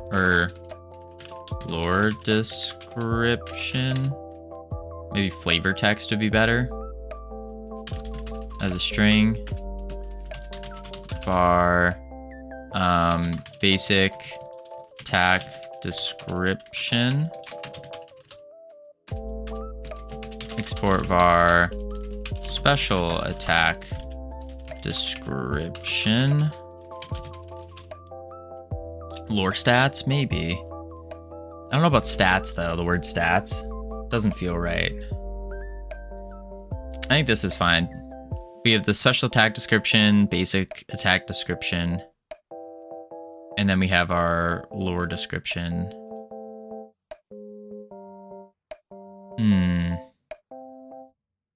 I think that'd be fine.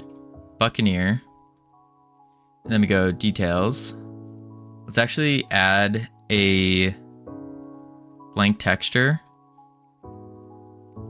Oh, that's like a blank. Yeah, that's fine. Double blank. Lore description. Heavy tank. I want to block literally every single phone number except for what is stored on my phone unless I call them first. Literally every single phone call I get is a scammer or a telemarketer. Yeah, you got to do the do not call registry, and I think you have to update that like every other year or something.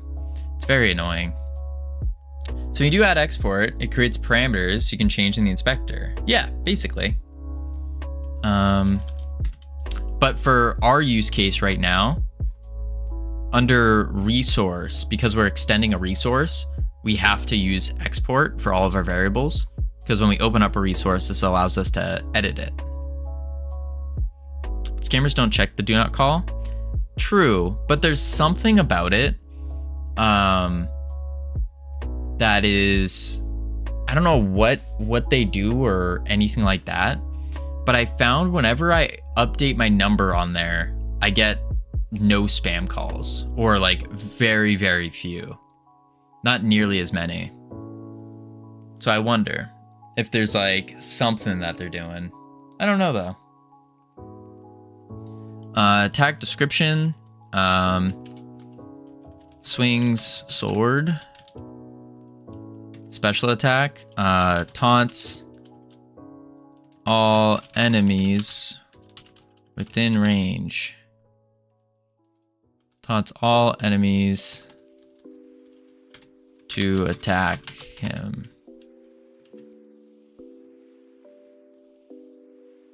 I wonder what that's gonna look like. Because I am slightly concerned about going too big with the descriptions. But we need to, in the pop-up here, we need the descriptions. So we need to go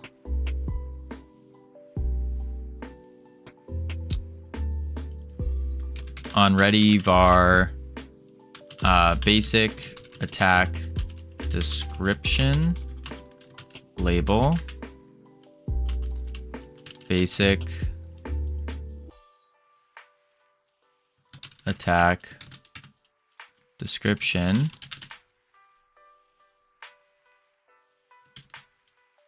let's do label. On ready var special attack label as a label get special attack description. Then we need icons at I should probably put it up here actually. On ready var basic attack icon as texture rect equal get, actually let's do basic attack rect as basic attack icon. There we go. I can't wait for AI scams to go into full gear so my phone can ring 10 times per microsecond. Yeah, that's gonna be awful. Special attack rect as texture rect get special attack icon. There we go. On ready var lore label as label description label. There we go. Update buttons. We can do basic attack rect dot texture equals crew resource dot basic attack icon basic label dot text equals crew resource dot description special rect dot texture equals crew resource dot special icon special label dot text equals crew resource dot special attack description. And then lore label text equals crew resource dot lore. Boom. This only works on the Buccaneer. It should break on everyone else, but that's okay. Whew. Let's see how it looks. Huh. Why is that now suddenly? Oh, it's overstretched. That's why. So I need to shrink the text of all of it.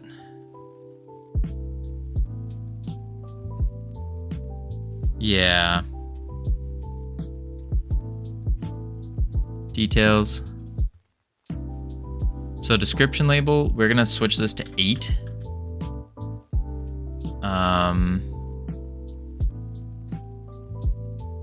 The attack value, no, sorry. Basic attack description and special attack description need to go down to 8. Interesting.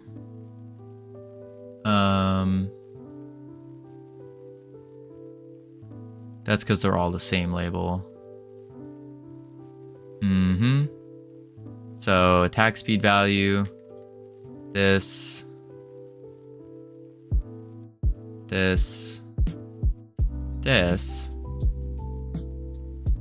actually get all of these.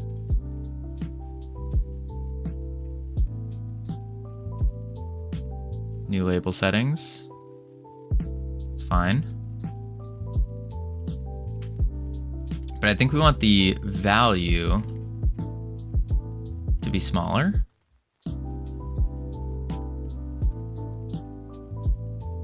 These can font 8. Yeah, I think that's the play. See what that looks like. Hopefully it won't stretch it. Man, oh man, oh man. That is very small.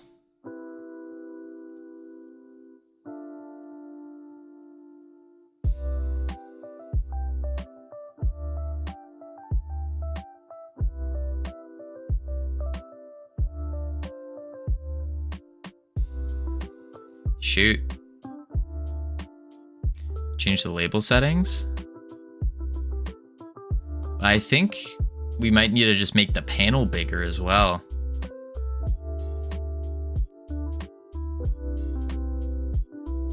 Might have to make the panel like double the size.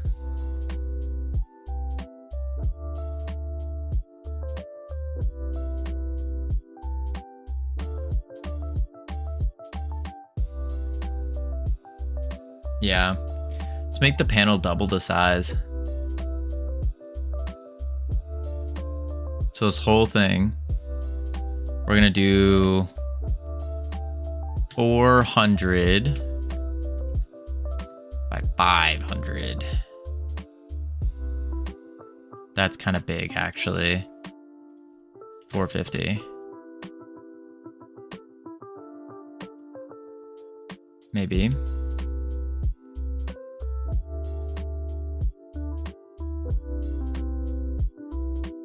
And then the icons, we can now make these guys 50 by 50.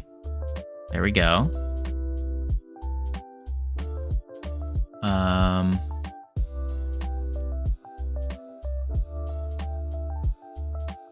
Margin.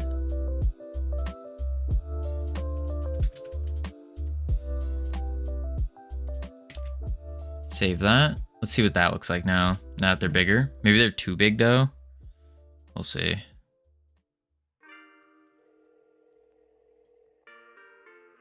Oh, that's very big. I think that's a little too big. Even if we moved it over. Yeah, that's too big.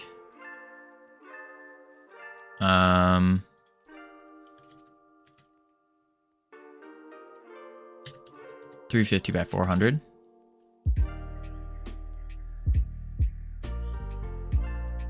And then move you.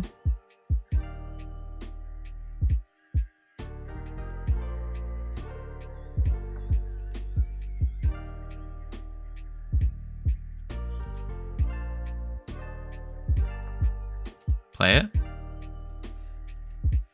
Down, down, down. Tavern.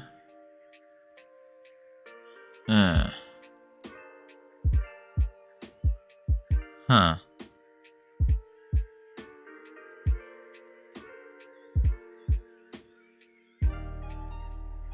Now we're running into the same issue.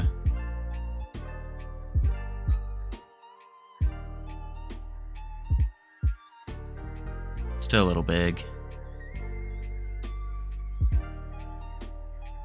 Still a little big. Back to 300 by 350. We saw a TikTok about how Notch, the guy who created Minecraft, believes that you're not a real dev if you use an engine. Don't build your own from scratch. Yes, I did see that. And I do think that is called a case of being very old and stuck in your ways. But it's nothing against him. Like, that's not a dig at him or anything, but there is a point in time when people get older where they kind of get stuck in their ways. I wouldn't call it elitism, but they get stuck in their ways, and they're less likely, just due to the way that the brains develop, they're less likely to take in new things. And so they think like, my way or the highway kind of deal. Yeah. Because, yeah, really, it's, yeah. I don't think, he's definitely not correct in that, just objectively speaking. Okay. This is still looking too big.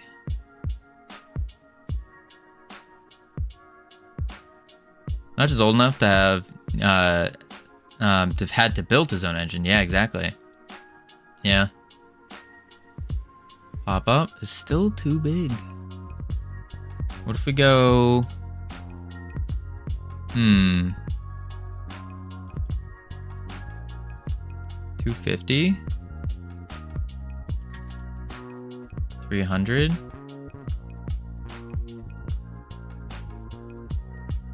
Maybe.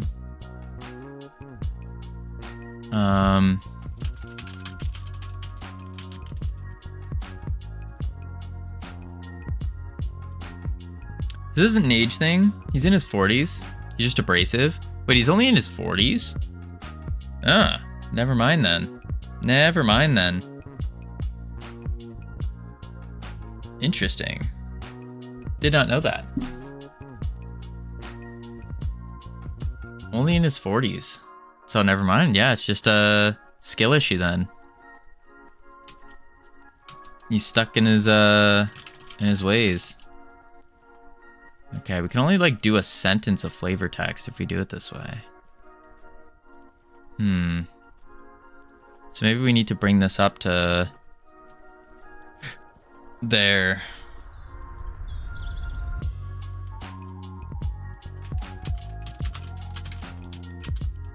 Doesn't wrap. That's what's going on here. There we go. Blah, blah. Nope, still not wrapping. Because auto wrap is off. There we go. 39 to 39, that's in your 40s. Is 46 really in your 40s? Yes. 39 to 39, that's in your 40s. I don't know about that. Okay. Let's see if this works now. The reason this pop-up is so important is because we're going to use it quite often. Why does that just look so big?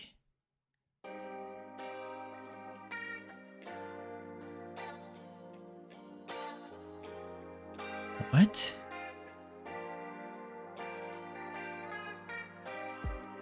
Is this just not saving? Are the size changes not saving and it's just rescaling it? Back in my day, we had no choice but to build our own engine, but lacking some skills like mad math skills make for a real chore. So game engines are great as the wheel is already made. Oh, what is this? Custom minimum size. Layout. Transform.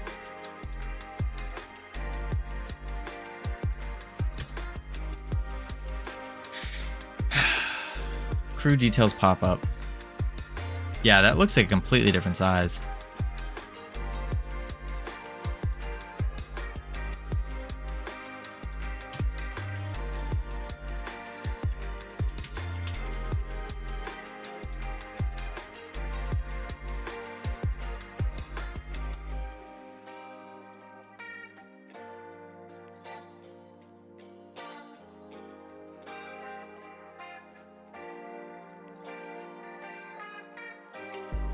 Try that.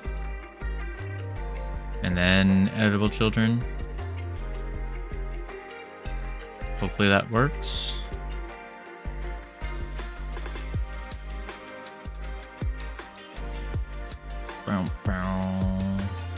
Oh, nice. What are you doing? What?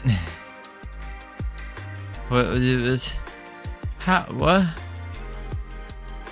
Man. Because I did all on readies. Unless, wait a sec. Hide it by default. And then I have to change the visibility, modulate, save,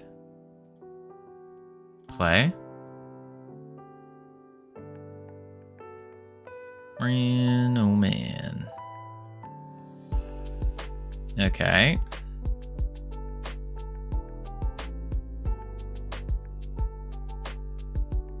It's a decent size, I think, but it's looking a little crazy. Maybe I gotta link it to here.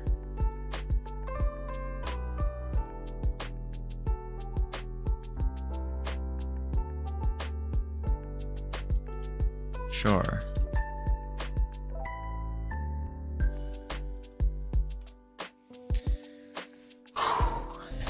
Man, oh man. I love working with pop-ups so much. Look at this. Look how great it is. Isn't this awesome?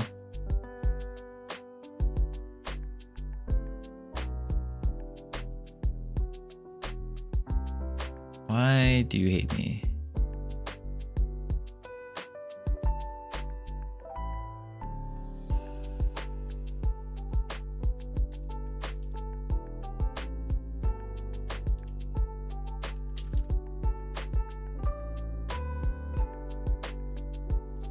We do it there.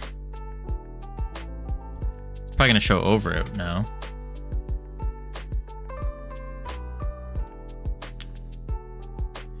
Bow, bow. Nope. Just shows at the top of there, not connected to this guy at all. How did that reset? Building your own engine is impressive, but I don't see why you would hate on accessible technology designed to make the bare essentials work without issue. Yeah. I mean, I also just think building your own engine nowadays is extremely pointless if your goal is to make games and you don't have some kind of brand new crazy feature that requires a new engine that like engines can't do. Like, unless you're making something like completely unique that an engine can't do, like some functionality an engine can't do, then sure, go make your own engine. But outside of that, it's like you're just wasting your time. Unless it's a hobby, that's different. But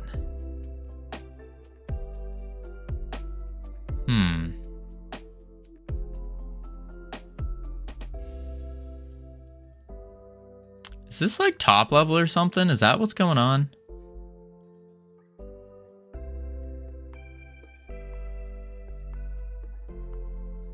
No.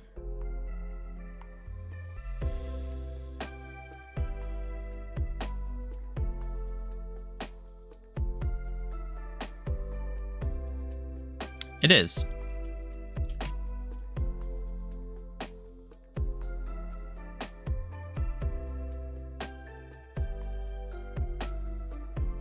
That's why.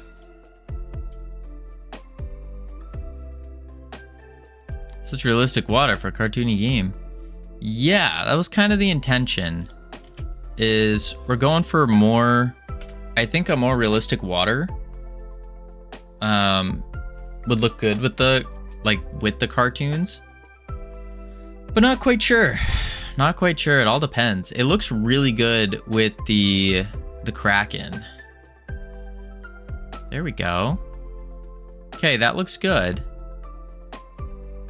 Kind of want to move him up a bit. But it still does that corner thing.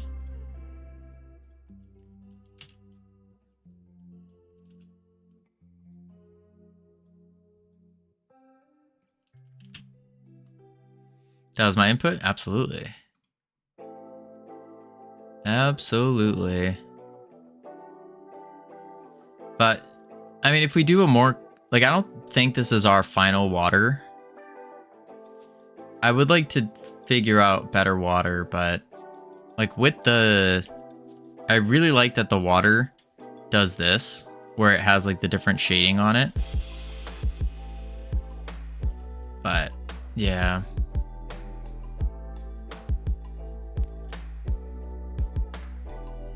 I don't like the Wind Waker water though. I didn't like that. That was just too much. We do need some kind of white caps or something, because this does look very, very bland. Very bland. But I also think if we get a better island, maybe more rounded or something, then it would look better with the water. And of course we need to do the lighting and whatnot. Can't go to the full Wind Waker approach. You'd have to alter the shaders to make it sell. Yeah. Going for realistic? No. No. We want the style of game that we're looking for is like this Kraken. Like this is pretty on point with the style that we enjoy. Of course, still need to mess with lighting and whatnot, but get WoW water. WoW water is kind of garbage, actually. I mean, I don't know. But we do need to do something. Something with the water. Something with the water. I think this looks sick. Adding those jiggle bones to it. So good. So good. Smart water. Tap water. I don't really like, I mean, smart water's okay. I think Voss is good. Really, any water that's in a glass container is better. Something about the taste. Something about the taste. If it's in plastic, it doesn't taste as good.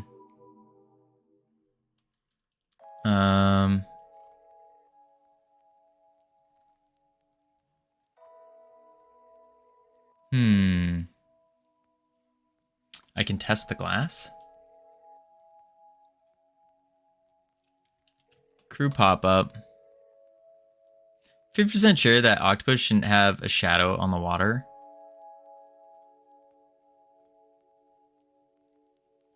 What do you mean? Why wouldn't he have a shadow?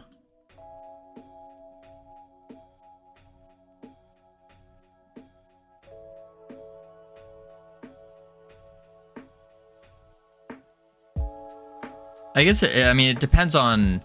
We haven't messed with our lighting or anything yet. So it really does... like, messing with our lighting will change a lot. A lot of it. But... I think we do want a shadow on him.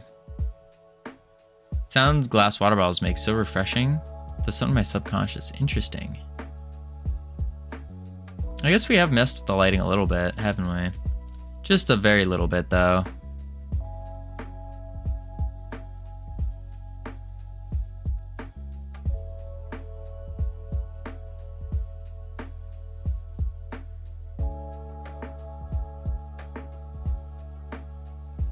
It's a little different.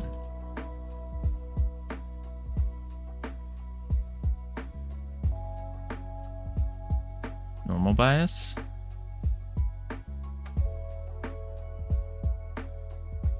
We could crank that up. That's not bad. Really depends on where it is, though. Shadow being too dark is the issue. Could be that. Could be that.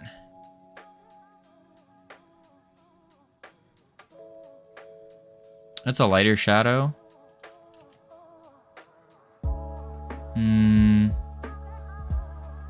Whoa. Spooky. Whoa.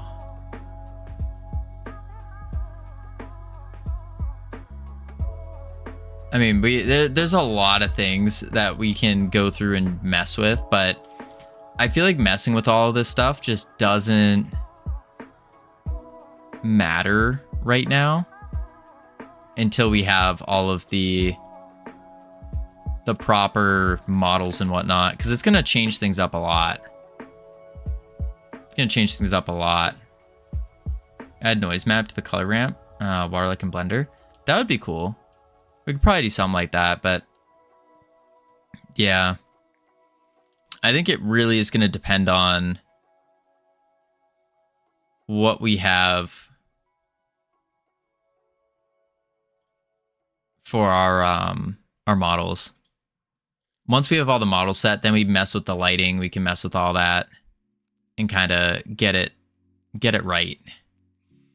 I'm also thinking a sky. We're going to actually add a real sky, even though you won't see it. It would be enough to affect. And maybe we can get shadows from the clouds or something going through. So at least it adds something. Because looking at the base water, kind of boring. Kind of boring. Fix the pop-up first, yeah. We want to add this pop-up to the other things as well. First, we have ads, though. So we're going to chuck on the words. Boop. Heading to level 1. Lots of fun. Our record's level 27. 27. I need to grab some more water because I've been out and it's been terrible. But then when I return, more pop-up stuff. And yeah. Boop, boop.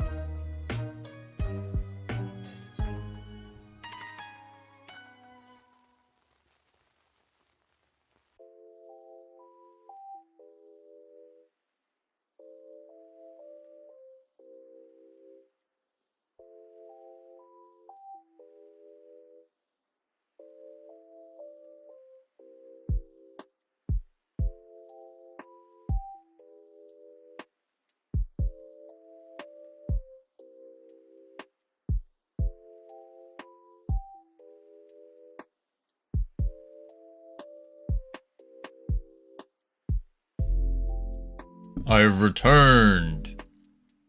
Oh my lord. Thought we had dent already. Dent in your head, that's for sure. Alright, let's do be right back off. Webcam on. There we go. Words off, maybe?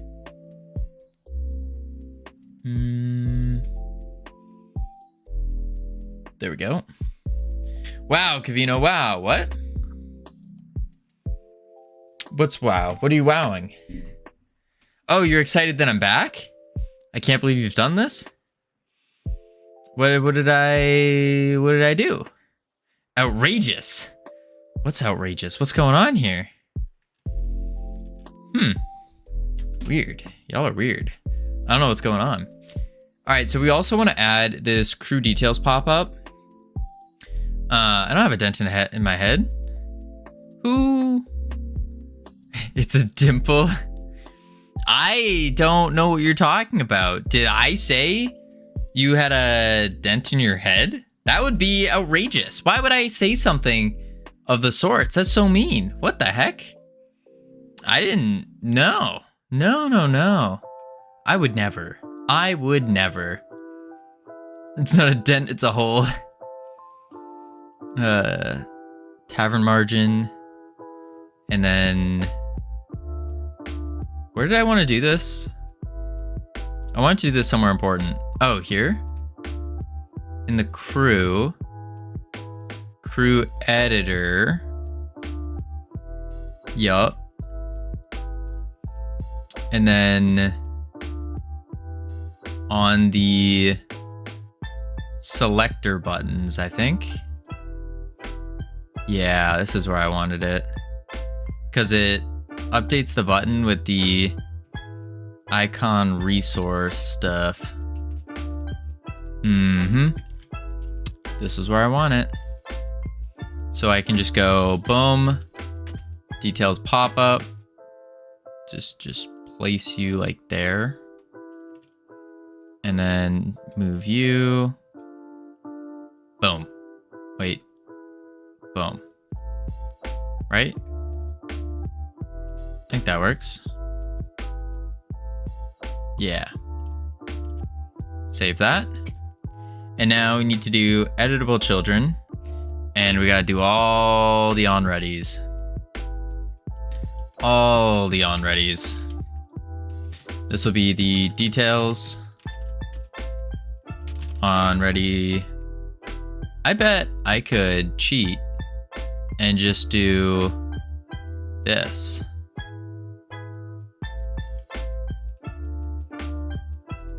Right? Because they're gonna be the same. What does onReady do? onReady does it on ready. When the code loads, it runs these. Editable children, something my dad wishes he had. Oh, yikes. Crew details pop up, sweet. That all works. And now under update button, this is where we again take all of this and go zoop.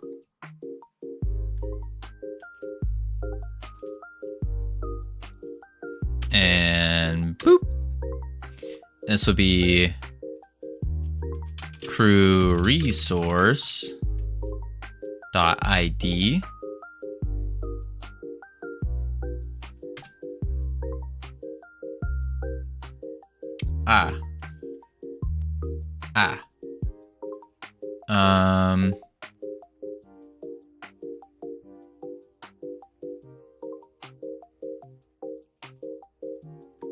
Copy. Paste. Wait. No. Highlight. Boom. And then capitalize. Boom. There we go. And now it should work. We just need to do our double tweens and the mouse entered. So we take you, Oh, we have to do this one too. Our check pop-up's still broken though. Kind of blows. There we go. And now we do the thing. So we go button, node, mouse entered, connect, mouse exited, connect. Of course, you go down there. That's where I wanted you. Yep, definitely. And now we can do show pop-up, hide pop-up, boom, bang, pow, pop-up, inspector, visibility, modulate, zoop you down, save it, hide it, save it, play it, boom. Now it's gonna work beautifully. First try. Minus the location. Go to the tavern. Buy some pirates. Battle. Look at that. Look at that. First try. Look at that. Look at that. Look at that. Look at that. Boom. Oh, shoot. We don't have a level. Not amazing. No. We need a level.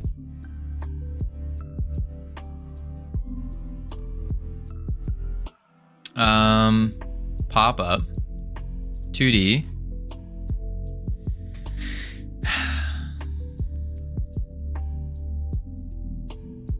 Where do I put level though? I guess I'd put level up top. Doesn't give us much room though. So we do a each box and bring you to the top. Level each box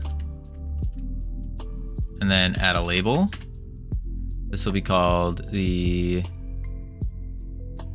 level label. Add another one.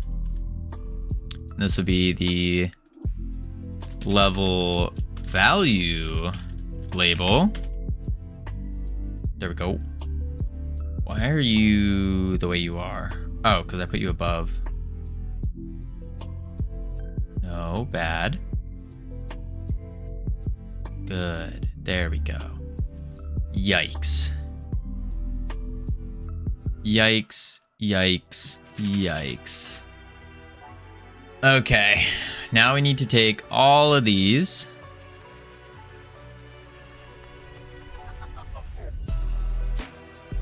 Yep. Label settings. Font. 10.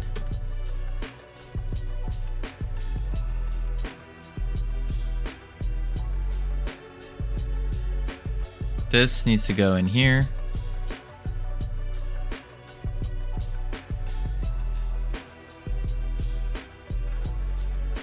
Why is there a space?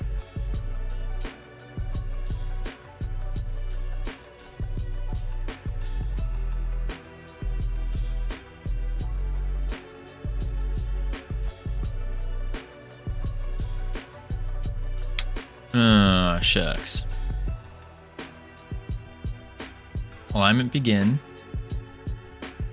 No layout change on it.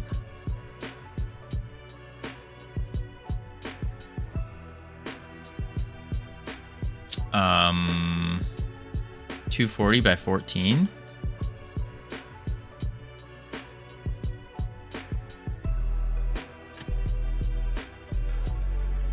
I think it's because of these.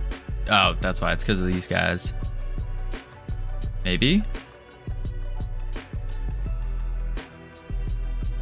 Potentially. What if I do this? Delete you. Close you up. And then I just duplicate. Level each box.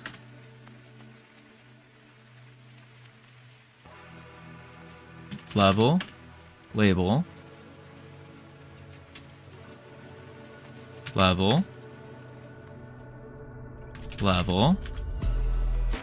And I take you and I move you up. There we go.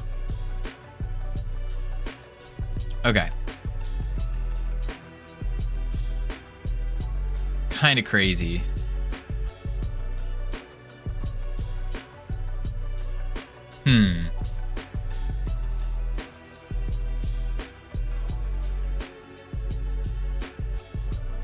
I wonder if this guy gets centered and then health and rage. We could do the bars. Maybe? Let's see what this looks like, but we need to grab the level.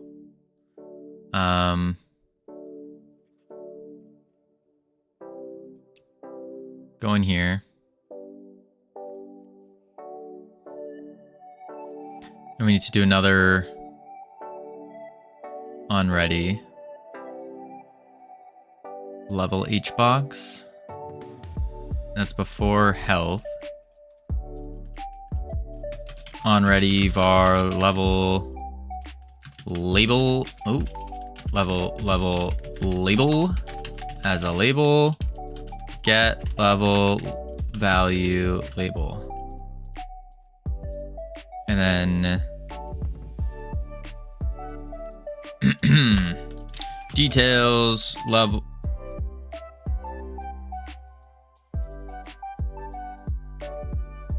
Details level dot text equals crew resource dot level, but as a string. As a string. Remember this? Toot the newt would toot his toot. A sound so loud it shook his boot. The wiggle in a hop, he'd profoundly declare, my toot toots fly through the fresh forest air. I was kind of hoping to forget about that, but thank you for reminding me, Sammy.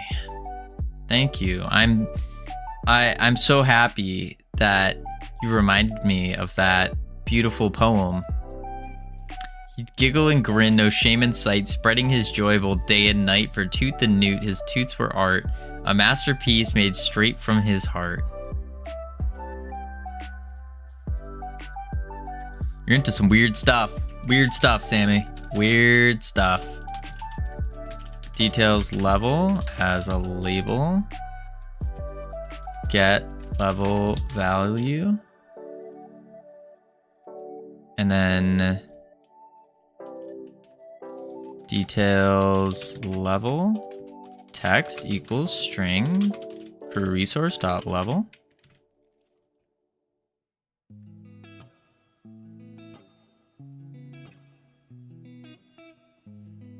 Save it. Let's try it out now. Getting some za tonight. You like za? I like pizza. I do like pizza. What kind of pizza are you getting though?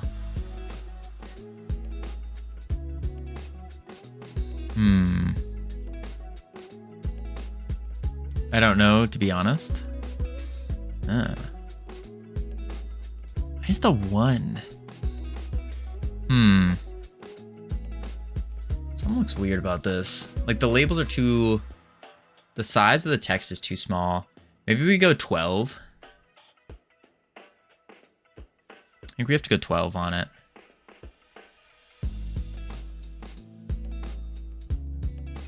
So let's open up all these boxes again. Howdy, Lupo. How you doing?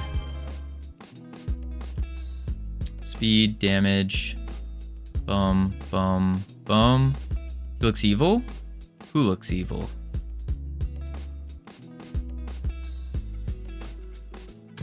$12.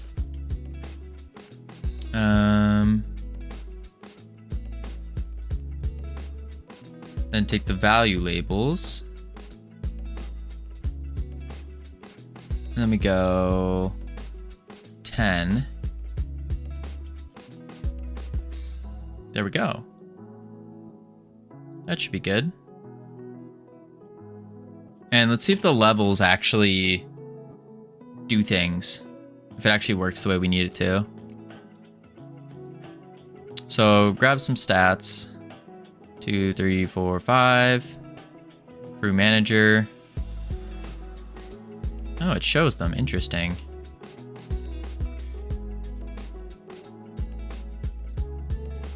But it clips it. Not good. Not good. Let's go to this guy. Level him up a bunch.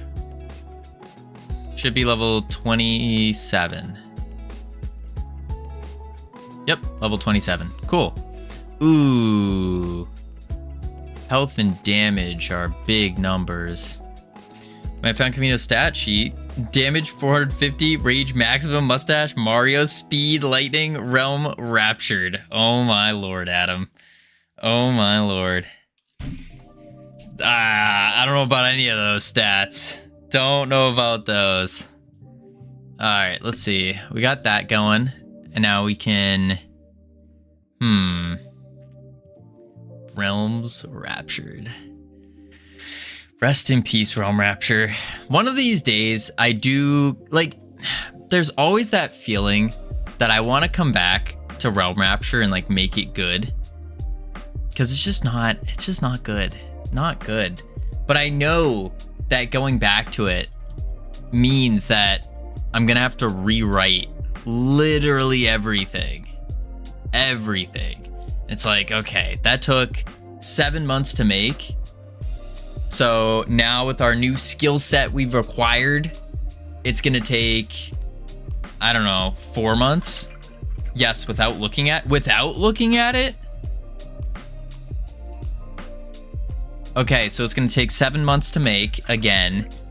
No, I think realistically now, without looking at Realm Rapture, if we were to remake Realm Rapture, I think it would take... it would take like 4 months. Not allowed to look at the old Realm Rapture if you remake it. Not even like a couple things like here and there.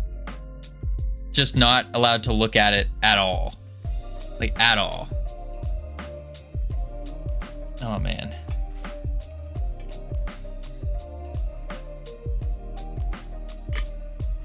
To redesign the whole thing. Well, at that point, it's just a new game if we redesign the whole thing, right? I think we had a decent premise. Distill it down to its essence. Its essence.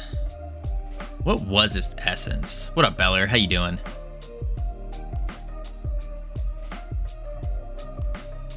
Like, I feel like Realm Rapture has that potential to it. The UI, garbage. Absolute garbage. But the potential it had was quite good. Quite good. Can you help me on how to GitHub? I'm on GitHub. It depends. What on GitHub do you need help with? I might be able to help, potentially. If you're trying to connect GitHub to your project, that's pretty easy. You make a repository. First, click the GitHub button on GitHub, then choose GitHub option. Exactly. Exactly. Actually, I haven't even committed to the hub yet today. Probably should. I probably should. We did the pop or crew details pop up. And then we need to say,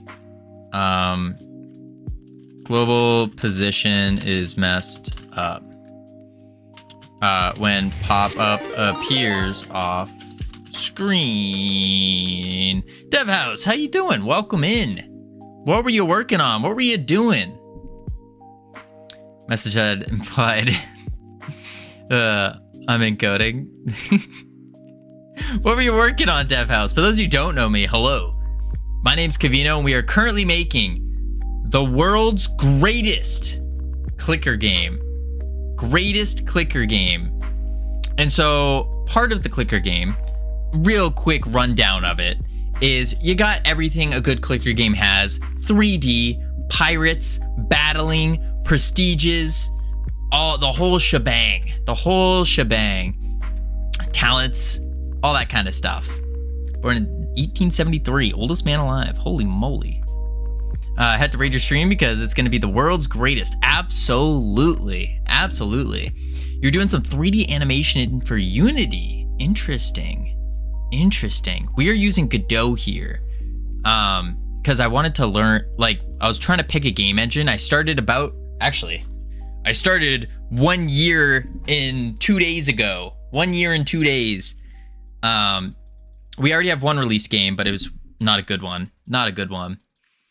Cap dude, no, Beller. Adam's not lying. Adam's not lying. Adam would never lie. Never. Realm Rapture is just nothing to upgrade some numbers on a panel. That's true. Yeah, I mean that's kind of the idea though of the game. That's the beauty of it, you know? Hey, releasing a game is a skill in itself. Oh, absolutely. Absolutely. That was the whole reason we did it. The reason we ended up going to release a game and purely focusing on releasing a game was just to go through that process of what does it take to actually release it, you know? What do we have to learn from releasing and all that? Pacificky. Yep, there we go. Thank you for the follow. Welcome to the team. You now have access to the immaculate team emotes you can use to welcome people to the team.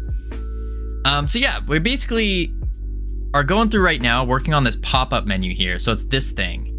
And what this thing's gonna do, this is a more finished one.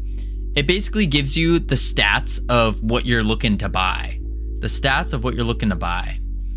So health, rage, range, attack, or damage, attack speed, and then also the 2 abilities that they have, and like a little lore text description. Making numbers go up, fun. Killing things, fun. Killing things to make numbers go up in Realm Rapture, not very fun. Well, yeah. I think it would be cooler in Realm Rapture. Realm Rapture's our released game.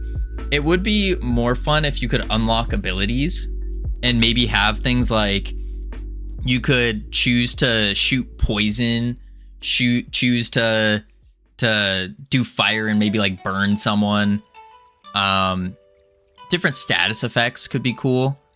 I also had the thought of making it a what do you call it? What's the big hype, the overhyped genre right now? Like a roguelike. There you go. Where you get little upgrades and stuff. But I don't know how I feel about that. I don't really want to. I feel like that genre is overplayed right now. And the way that like trends are actually going is I don't think it's gonna last. They're cool though. Oh, I agree that they're cool. Absolutely. Absolutely. But I think based on the trends of where everything's going is they're gonna die out pretty soon. Overhyped. That's it, mister. Choose one of the following 3 options. Make Adam mad. Make Adam leave the stream. Gain 32 lightning damage. I'm gonna go with the lightning damage. That sounds really cool. But yeah, no, I feel like they're fun. I like them. Don't get me wrong. I just feel like their trend is going downward, and they're not going to be as prevalent in gaming within the next couple months or so. Whoa. I forgot we put an outline here. Oh, and the water's touching our ships. Our ships are sinking in the water, actually. What is the idea? You do the combat, you attack, and all that. You're crazy, Covino. Why am I crazy? Why am I crazy? Here I am wondering why Battle Royales are still alive. Now, those are going to stick for a while. Roguelikes aren't going anywhere. Been here since Rogue. I don't think you saw Ball X Pit. No, I don't think I have. Serious message. I think roguelike games are here to stay since they only really imply randomness and potentially persistence of progress. Those are both evergreen in terms of appeal. Oh, yeah, no, it's not like they're going away. Have only grown. Yeah, no, it's not that they're going away, but I think the trend of them is going down.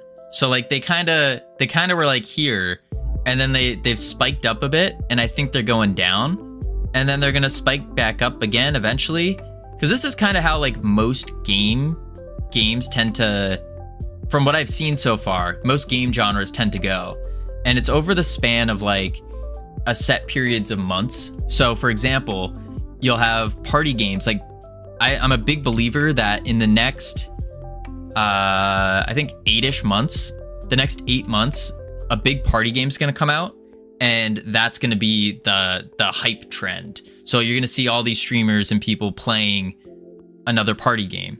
But the party game hype trend just ended because we had Repo come out.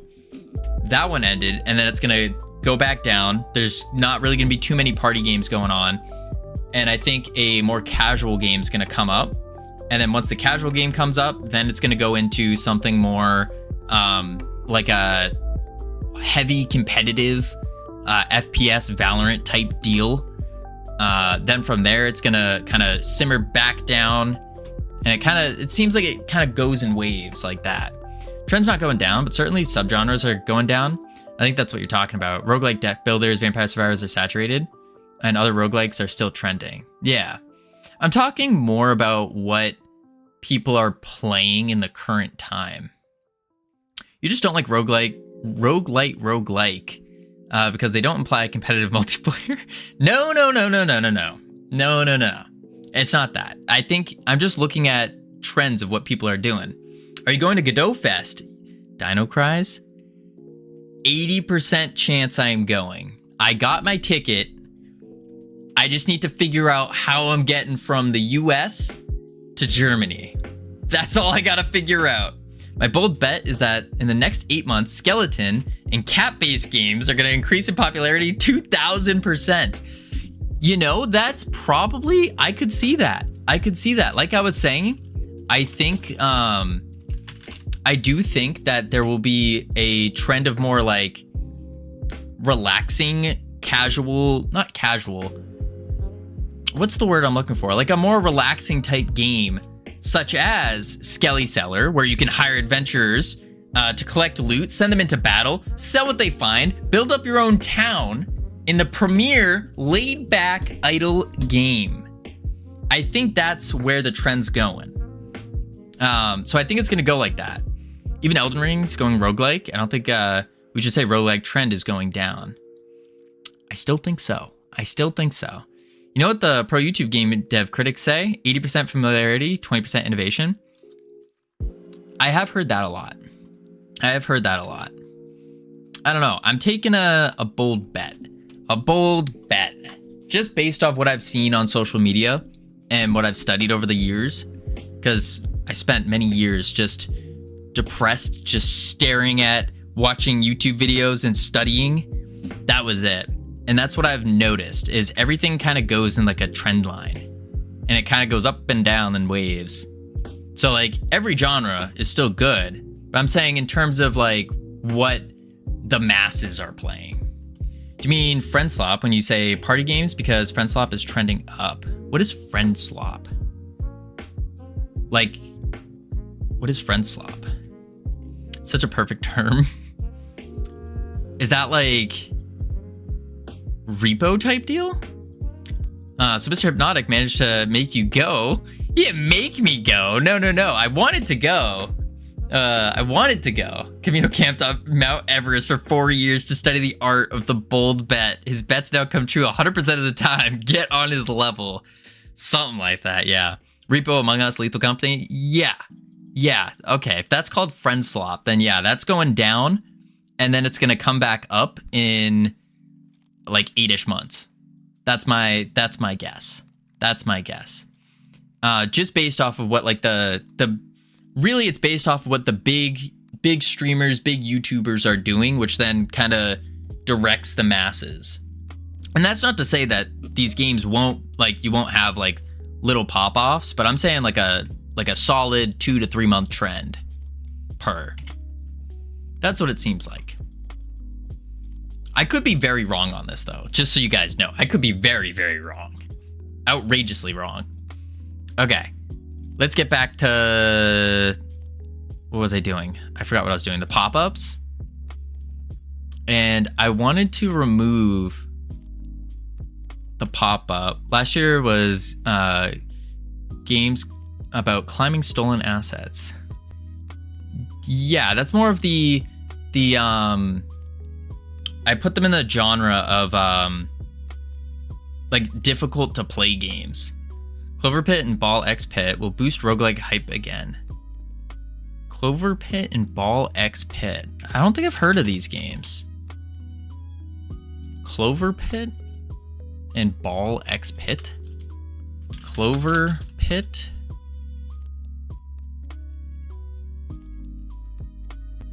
What is this? Interesting. Roguelike slot machine? Oh god. Gambling games? Top 20 Next Fest demos have 7 to 8 roguelikes. Interesting. X Pit. I would call that one a gambling game. And what is this one? Brick Break? This is a brick breaking roguelike. Interesting. I should make a game where you flip a coin. Every time it lands on tails, it deletes a random file from your OS. The ultimate gambling game. Oh my lord. Yeah, when you combine roguelite with gambling, they're all gambling games since Balatro. That's very true. Yeah. Man, it's like... I don't know how I feel about any of these. They don't appeal to me. I think my problem is I just like multiplayer games and I like competitive games the most. And none of these are multiplayer or competitive from what it looks like. Brick breaking is essentially Pachinko. Yeah. 90% of gamblers quit before the big win. Something like that. Something like that. Let me I need to mute this. Oh, it is muted, okay. Boop. Alright, back to here. Latch was also roguelike. Holy moly. So is that what we need to do? We need to turn Realm Rapture into a roguelite and then add some gambling mechanics to it, and then we're good? Is that how we win game dev? And then on top of that, we add multiplayer competitive to it, where you have a random chance to randomly random a random ability that does a random amount of damage. Boom. Yeah, and call it Dice Rapture. Also add PS1 graphics mode. Oh, no, I can't do that. I can't do that. That ruins my 3D. No. I'm not a PS1 graphics fan. I'll say it. I'm not. It just doesn't vibe with me as much. And I know a lot of people like it. So too young? No. I've played like the PlayStation and all that. Why not add permadeath? You can't do permadeath because then you're not getting up. You're just not a fan of anything realistically doable by solo dev.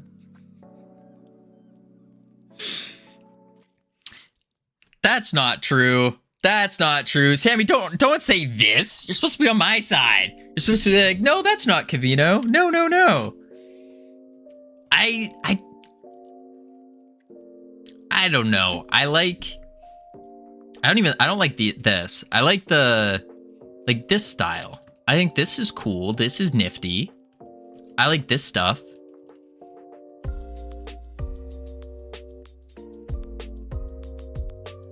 I don't know. We'll see.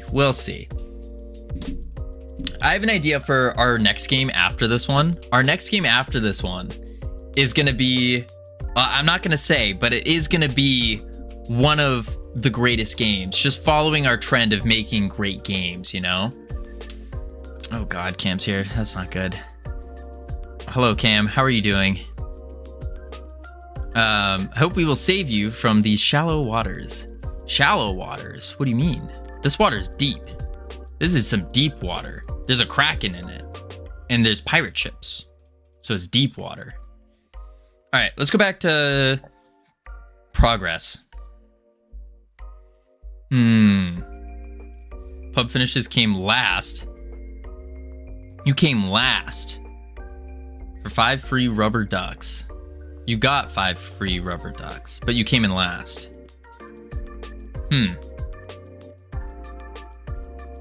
Also, it has a doctor.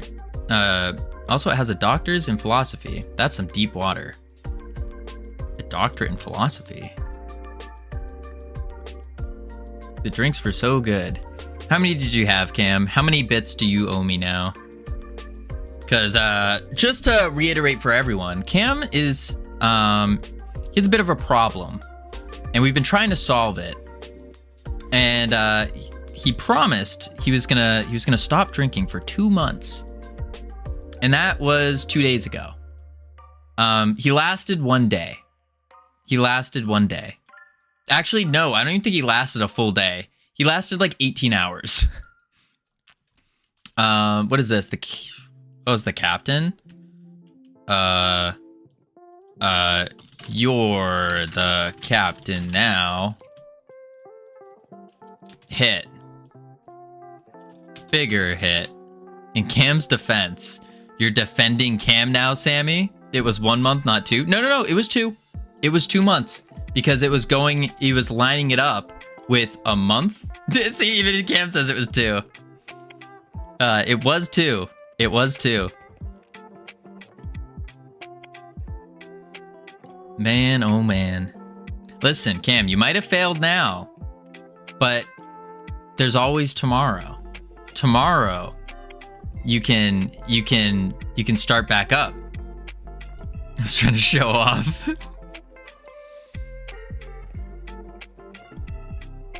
You can always just start tomorrow.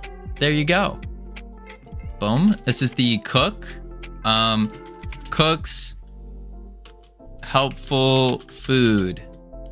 Basic attack. What does he do for a basic attack? He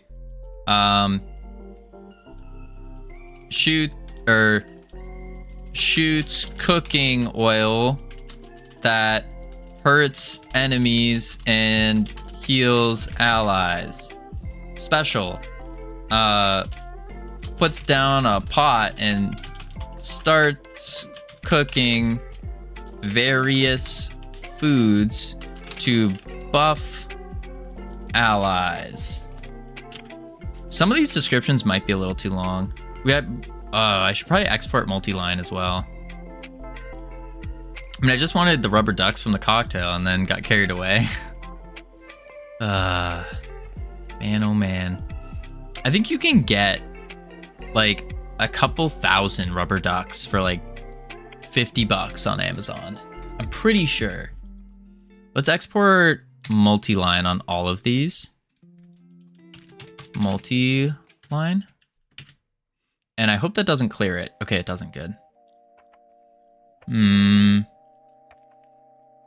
right, Corsair. We need the icons. I won 30-pound bar tab for my team name, which I can't repeat here.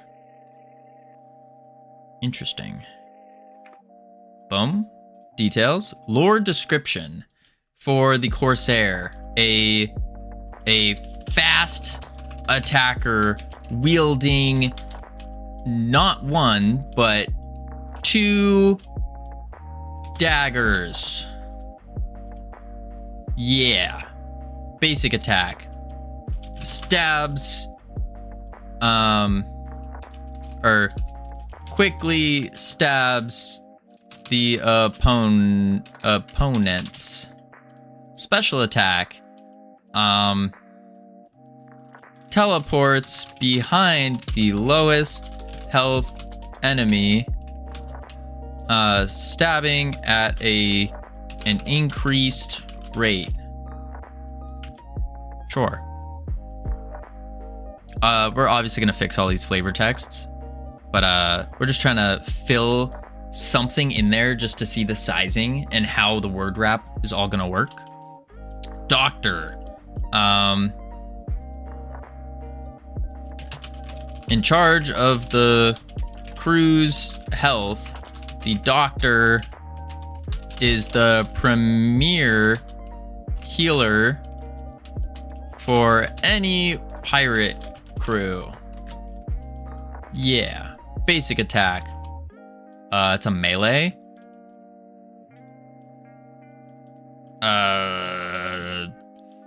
Stab.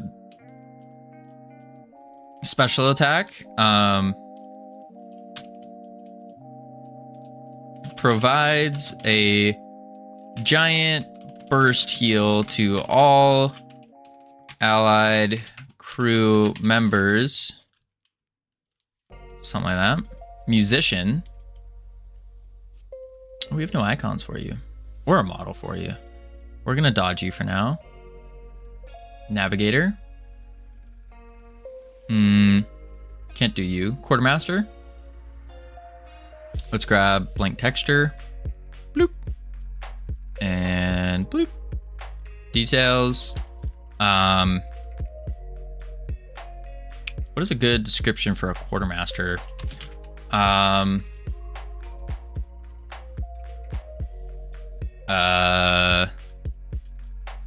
In charge of all equipment on the quarter of a master.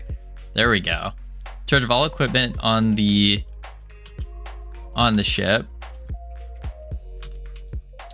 The quarter of masters wields various tools to club down opponents. Basic attack, smacks opponent with whatever they can find. Special attack, throws a keg of gunpowder at the enemy. Upon landing, it explodes, dealing AoE damage to all nearby enemies. All right, that should be enough for that. Let's see what this actually looks like and if it's too much text, because that's what I'm really afraid of. Tavern. It's way too much text. Wait, no, there's just no word wrapping.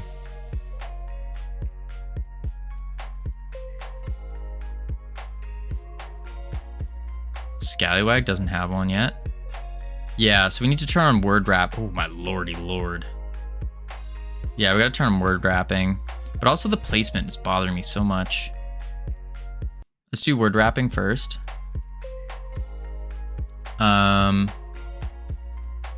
Description label, word wrap. We want to do 2D view. The abilities need it. Basic attack. Oh, wait a sec. We could, where's word? Displayed text. Outline shadow. What's the word wrap? Oh, auto wrap. Smart. Oh, because I need to set a minimum. Displayed text layout. Turn you off for a sec.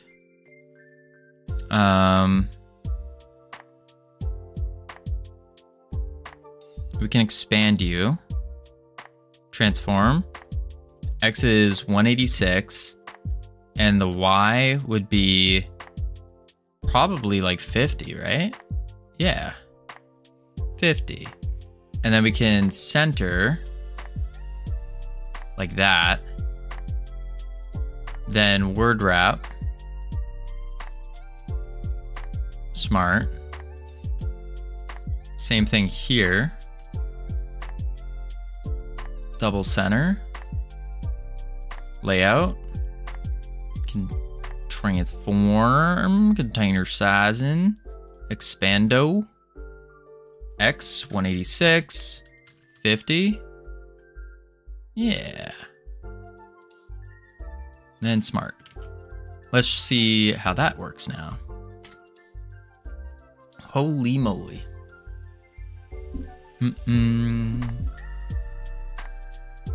Tavern? Yeah, that's better. I think I want to actually not center it. slap it on the left side. Yeah, I want to slap it on the left. Let's go here. Horizontal, left. Horizontal, left. Save. Play.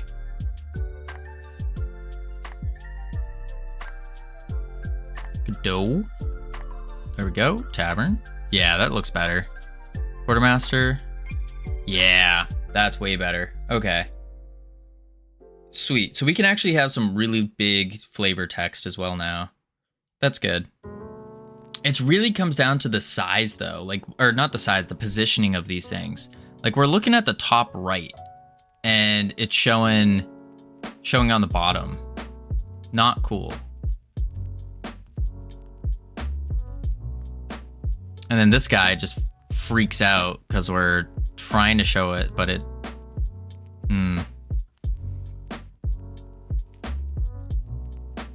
Okay. I think I have a mouse on this.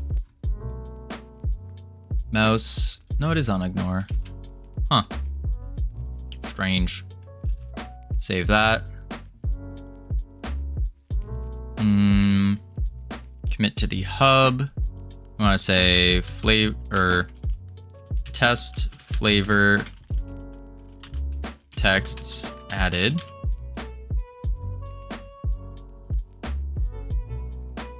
Probably also should have said we resize some things, but oh well. Details pop up. Go into our here, and then buy. But oh my lordy lord, so loud.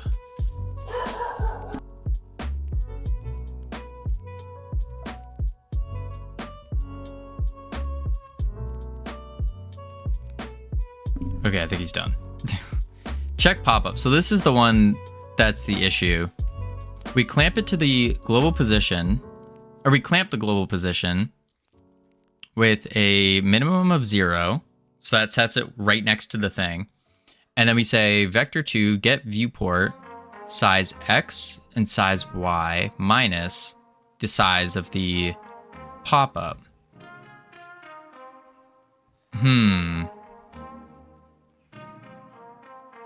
So that could be...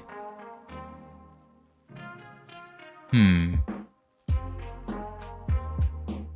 think it has something to do with that. Minusing it. Instead, what I'd really like to do is just reposition it. So if it hits the... Somehow tell it, like... If it's here, and it hits the... Let's do a orange. If this is the side of the screen, we want it to reposition. Use blue. Reposition to the opposite side. Or even above. But how do we tell it to do that?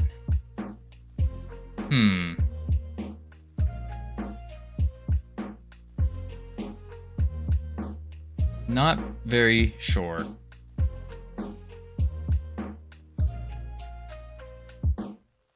Yeah.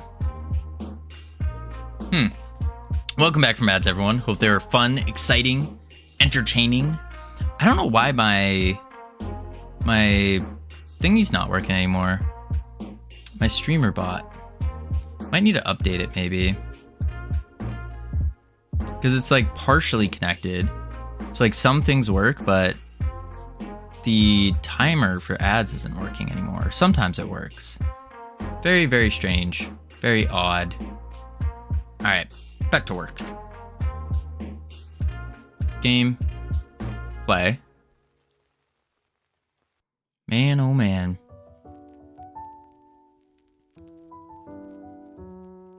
If we can get the art done on this... Oh, I have to do this settings menu. Set that up. But once we get the art done... I need to check that. Then really, we have finished a game in about 2 months. You forgot about saving. No, I haven't forgotten about saving. Saving, I've been holding off for a while. We have the manager, so we can do that. Like, we also have to implement the PvP section. But those we can't do until we have Steam. And then we put in Godot Steam and we set all that up. Which, maybe that's the play. Is tonight I'll set up the Steam stuff. Just don't post a Steam page. And then we would have it. Same as overhyped. Games that saving will disappear for a couple of years pretty soon. No. I didn't say any game genre would disappear. Just that it's gonna go down. Go down. Just y'all wait. Just y'all wait. You're gonna be like, wow. Covino was right. Whoa. I swear, it's gonna happen. It's gonna happen. All right, crew manager. But yeah, we need to get the Steam stuff going. So then that way we can use Godot Steam, link it up, and learn how to do any of that. What will that genre do down there? I won't allow it. I need to make them money. Well, no, the genre down there, it's not that it's not making money. It's just it's not the trend hype in social media. That's all it is. Like, it's not to say that you won't have a successful game if you make a game within one of these drops. Not at all. There was someone at the pub who looked like North Pole. How do you know what North Pole looks like? You haven't seen North Pole's game, so how do you know what she looks like? But yeah, these games, like, the games down here can make money, for sure. Her profile picture, the one where it's half her face covered. really imaginative there.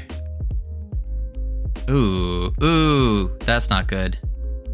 This is getting covered. A rogue-like-ish game won Jiggle Jam.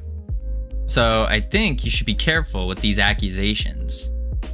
No, I'm like, again, it's not saying that this genre is gonna die out. It's just that the popular social media trend for it is gonna go down. Yes, because you've made your pop-ups direct children of the buttons. Yeah.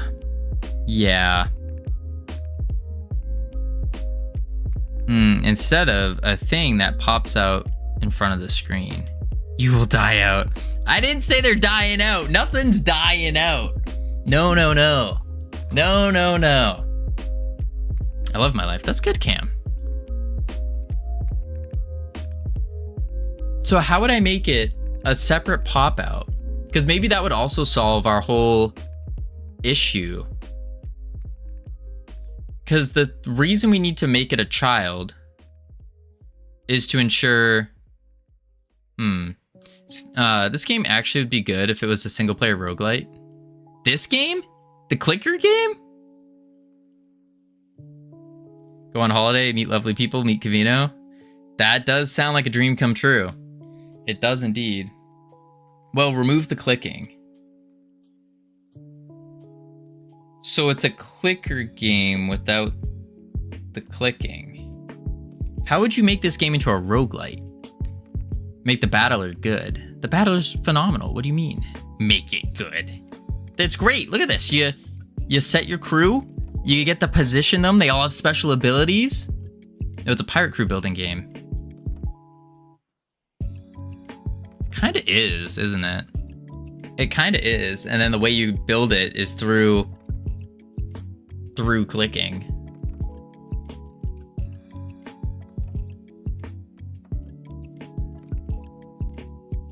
That is interesting. But no. I think we just stick with the plan. You should be training and building your crew, losing them in battles, raids out on the sea. Well, you do lose them. You do lose them. Like here, 2 of them just died, and we have a choice to abandon them or to resurrect them. Yeah, but like a real game. This is a real game. What do you mean? Are you saying like that's what it revolves around, instead of revolving around this aspect, it revolves around this aspect.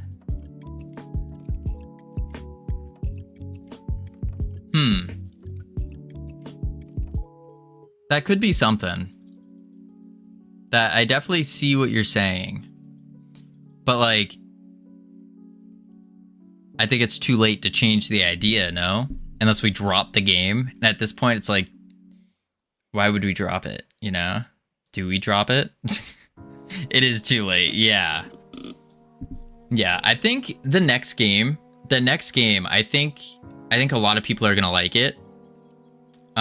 Save for Pirate Clicker Game 2 after Realm Rapture 2. Is that what we're doing? We make games and then we remake them later on? Oh boy.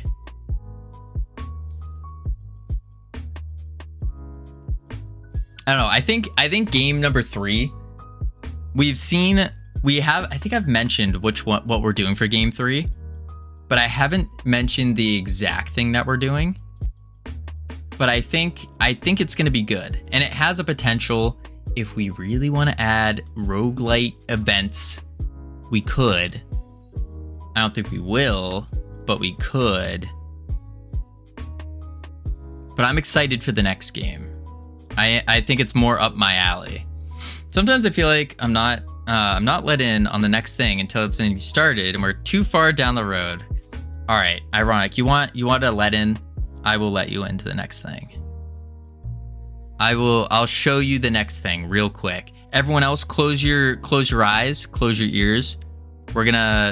This is just me and Ironic right now. I'm gonna show you the next thing. The next game. Picture this. Call of Duty Zombies. Remember back to your time playing World at War, and you're with all your friends, and you guys are pounding those zombies, getting to round 99, about to get to 100. Think about the times you're playing Halo Firefight with your friends, and you're like, you're kicking butt, taking names, getting drops coming in. You're loving life. Now imagine you're a goo character. Zombies will trend in 8 months? No, I don't think so. I don't think zombies will. I think a competitive game will, or a multiplayer competitive game will. But that's probably not this game either. But this is game number 3. What we're thinking. Zombies are always trending. Well, I mean, yeah, but we're talking about like to the masses. But this is kind of the idea where it's a multiplayer game. You and your friends go and you try to make it to like the highest round possible. That's the kind of game it is. You can collect, instead of getting guns like in Zombies or in like Halo Firefight, you get abilities. Different abilities do different things. You can get slows. You can go to like your Pack-a-Punch. Instead of doing your Pack-a-Punch, you upgrade your ability. And so maybe now your ability pushes back further, slows more, does more damage. That kind of stuff. What do you think? Decent idea? Great idea? I think it's a streamable game. It's a MOBA light. Well, no, because there's no like, what do you call it? Lanes or anything. And it's not an arena. It would be more set up to have like rooms and stuff you go through. That's the light. Oh. But then you can do stuff like this. Like wacky, where you can get big and kick butt and all that. Obviously I need to fix a lot to this, but yeah, that's the idea.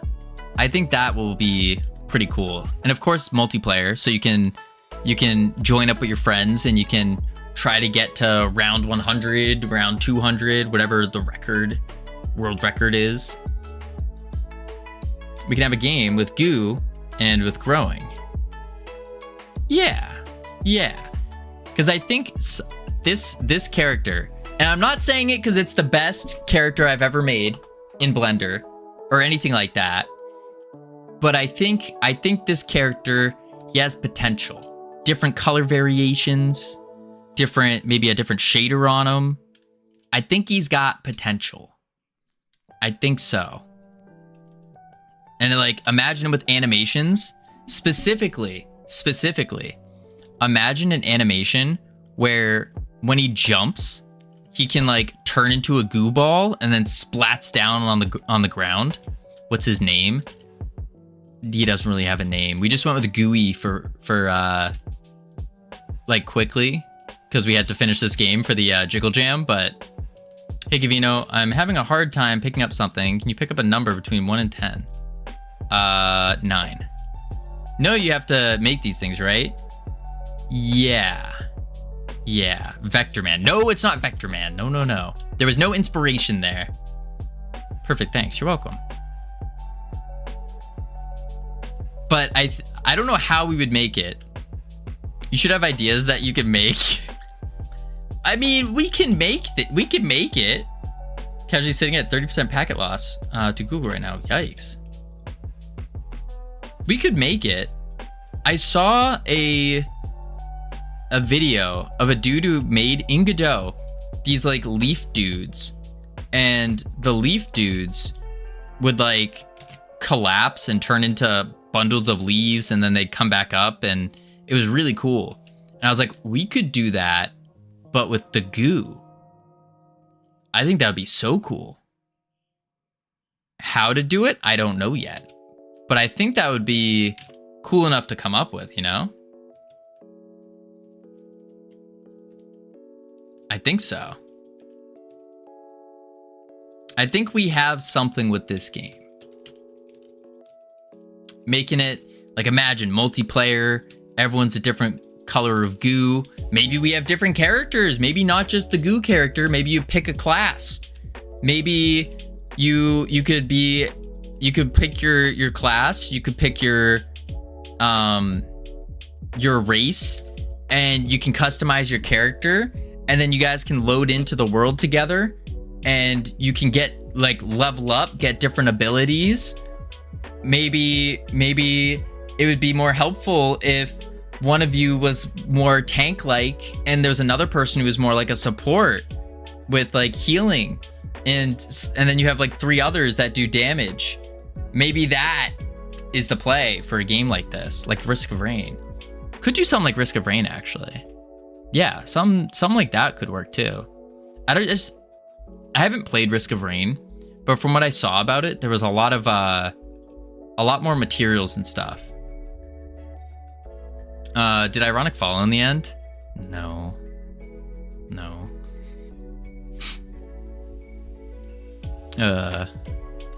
No, I did beat No Gorb's Ordeal, but no.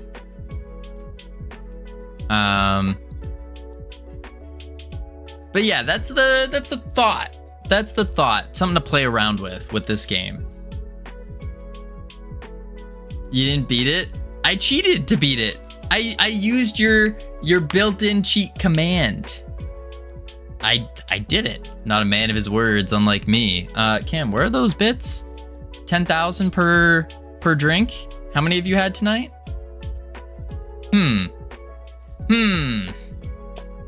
Not 10,000, 1,000. 1,000, not 10.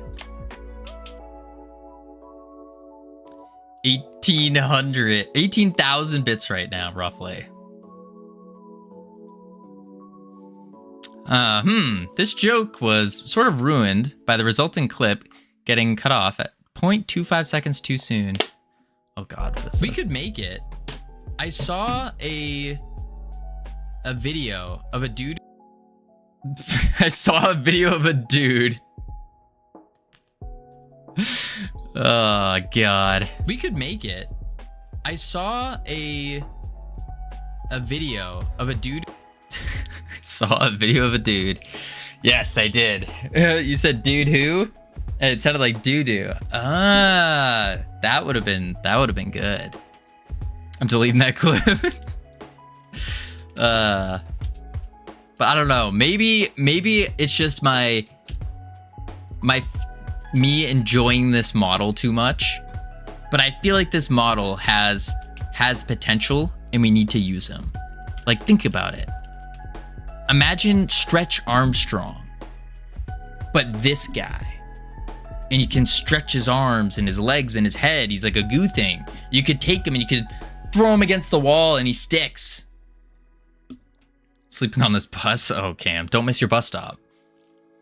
But yeah, definitely think we have something. We have something with this model. Don't know what yet. Something with the game, something with the abilities. We got something. And that's what I'm thinking for game 3. What would have been, because this was going to be not even a game. This was just not going to be anything. The original game 2 we were going to do would be just finishing now. And then we would go to the party game. And then we would do game 4. Game 4, I wanted to do a something like Dungeon Defenders. I think that's a really cool game. I like that. Dungeon Defenders, where, like, for those who don't know what Dungeon Defenders is, it's a tower defense, but you play as the character and you can run around, you attack things, you use your abilities, and you can build your towers and whatnot just there. Big fan of that. But it gets very complex. They kind of went very complex with it. So we'd do like a dumbed down version, probably. But yeah, the thing about plans is they're good, but you know, if a wrench gets thrown in there, they get ruined. And so it's like, at this point, don't plan out too much in terms of the specifics. Plan out the overall, and then you plan out the destination, and then you getting there is just gonna be woo woo, all like this, instead of trying to plan out the perfect route. Plans are good until you're 1 month into them and realize how much assets it needs. That too. Plans are good until you realize you are artistically challenged. Artistically challenged.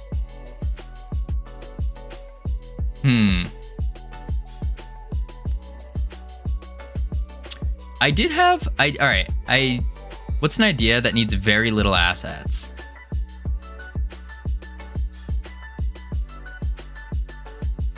I don't have one. I straight up just don't have one that needs very little. Actually, that goo game, we have the character, a couple enemies, which you do as, like, the enemies are meant to be blocky, because you're goo versus non-goo, like the rigid body type guys. Then you just need like a dungeon. So that would be very little assets. I think it's more shader intensive though. Trying to figure out like the abilities and whatnot, make them pop, make them look good. I think that would be one. Yeah.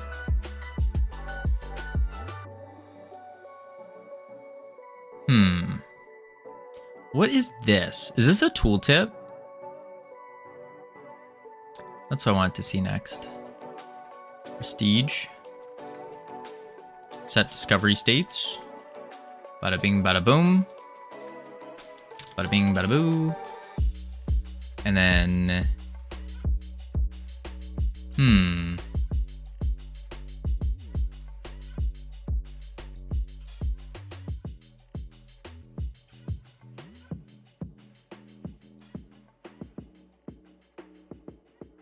Go.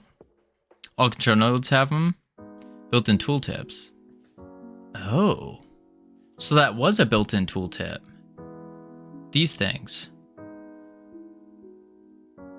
Why wouldn't we...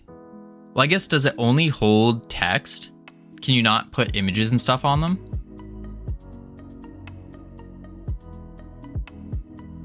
Hover over text now.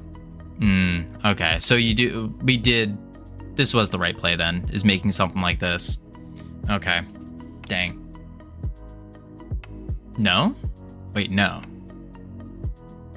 Look it up. Tooltip. Auto tooltip, get tooltip. In the control, get item tooltip.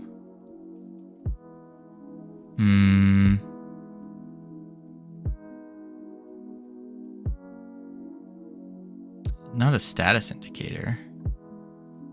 That's a property. Look in the actual Godot docs. This is 4.4. Tooltip. Editor style guide?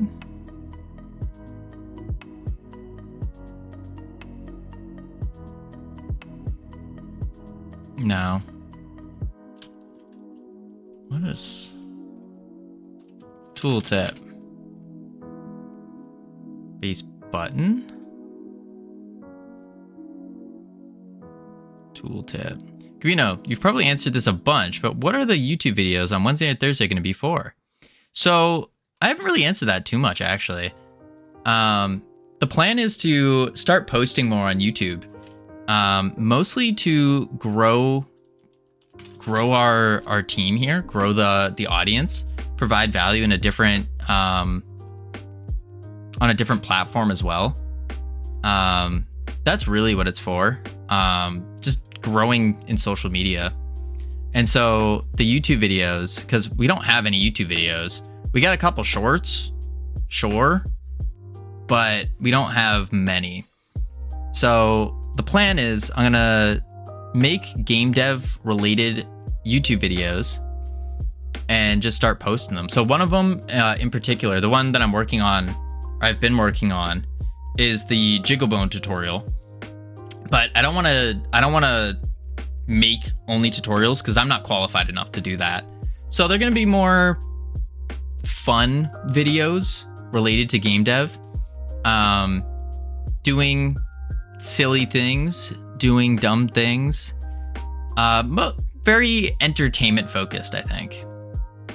Jigglebone. Yes, the Jigglebones. I mean, I did make for the Jigglebone video, I did make a full Jigglebone game. Well, it's not like I wouldn't call it a game, and a visual experience, we'll call it. A Jigglebone visual experience. But yeah, that's kind of the intention there. And then also we can use it as an opportunity to showcase the different things we're working on, different things we're doing. I don't want to go down the route of devlogs necessarily, but maybe if they're fun. I don't really like watching just a regular devlog though.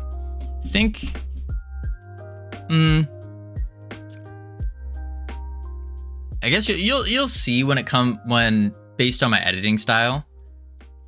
But yeah, that's kind of, I hope that answered the question. Return node, because that was a thing I noticed is on Twitch, the best way to grow is through YouTube or through other sources, and that's really what we're trying to do is grow. Return node, answer my question. Gotta go subscribe. Absolutely. If anyone is not subscribed to YouTube, I mean, high quality content coming out. It's taken a long time though. Pop-up panel, you should only provide contents. Pop-up panel can be theme. Tooltip is shrunk to minimal size. Sure, it's visible. Oh. Make custom tooltip. Oh. So we'd have to construct one? Or we could do it with a scene as a tooltip. Oh. Wait. So you can make a tooltip by loading in a scene and instantiating it. But you don't have to add child or anything. You just instantiate. For text. I don't know what that is. Tooltip get node label. Oh, is this within the tooltip? And then you set all the things. Huh. Okay. Okay. Accept event. So I could make a tooltip scene on the button and load in this.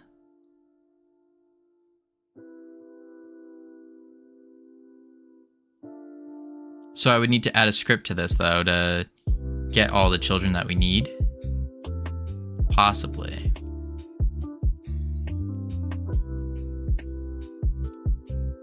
Okay. Let's do this. We'll test it out. Class name.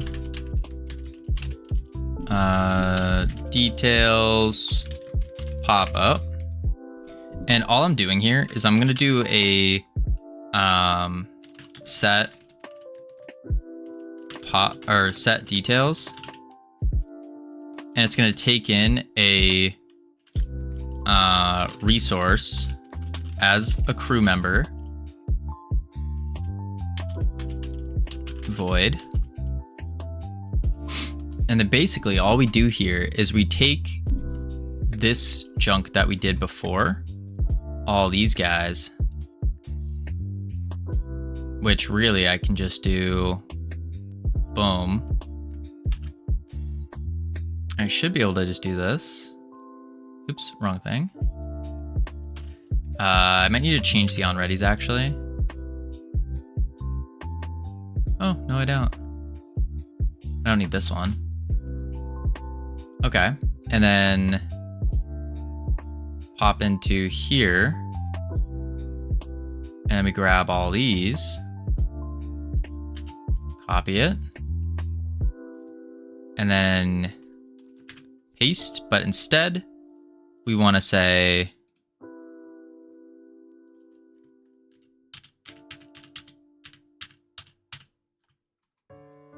boom. And then instead of the ID capitalize, I need to do the resource thing, this guy.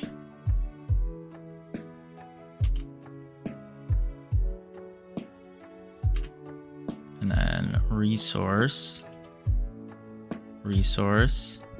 dot capitalize. And now all I have to do is just call this and it will work. Possibly.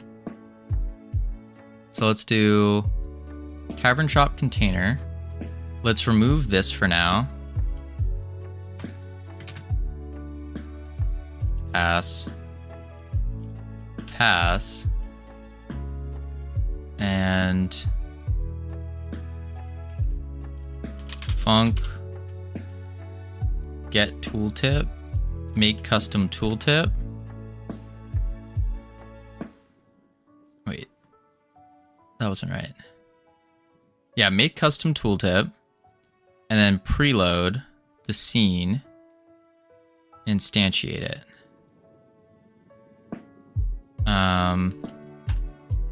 So var tooltip equals preload. And then we want crew details pop up.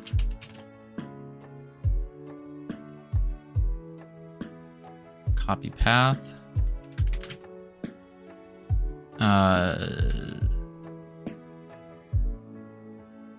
Dot instantiate. Yeah, dot instantiate. Dot instantiate. And then I say tooltip dot set details. taking in crew resource. And then return tooltip. Like that.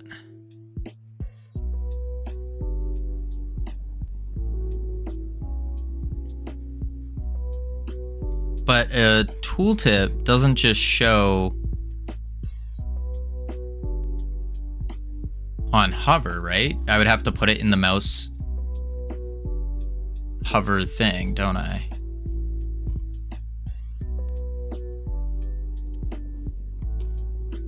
Why is there buttons now? So I'm looking at the wrong thing.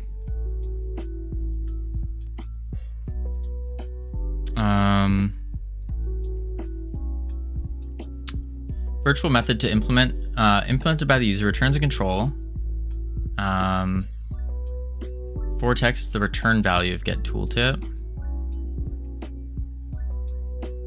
The return node must be a type of control, a control derived node. Freed when the tooltip disappears. Pre-existing node from scene tree, you can duplicate it when null or non-control. Return node would be added as a child pop-up panel to a pop-up panel.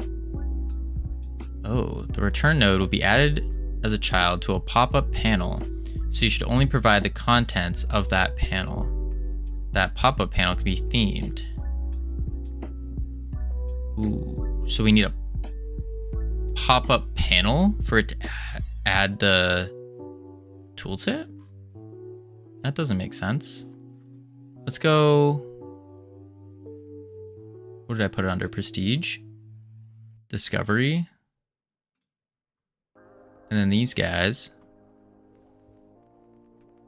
Discovery label pop-up effect. No. Input event. No. Complete. Add. Check. Remove. Where's the tooltip? Oh, wait. This one's just a text tooltip, isn't it? No. Wait. Yes, it is. Okay. That's just a text tooltip.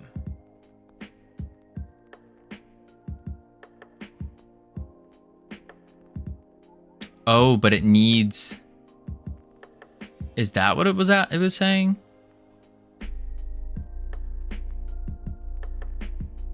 For text is actually... This replaces a string that we need to put into... No, tooltip get label. For text.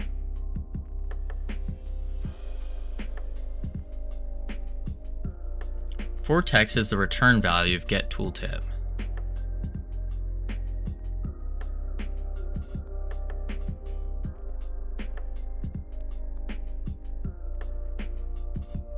Oh, this is a tooltip on a label? Maybe?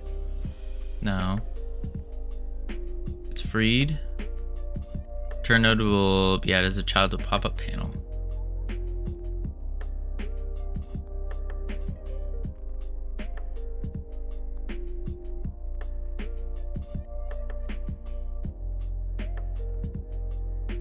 Huh. What went wrong there? Nothing. I'm just trying to figure out how it actually connects and does its things. So we load in the tooltip. We have the make custom tooltip, but where do I call this? Is this just called on mouse entered?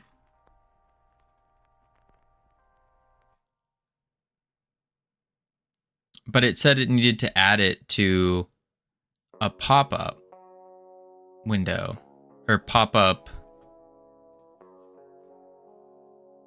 panel will be added as a child to the pop-up panel. It's probably what the leading implies. That there's something that should happen by itself, not get called. Like ready physics process, yeah. But I don't understand what it's... saying for text.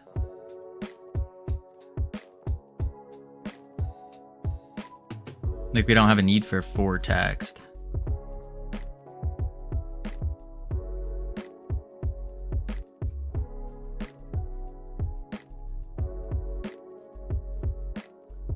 That's the text in the tooltip inspector.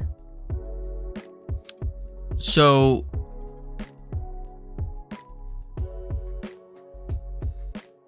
we put in like some random text in there, and then if it matches, then it would do this.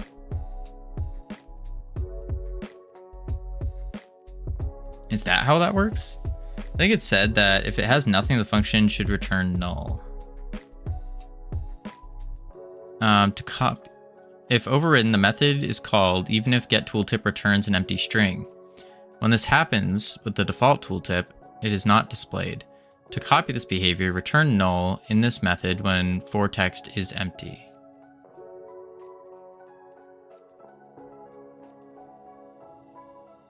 Oh, so I don't return tooltip, I return null? That sounds weird. Try disabling your own version. No, you return tooltip. You do return it, okay.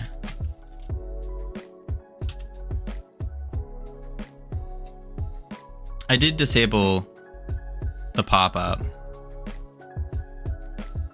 Oh, it is a thing. Okay, wait a sec. Tavern shop container. Oh. I didn't see the arrow there at first.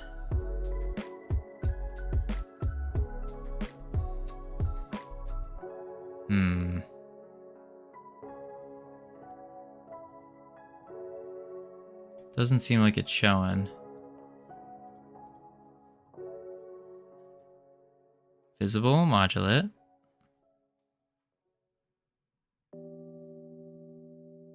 Oh, we do get errors. That's good.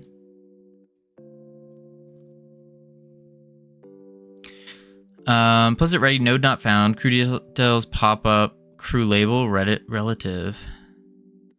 Oh. I know what happened here. Script. Because I don't need to get all that. I don't need this.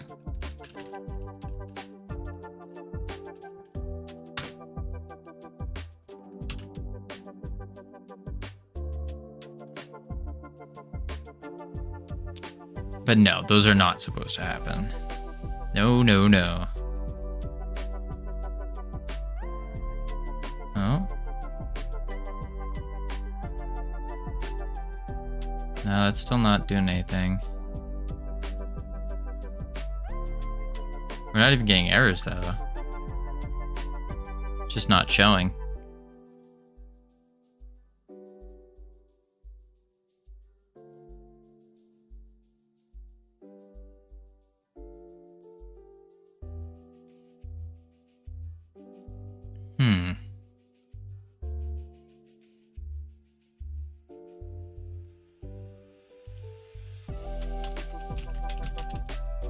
No, that is correct.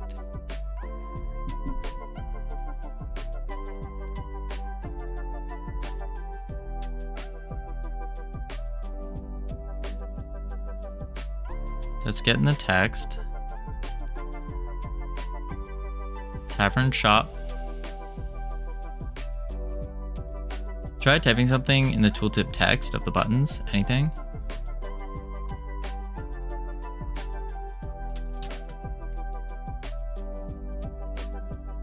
Hint tooltip won't be displayed as the controls mouse filter is set ignore.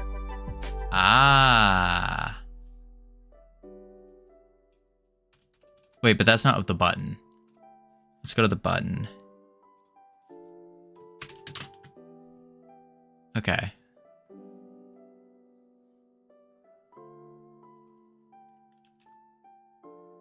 I didn't know your dad streamed on Twitch. He doesn't. This tooltip needs to be on the thing that's getting hovered on, right?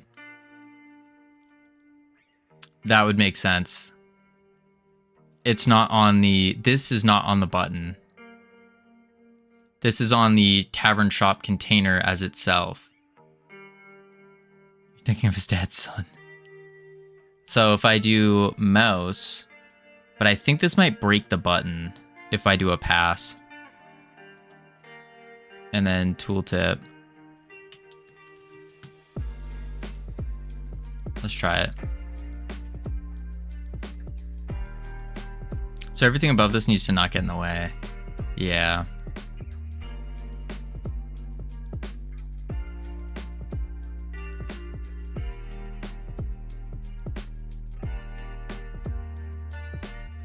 No, even that's not working.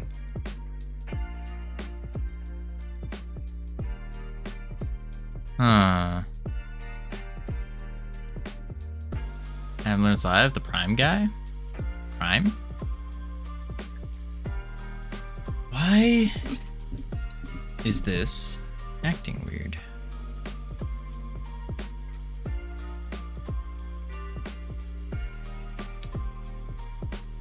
That's Tavern Margin. You're hovering on the buttons now? Well, the Tavern Shop container. What up, fat guy? How you doing? We're hovering on the parent node. And then there's a button. But maybe because it's pass, button is blocking the mouse. Is the button blocking the mouse?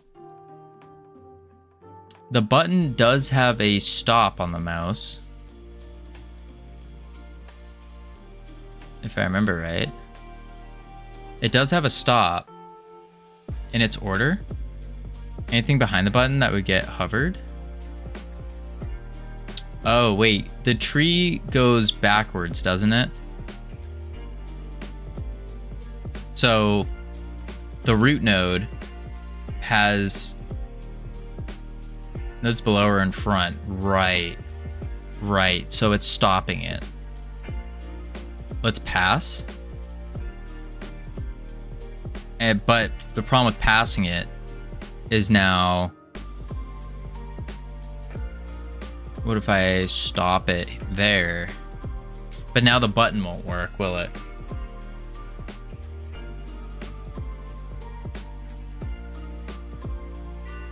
No, the button still works. Ooh.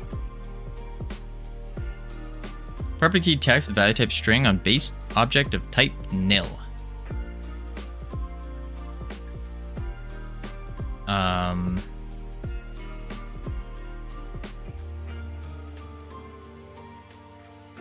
So details name is nil in the pop-up. Details name, which is the crew name label, which is this. How is that nil? Is this because it's an on-ready? Yeah, because it's an on-ready. So these all need to be exports then. Fun. Export. And I can't. Nuts.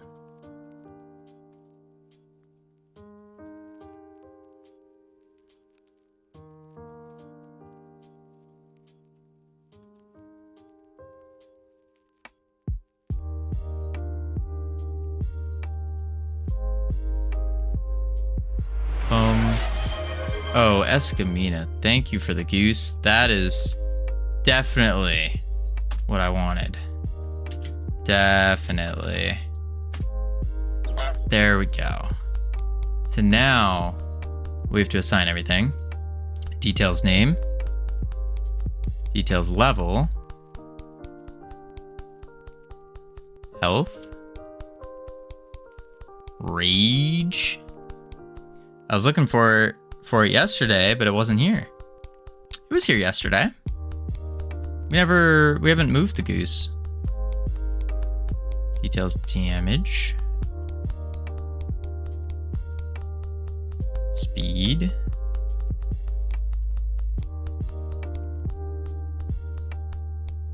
Attack range. Speed. Basic attack. Attack label. Special attack. Special attack label. And lore. Let's try that. Play. And then the redeem. The redeem was here. Because we had the goose redeemed a couple times yesterday. Ah! There we go. It's really slow, but that works. And it does the auto thing that we need it to do. Sweet. It's just very slow though. I wonder if there's a way to speed this up. And also remove the background. The background's kind of gross.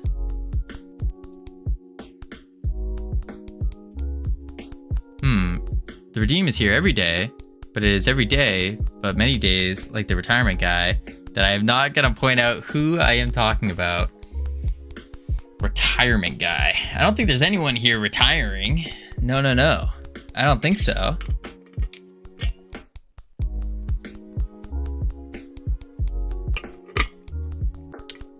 Apparently that's a setting in the project settings. Really? In the project settings. That's a weird place for it. Tool.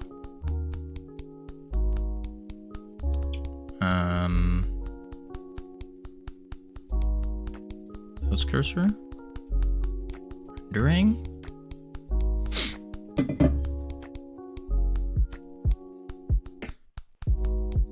What would it be under?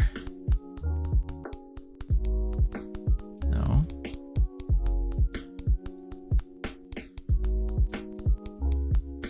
Mouse cursor? Tooltip position offset. Interesting.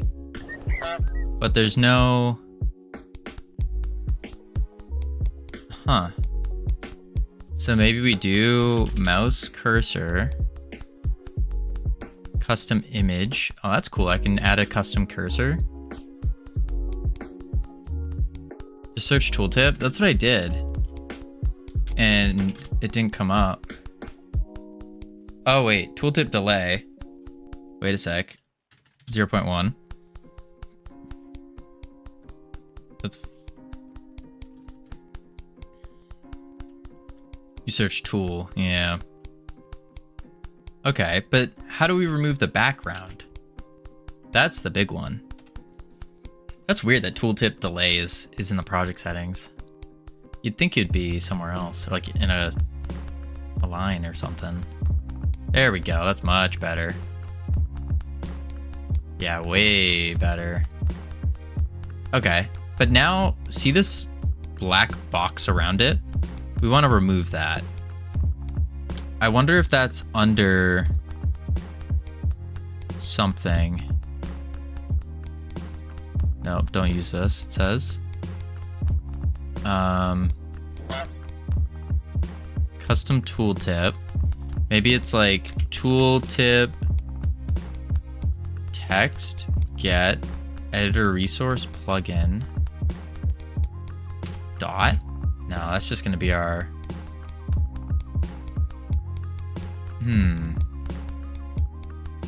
What is making the black highlight around it? Tooltip here's your scene. Right, which is this guy. But there's no black border around it. Like it has that tooltip border. Which is weird.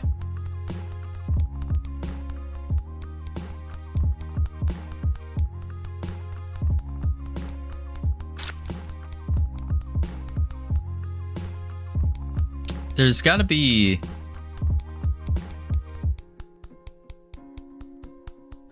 something we can change, right? Get rid of this goose. It's got to be some kind of setting that's showing it.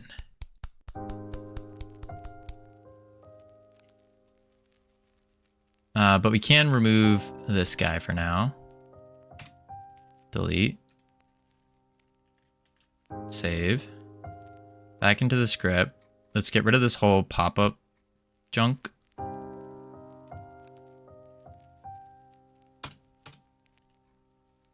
And then we can get rid of all of this.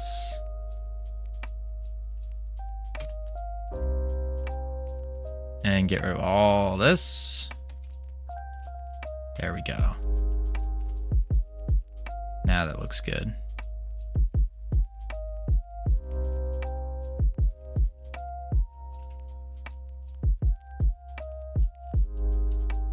In your theme, that's right. That's right. A setting for the pop-up panel. It said theme there too. Yeah, here it is. Pop-up panel can be themed using theme set style box. That's right.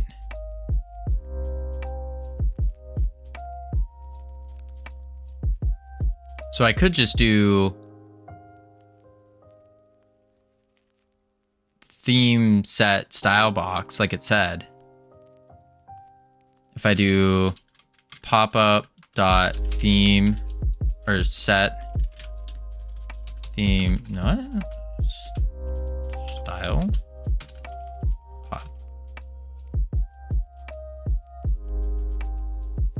Oh, I would have to do dot new.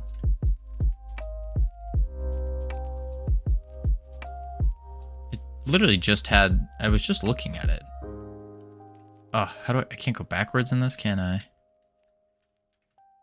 No. Panel, transparent background. So we want transparent. Pop-up panel dot transparent. Maybe pop-up panel dot flag transparent. True. Oh, it's a constant. This is wrong.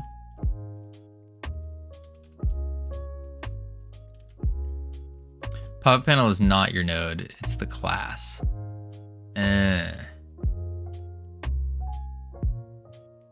Gotcha. So I'm gonna have to make a custom theme. New theme. And then add pop-up panel. And we can go panel.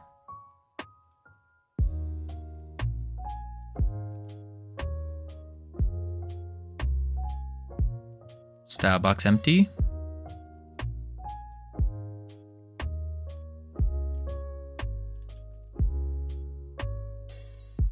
Hope I did that right.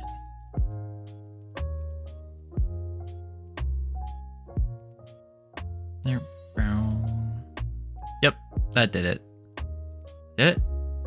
Yeah, style box empty. Cool. Sick. That is so much better. We're gonna want to do this to everything now.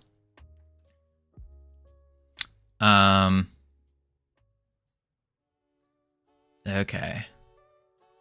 Let's go into, that was the tavern. Tavern shop container. Copy that. And we want to do the battle scene and do it in the crew editor.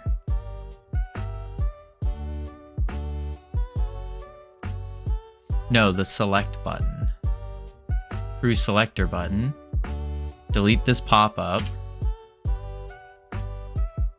And then we just do, really delete all this. I can remove those. Disconnect those. Oh. Delete all this garbage.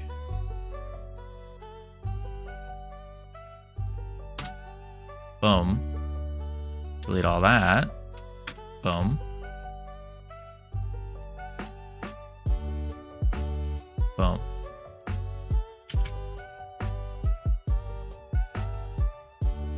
And then we need theme.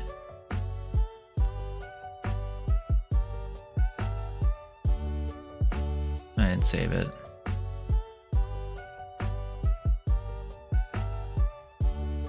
Up. Panel.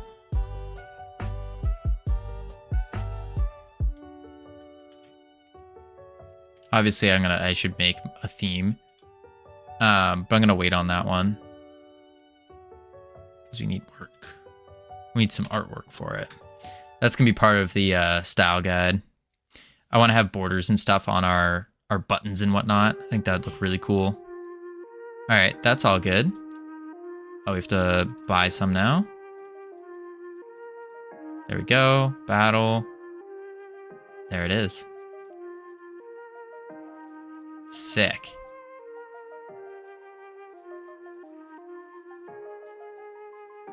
And then I just want to make sure it works in Davy Jones' locker.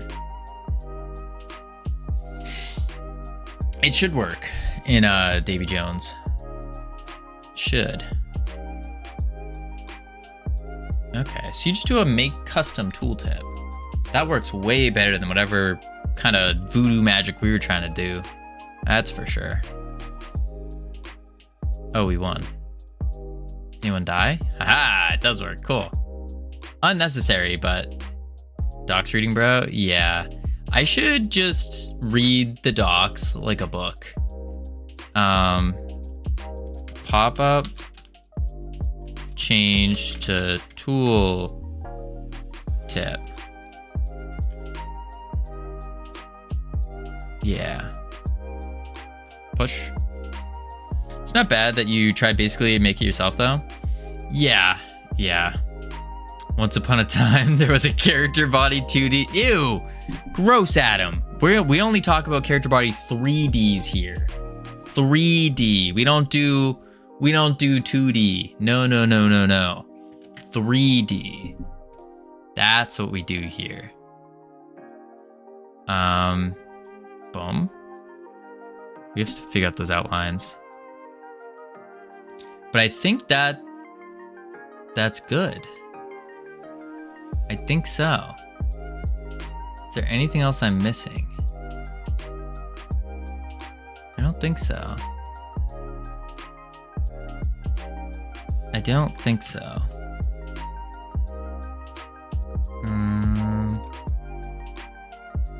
Yeah.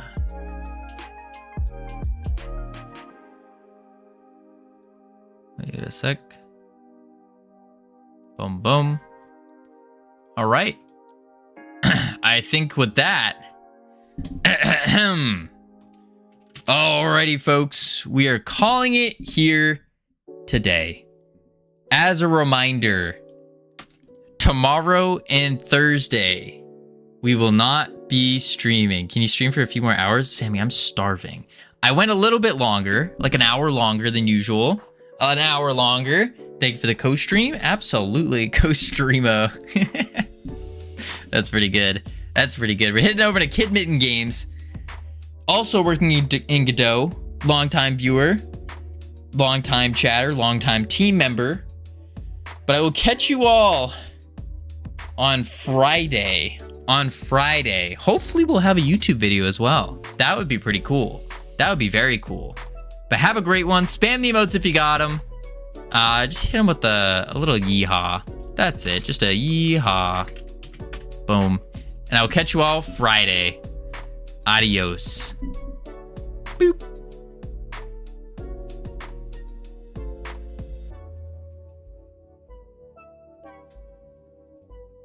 What Poke Doodle?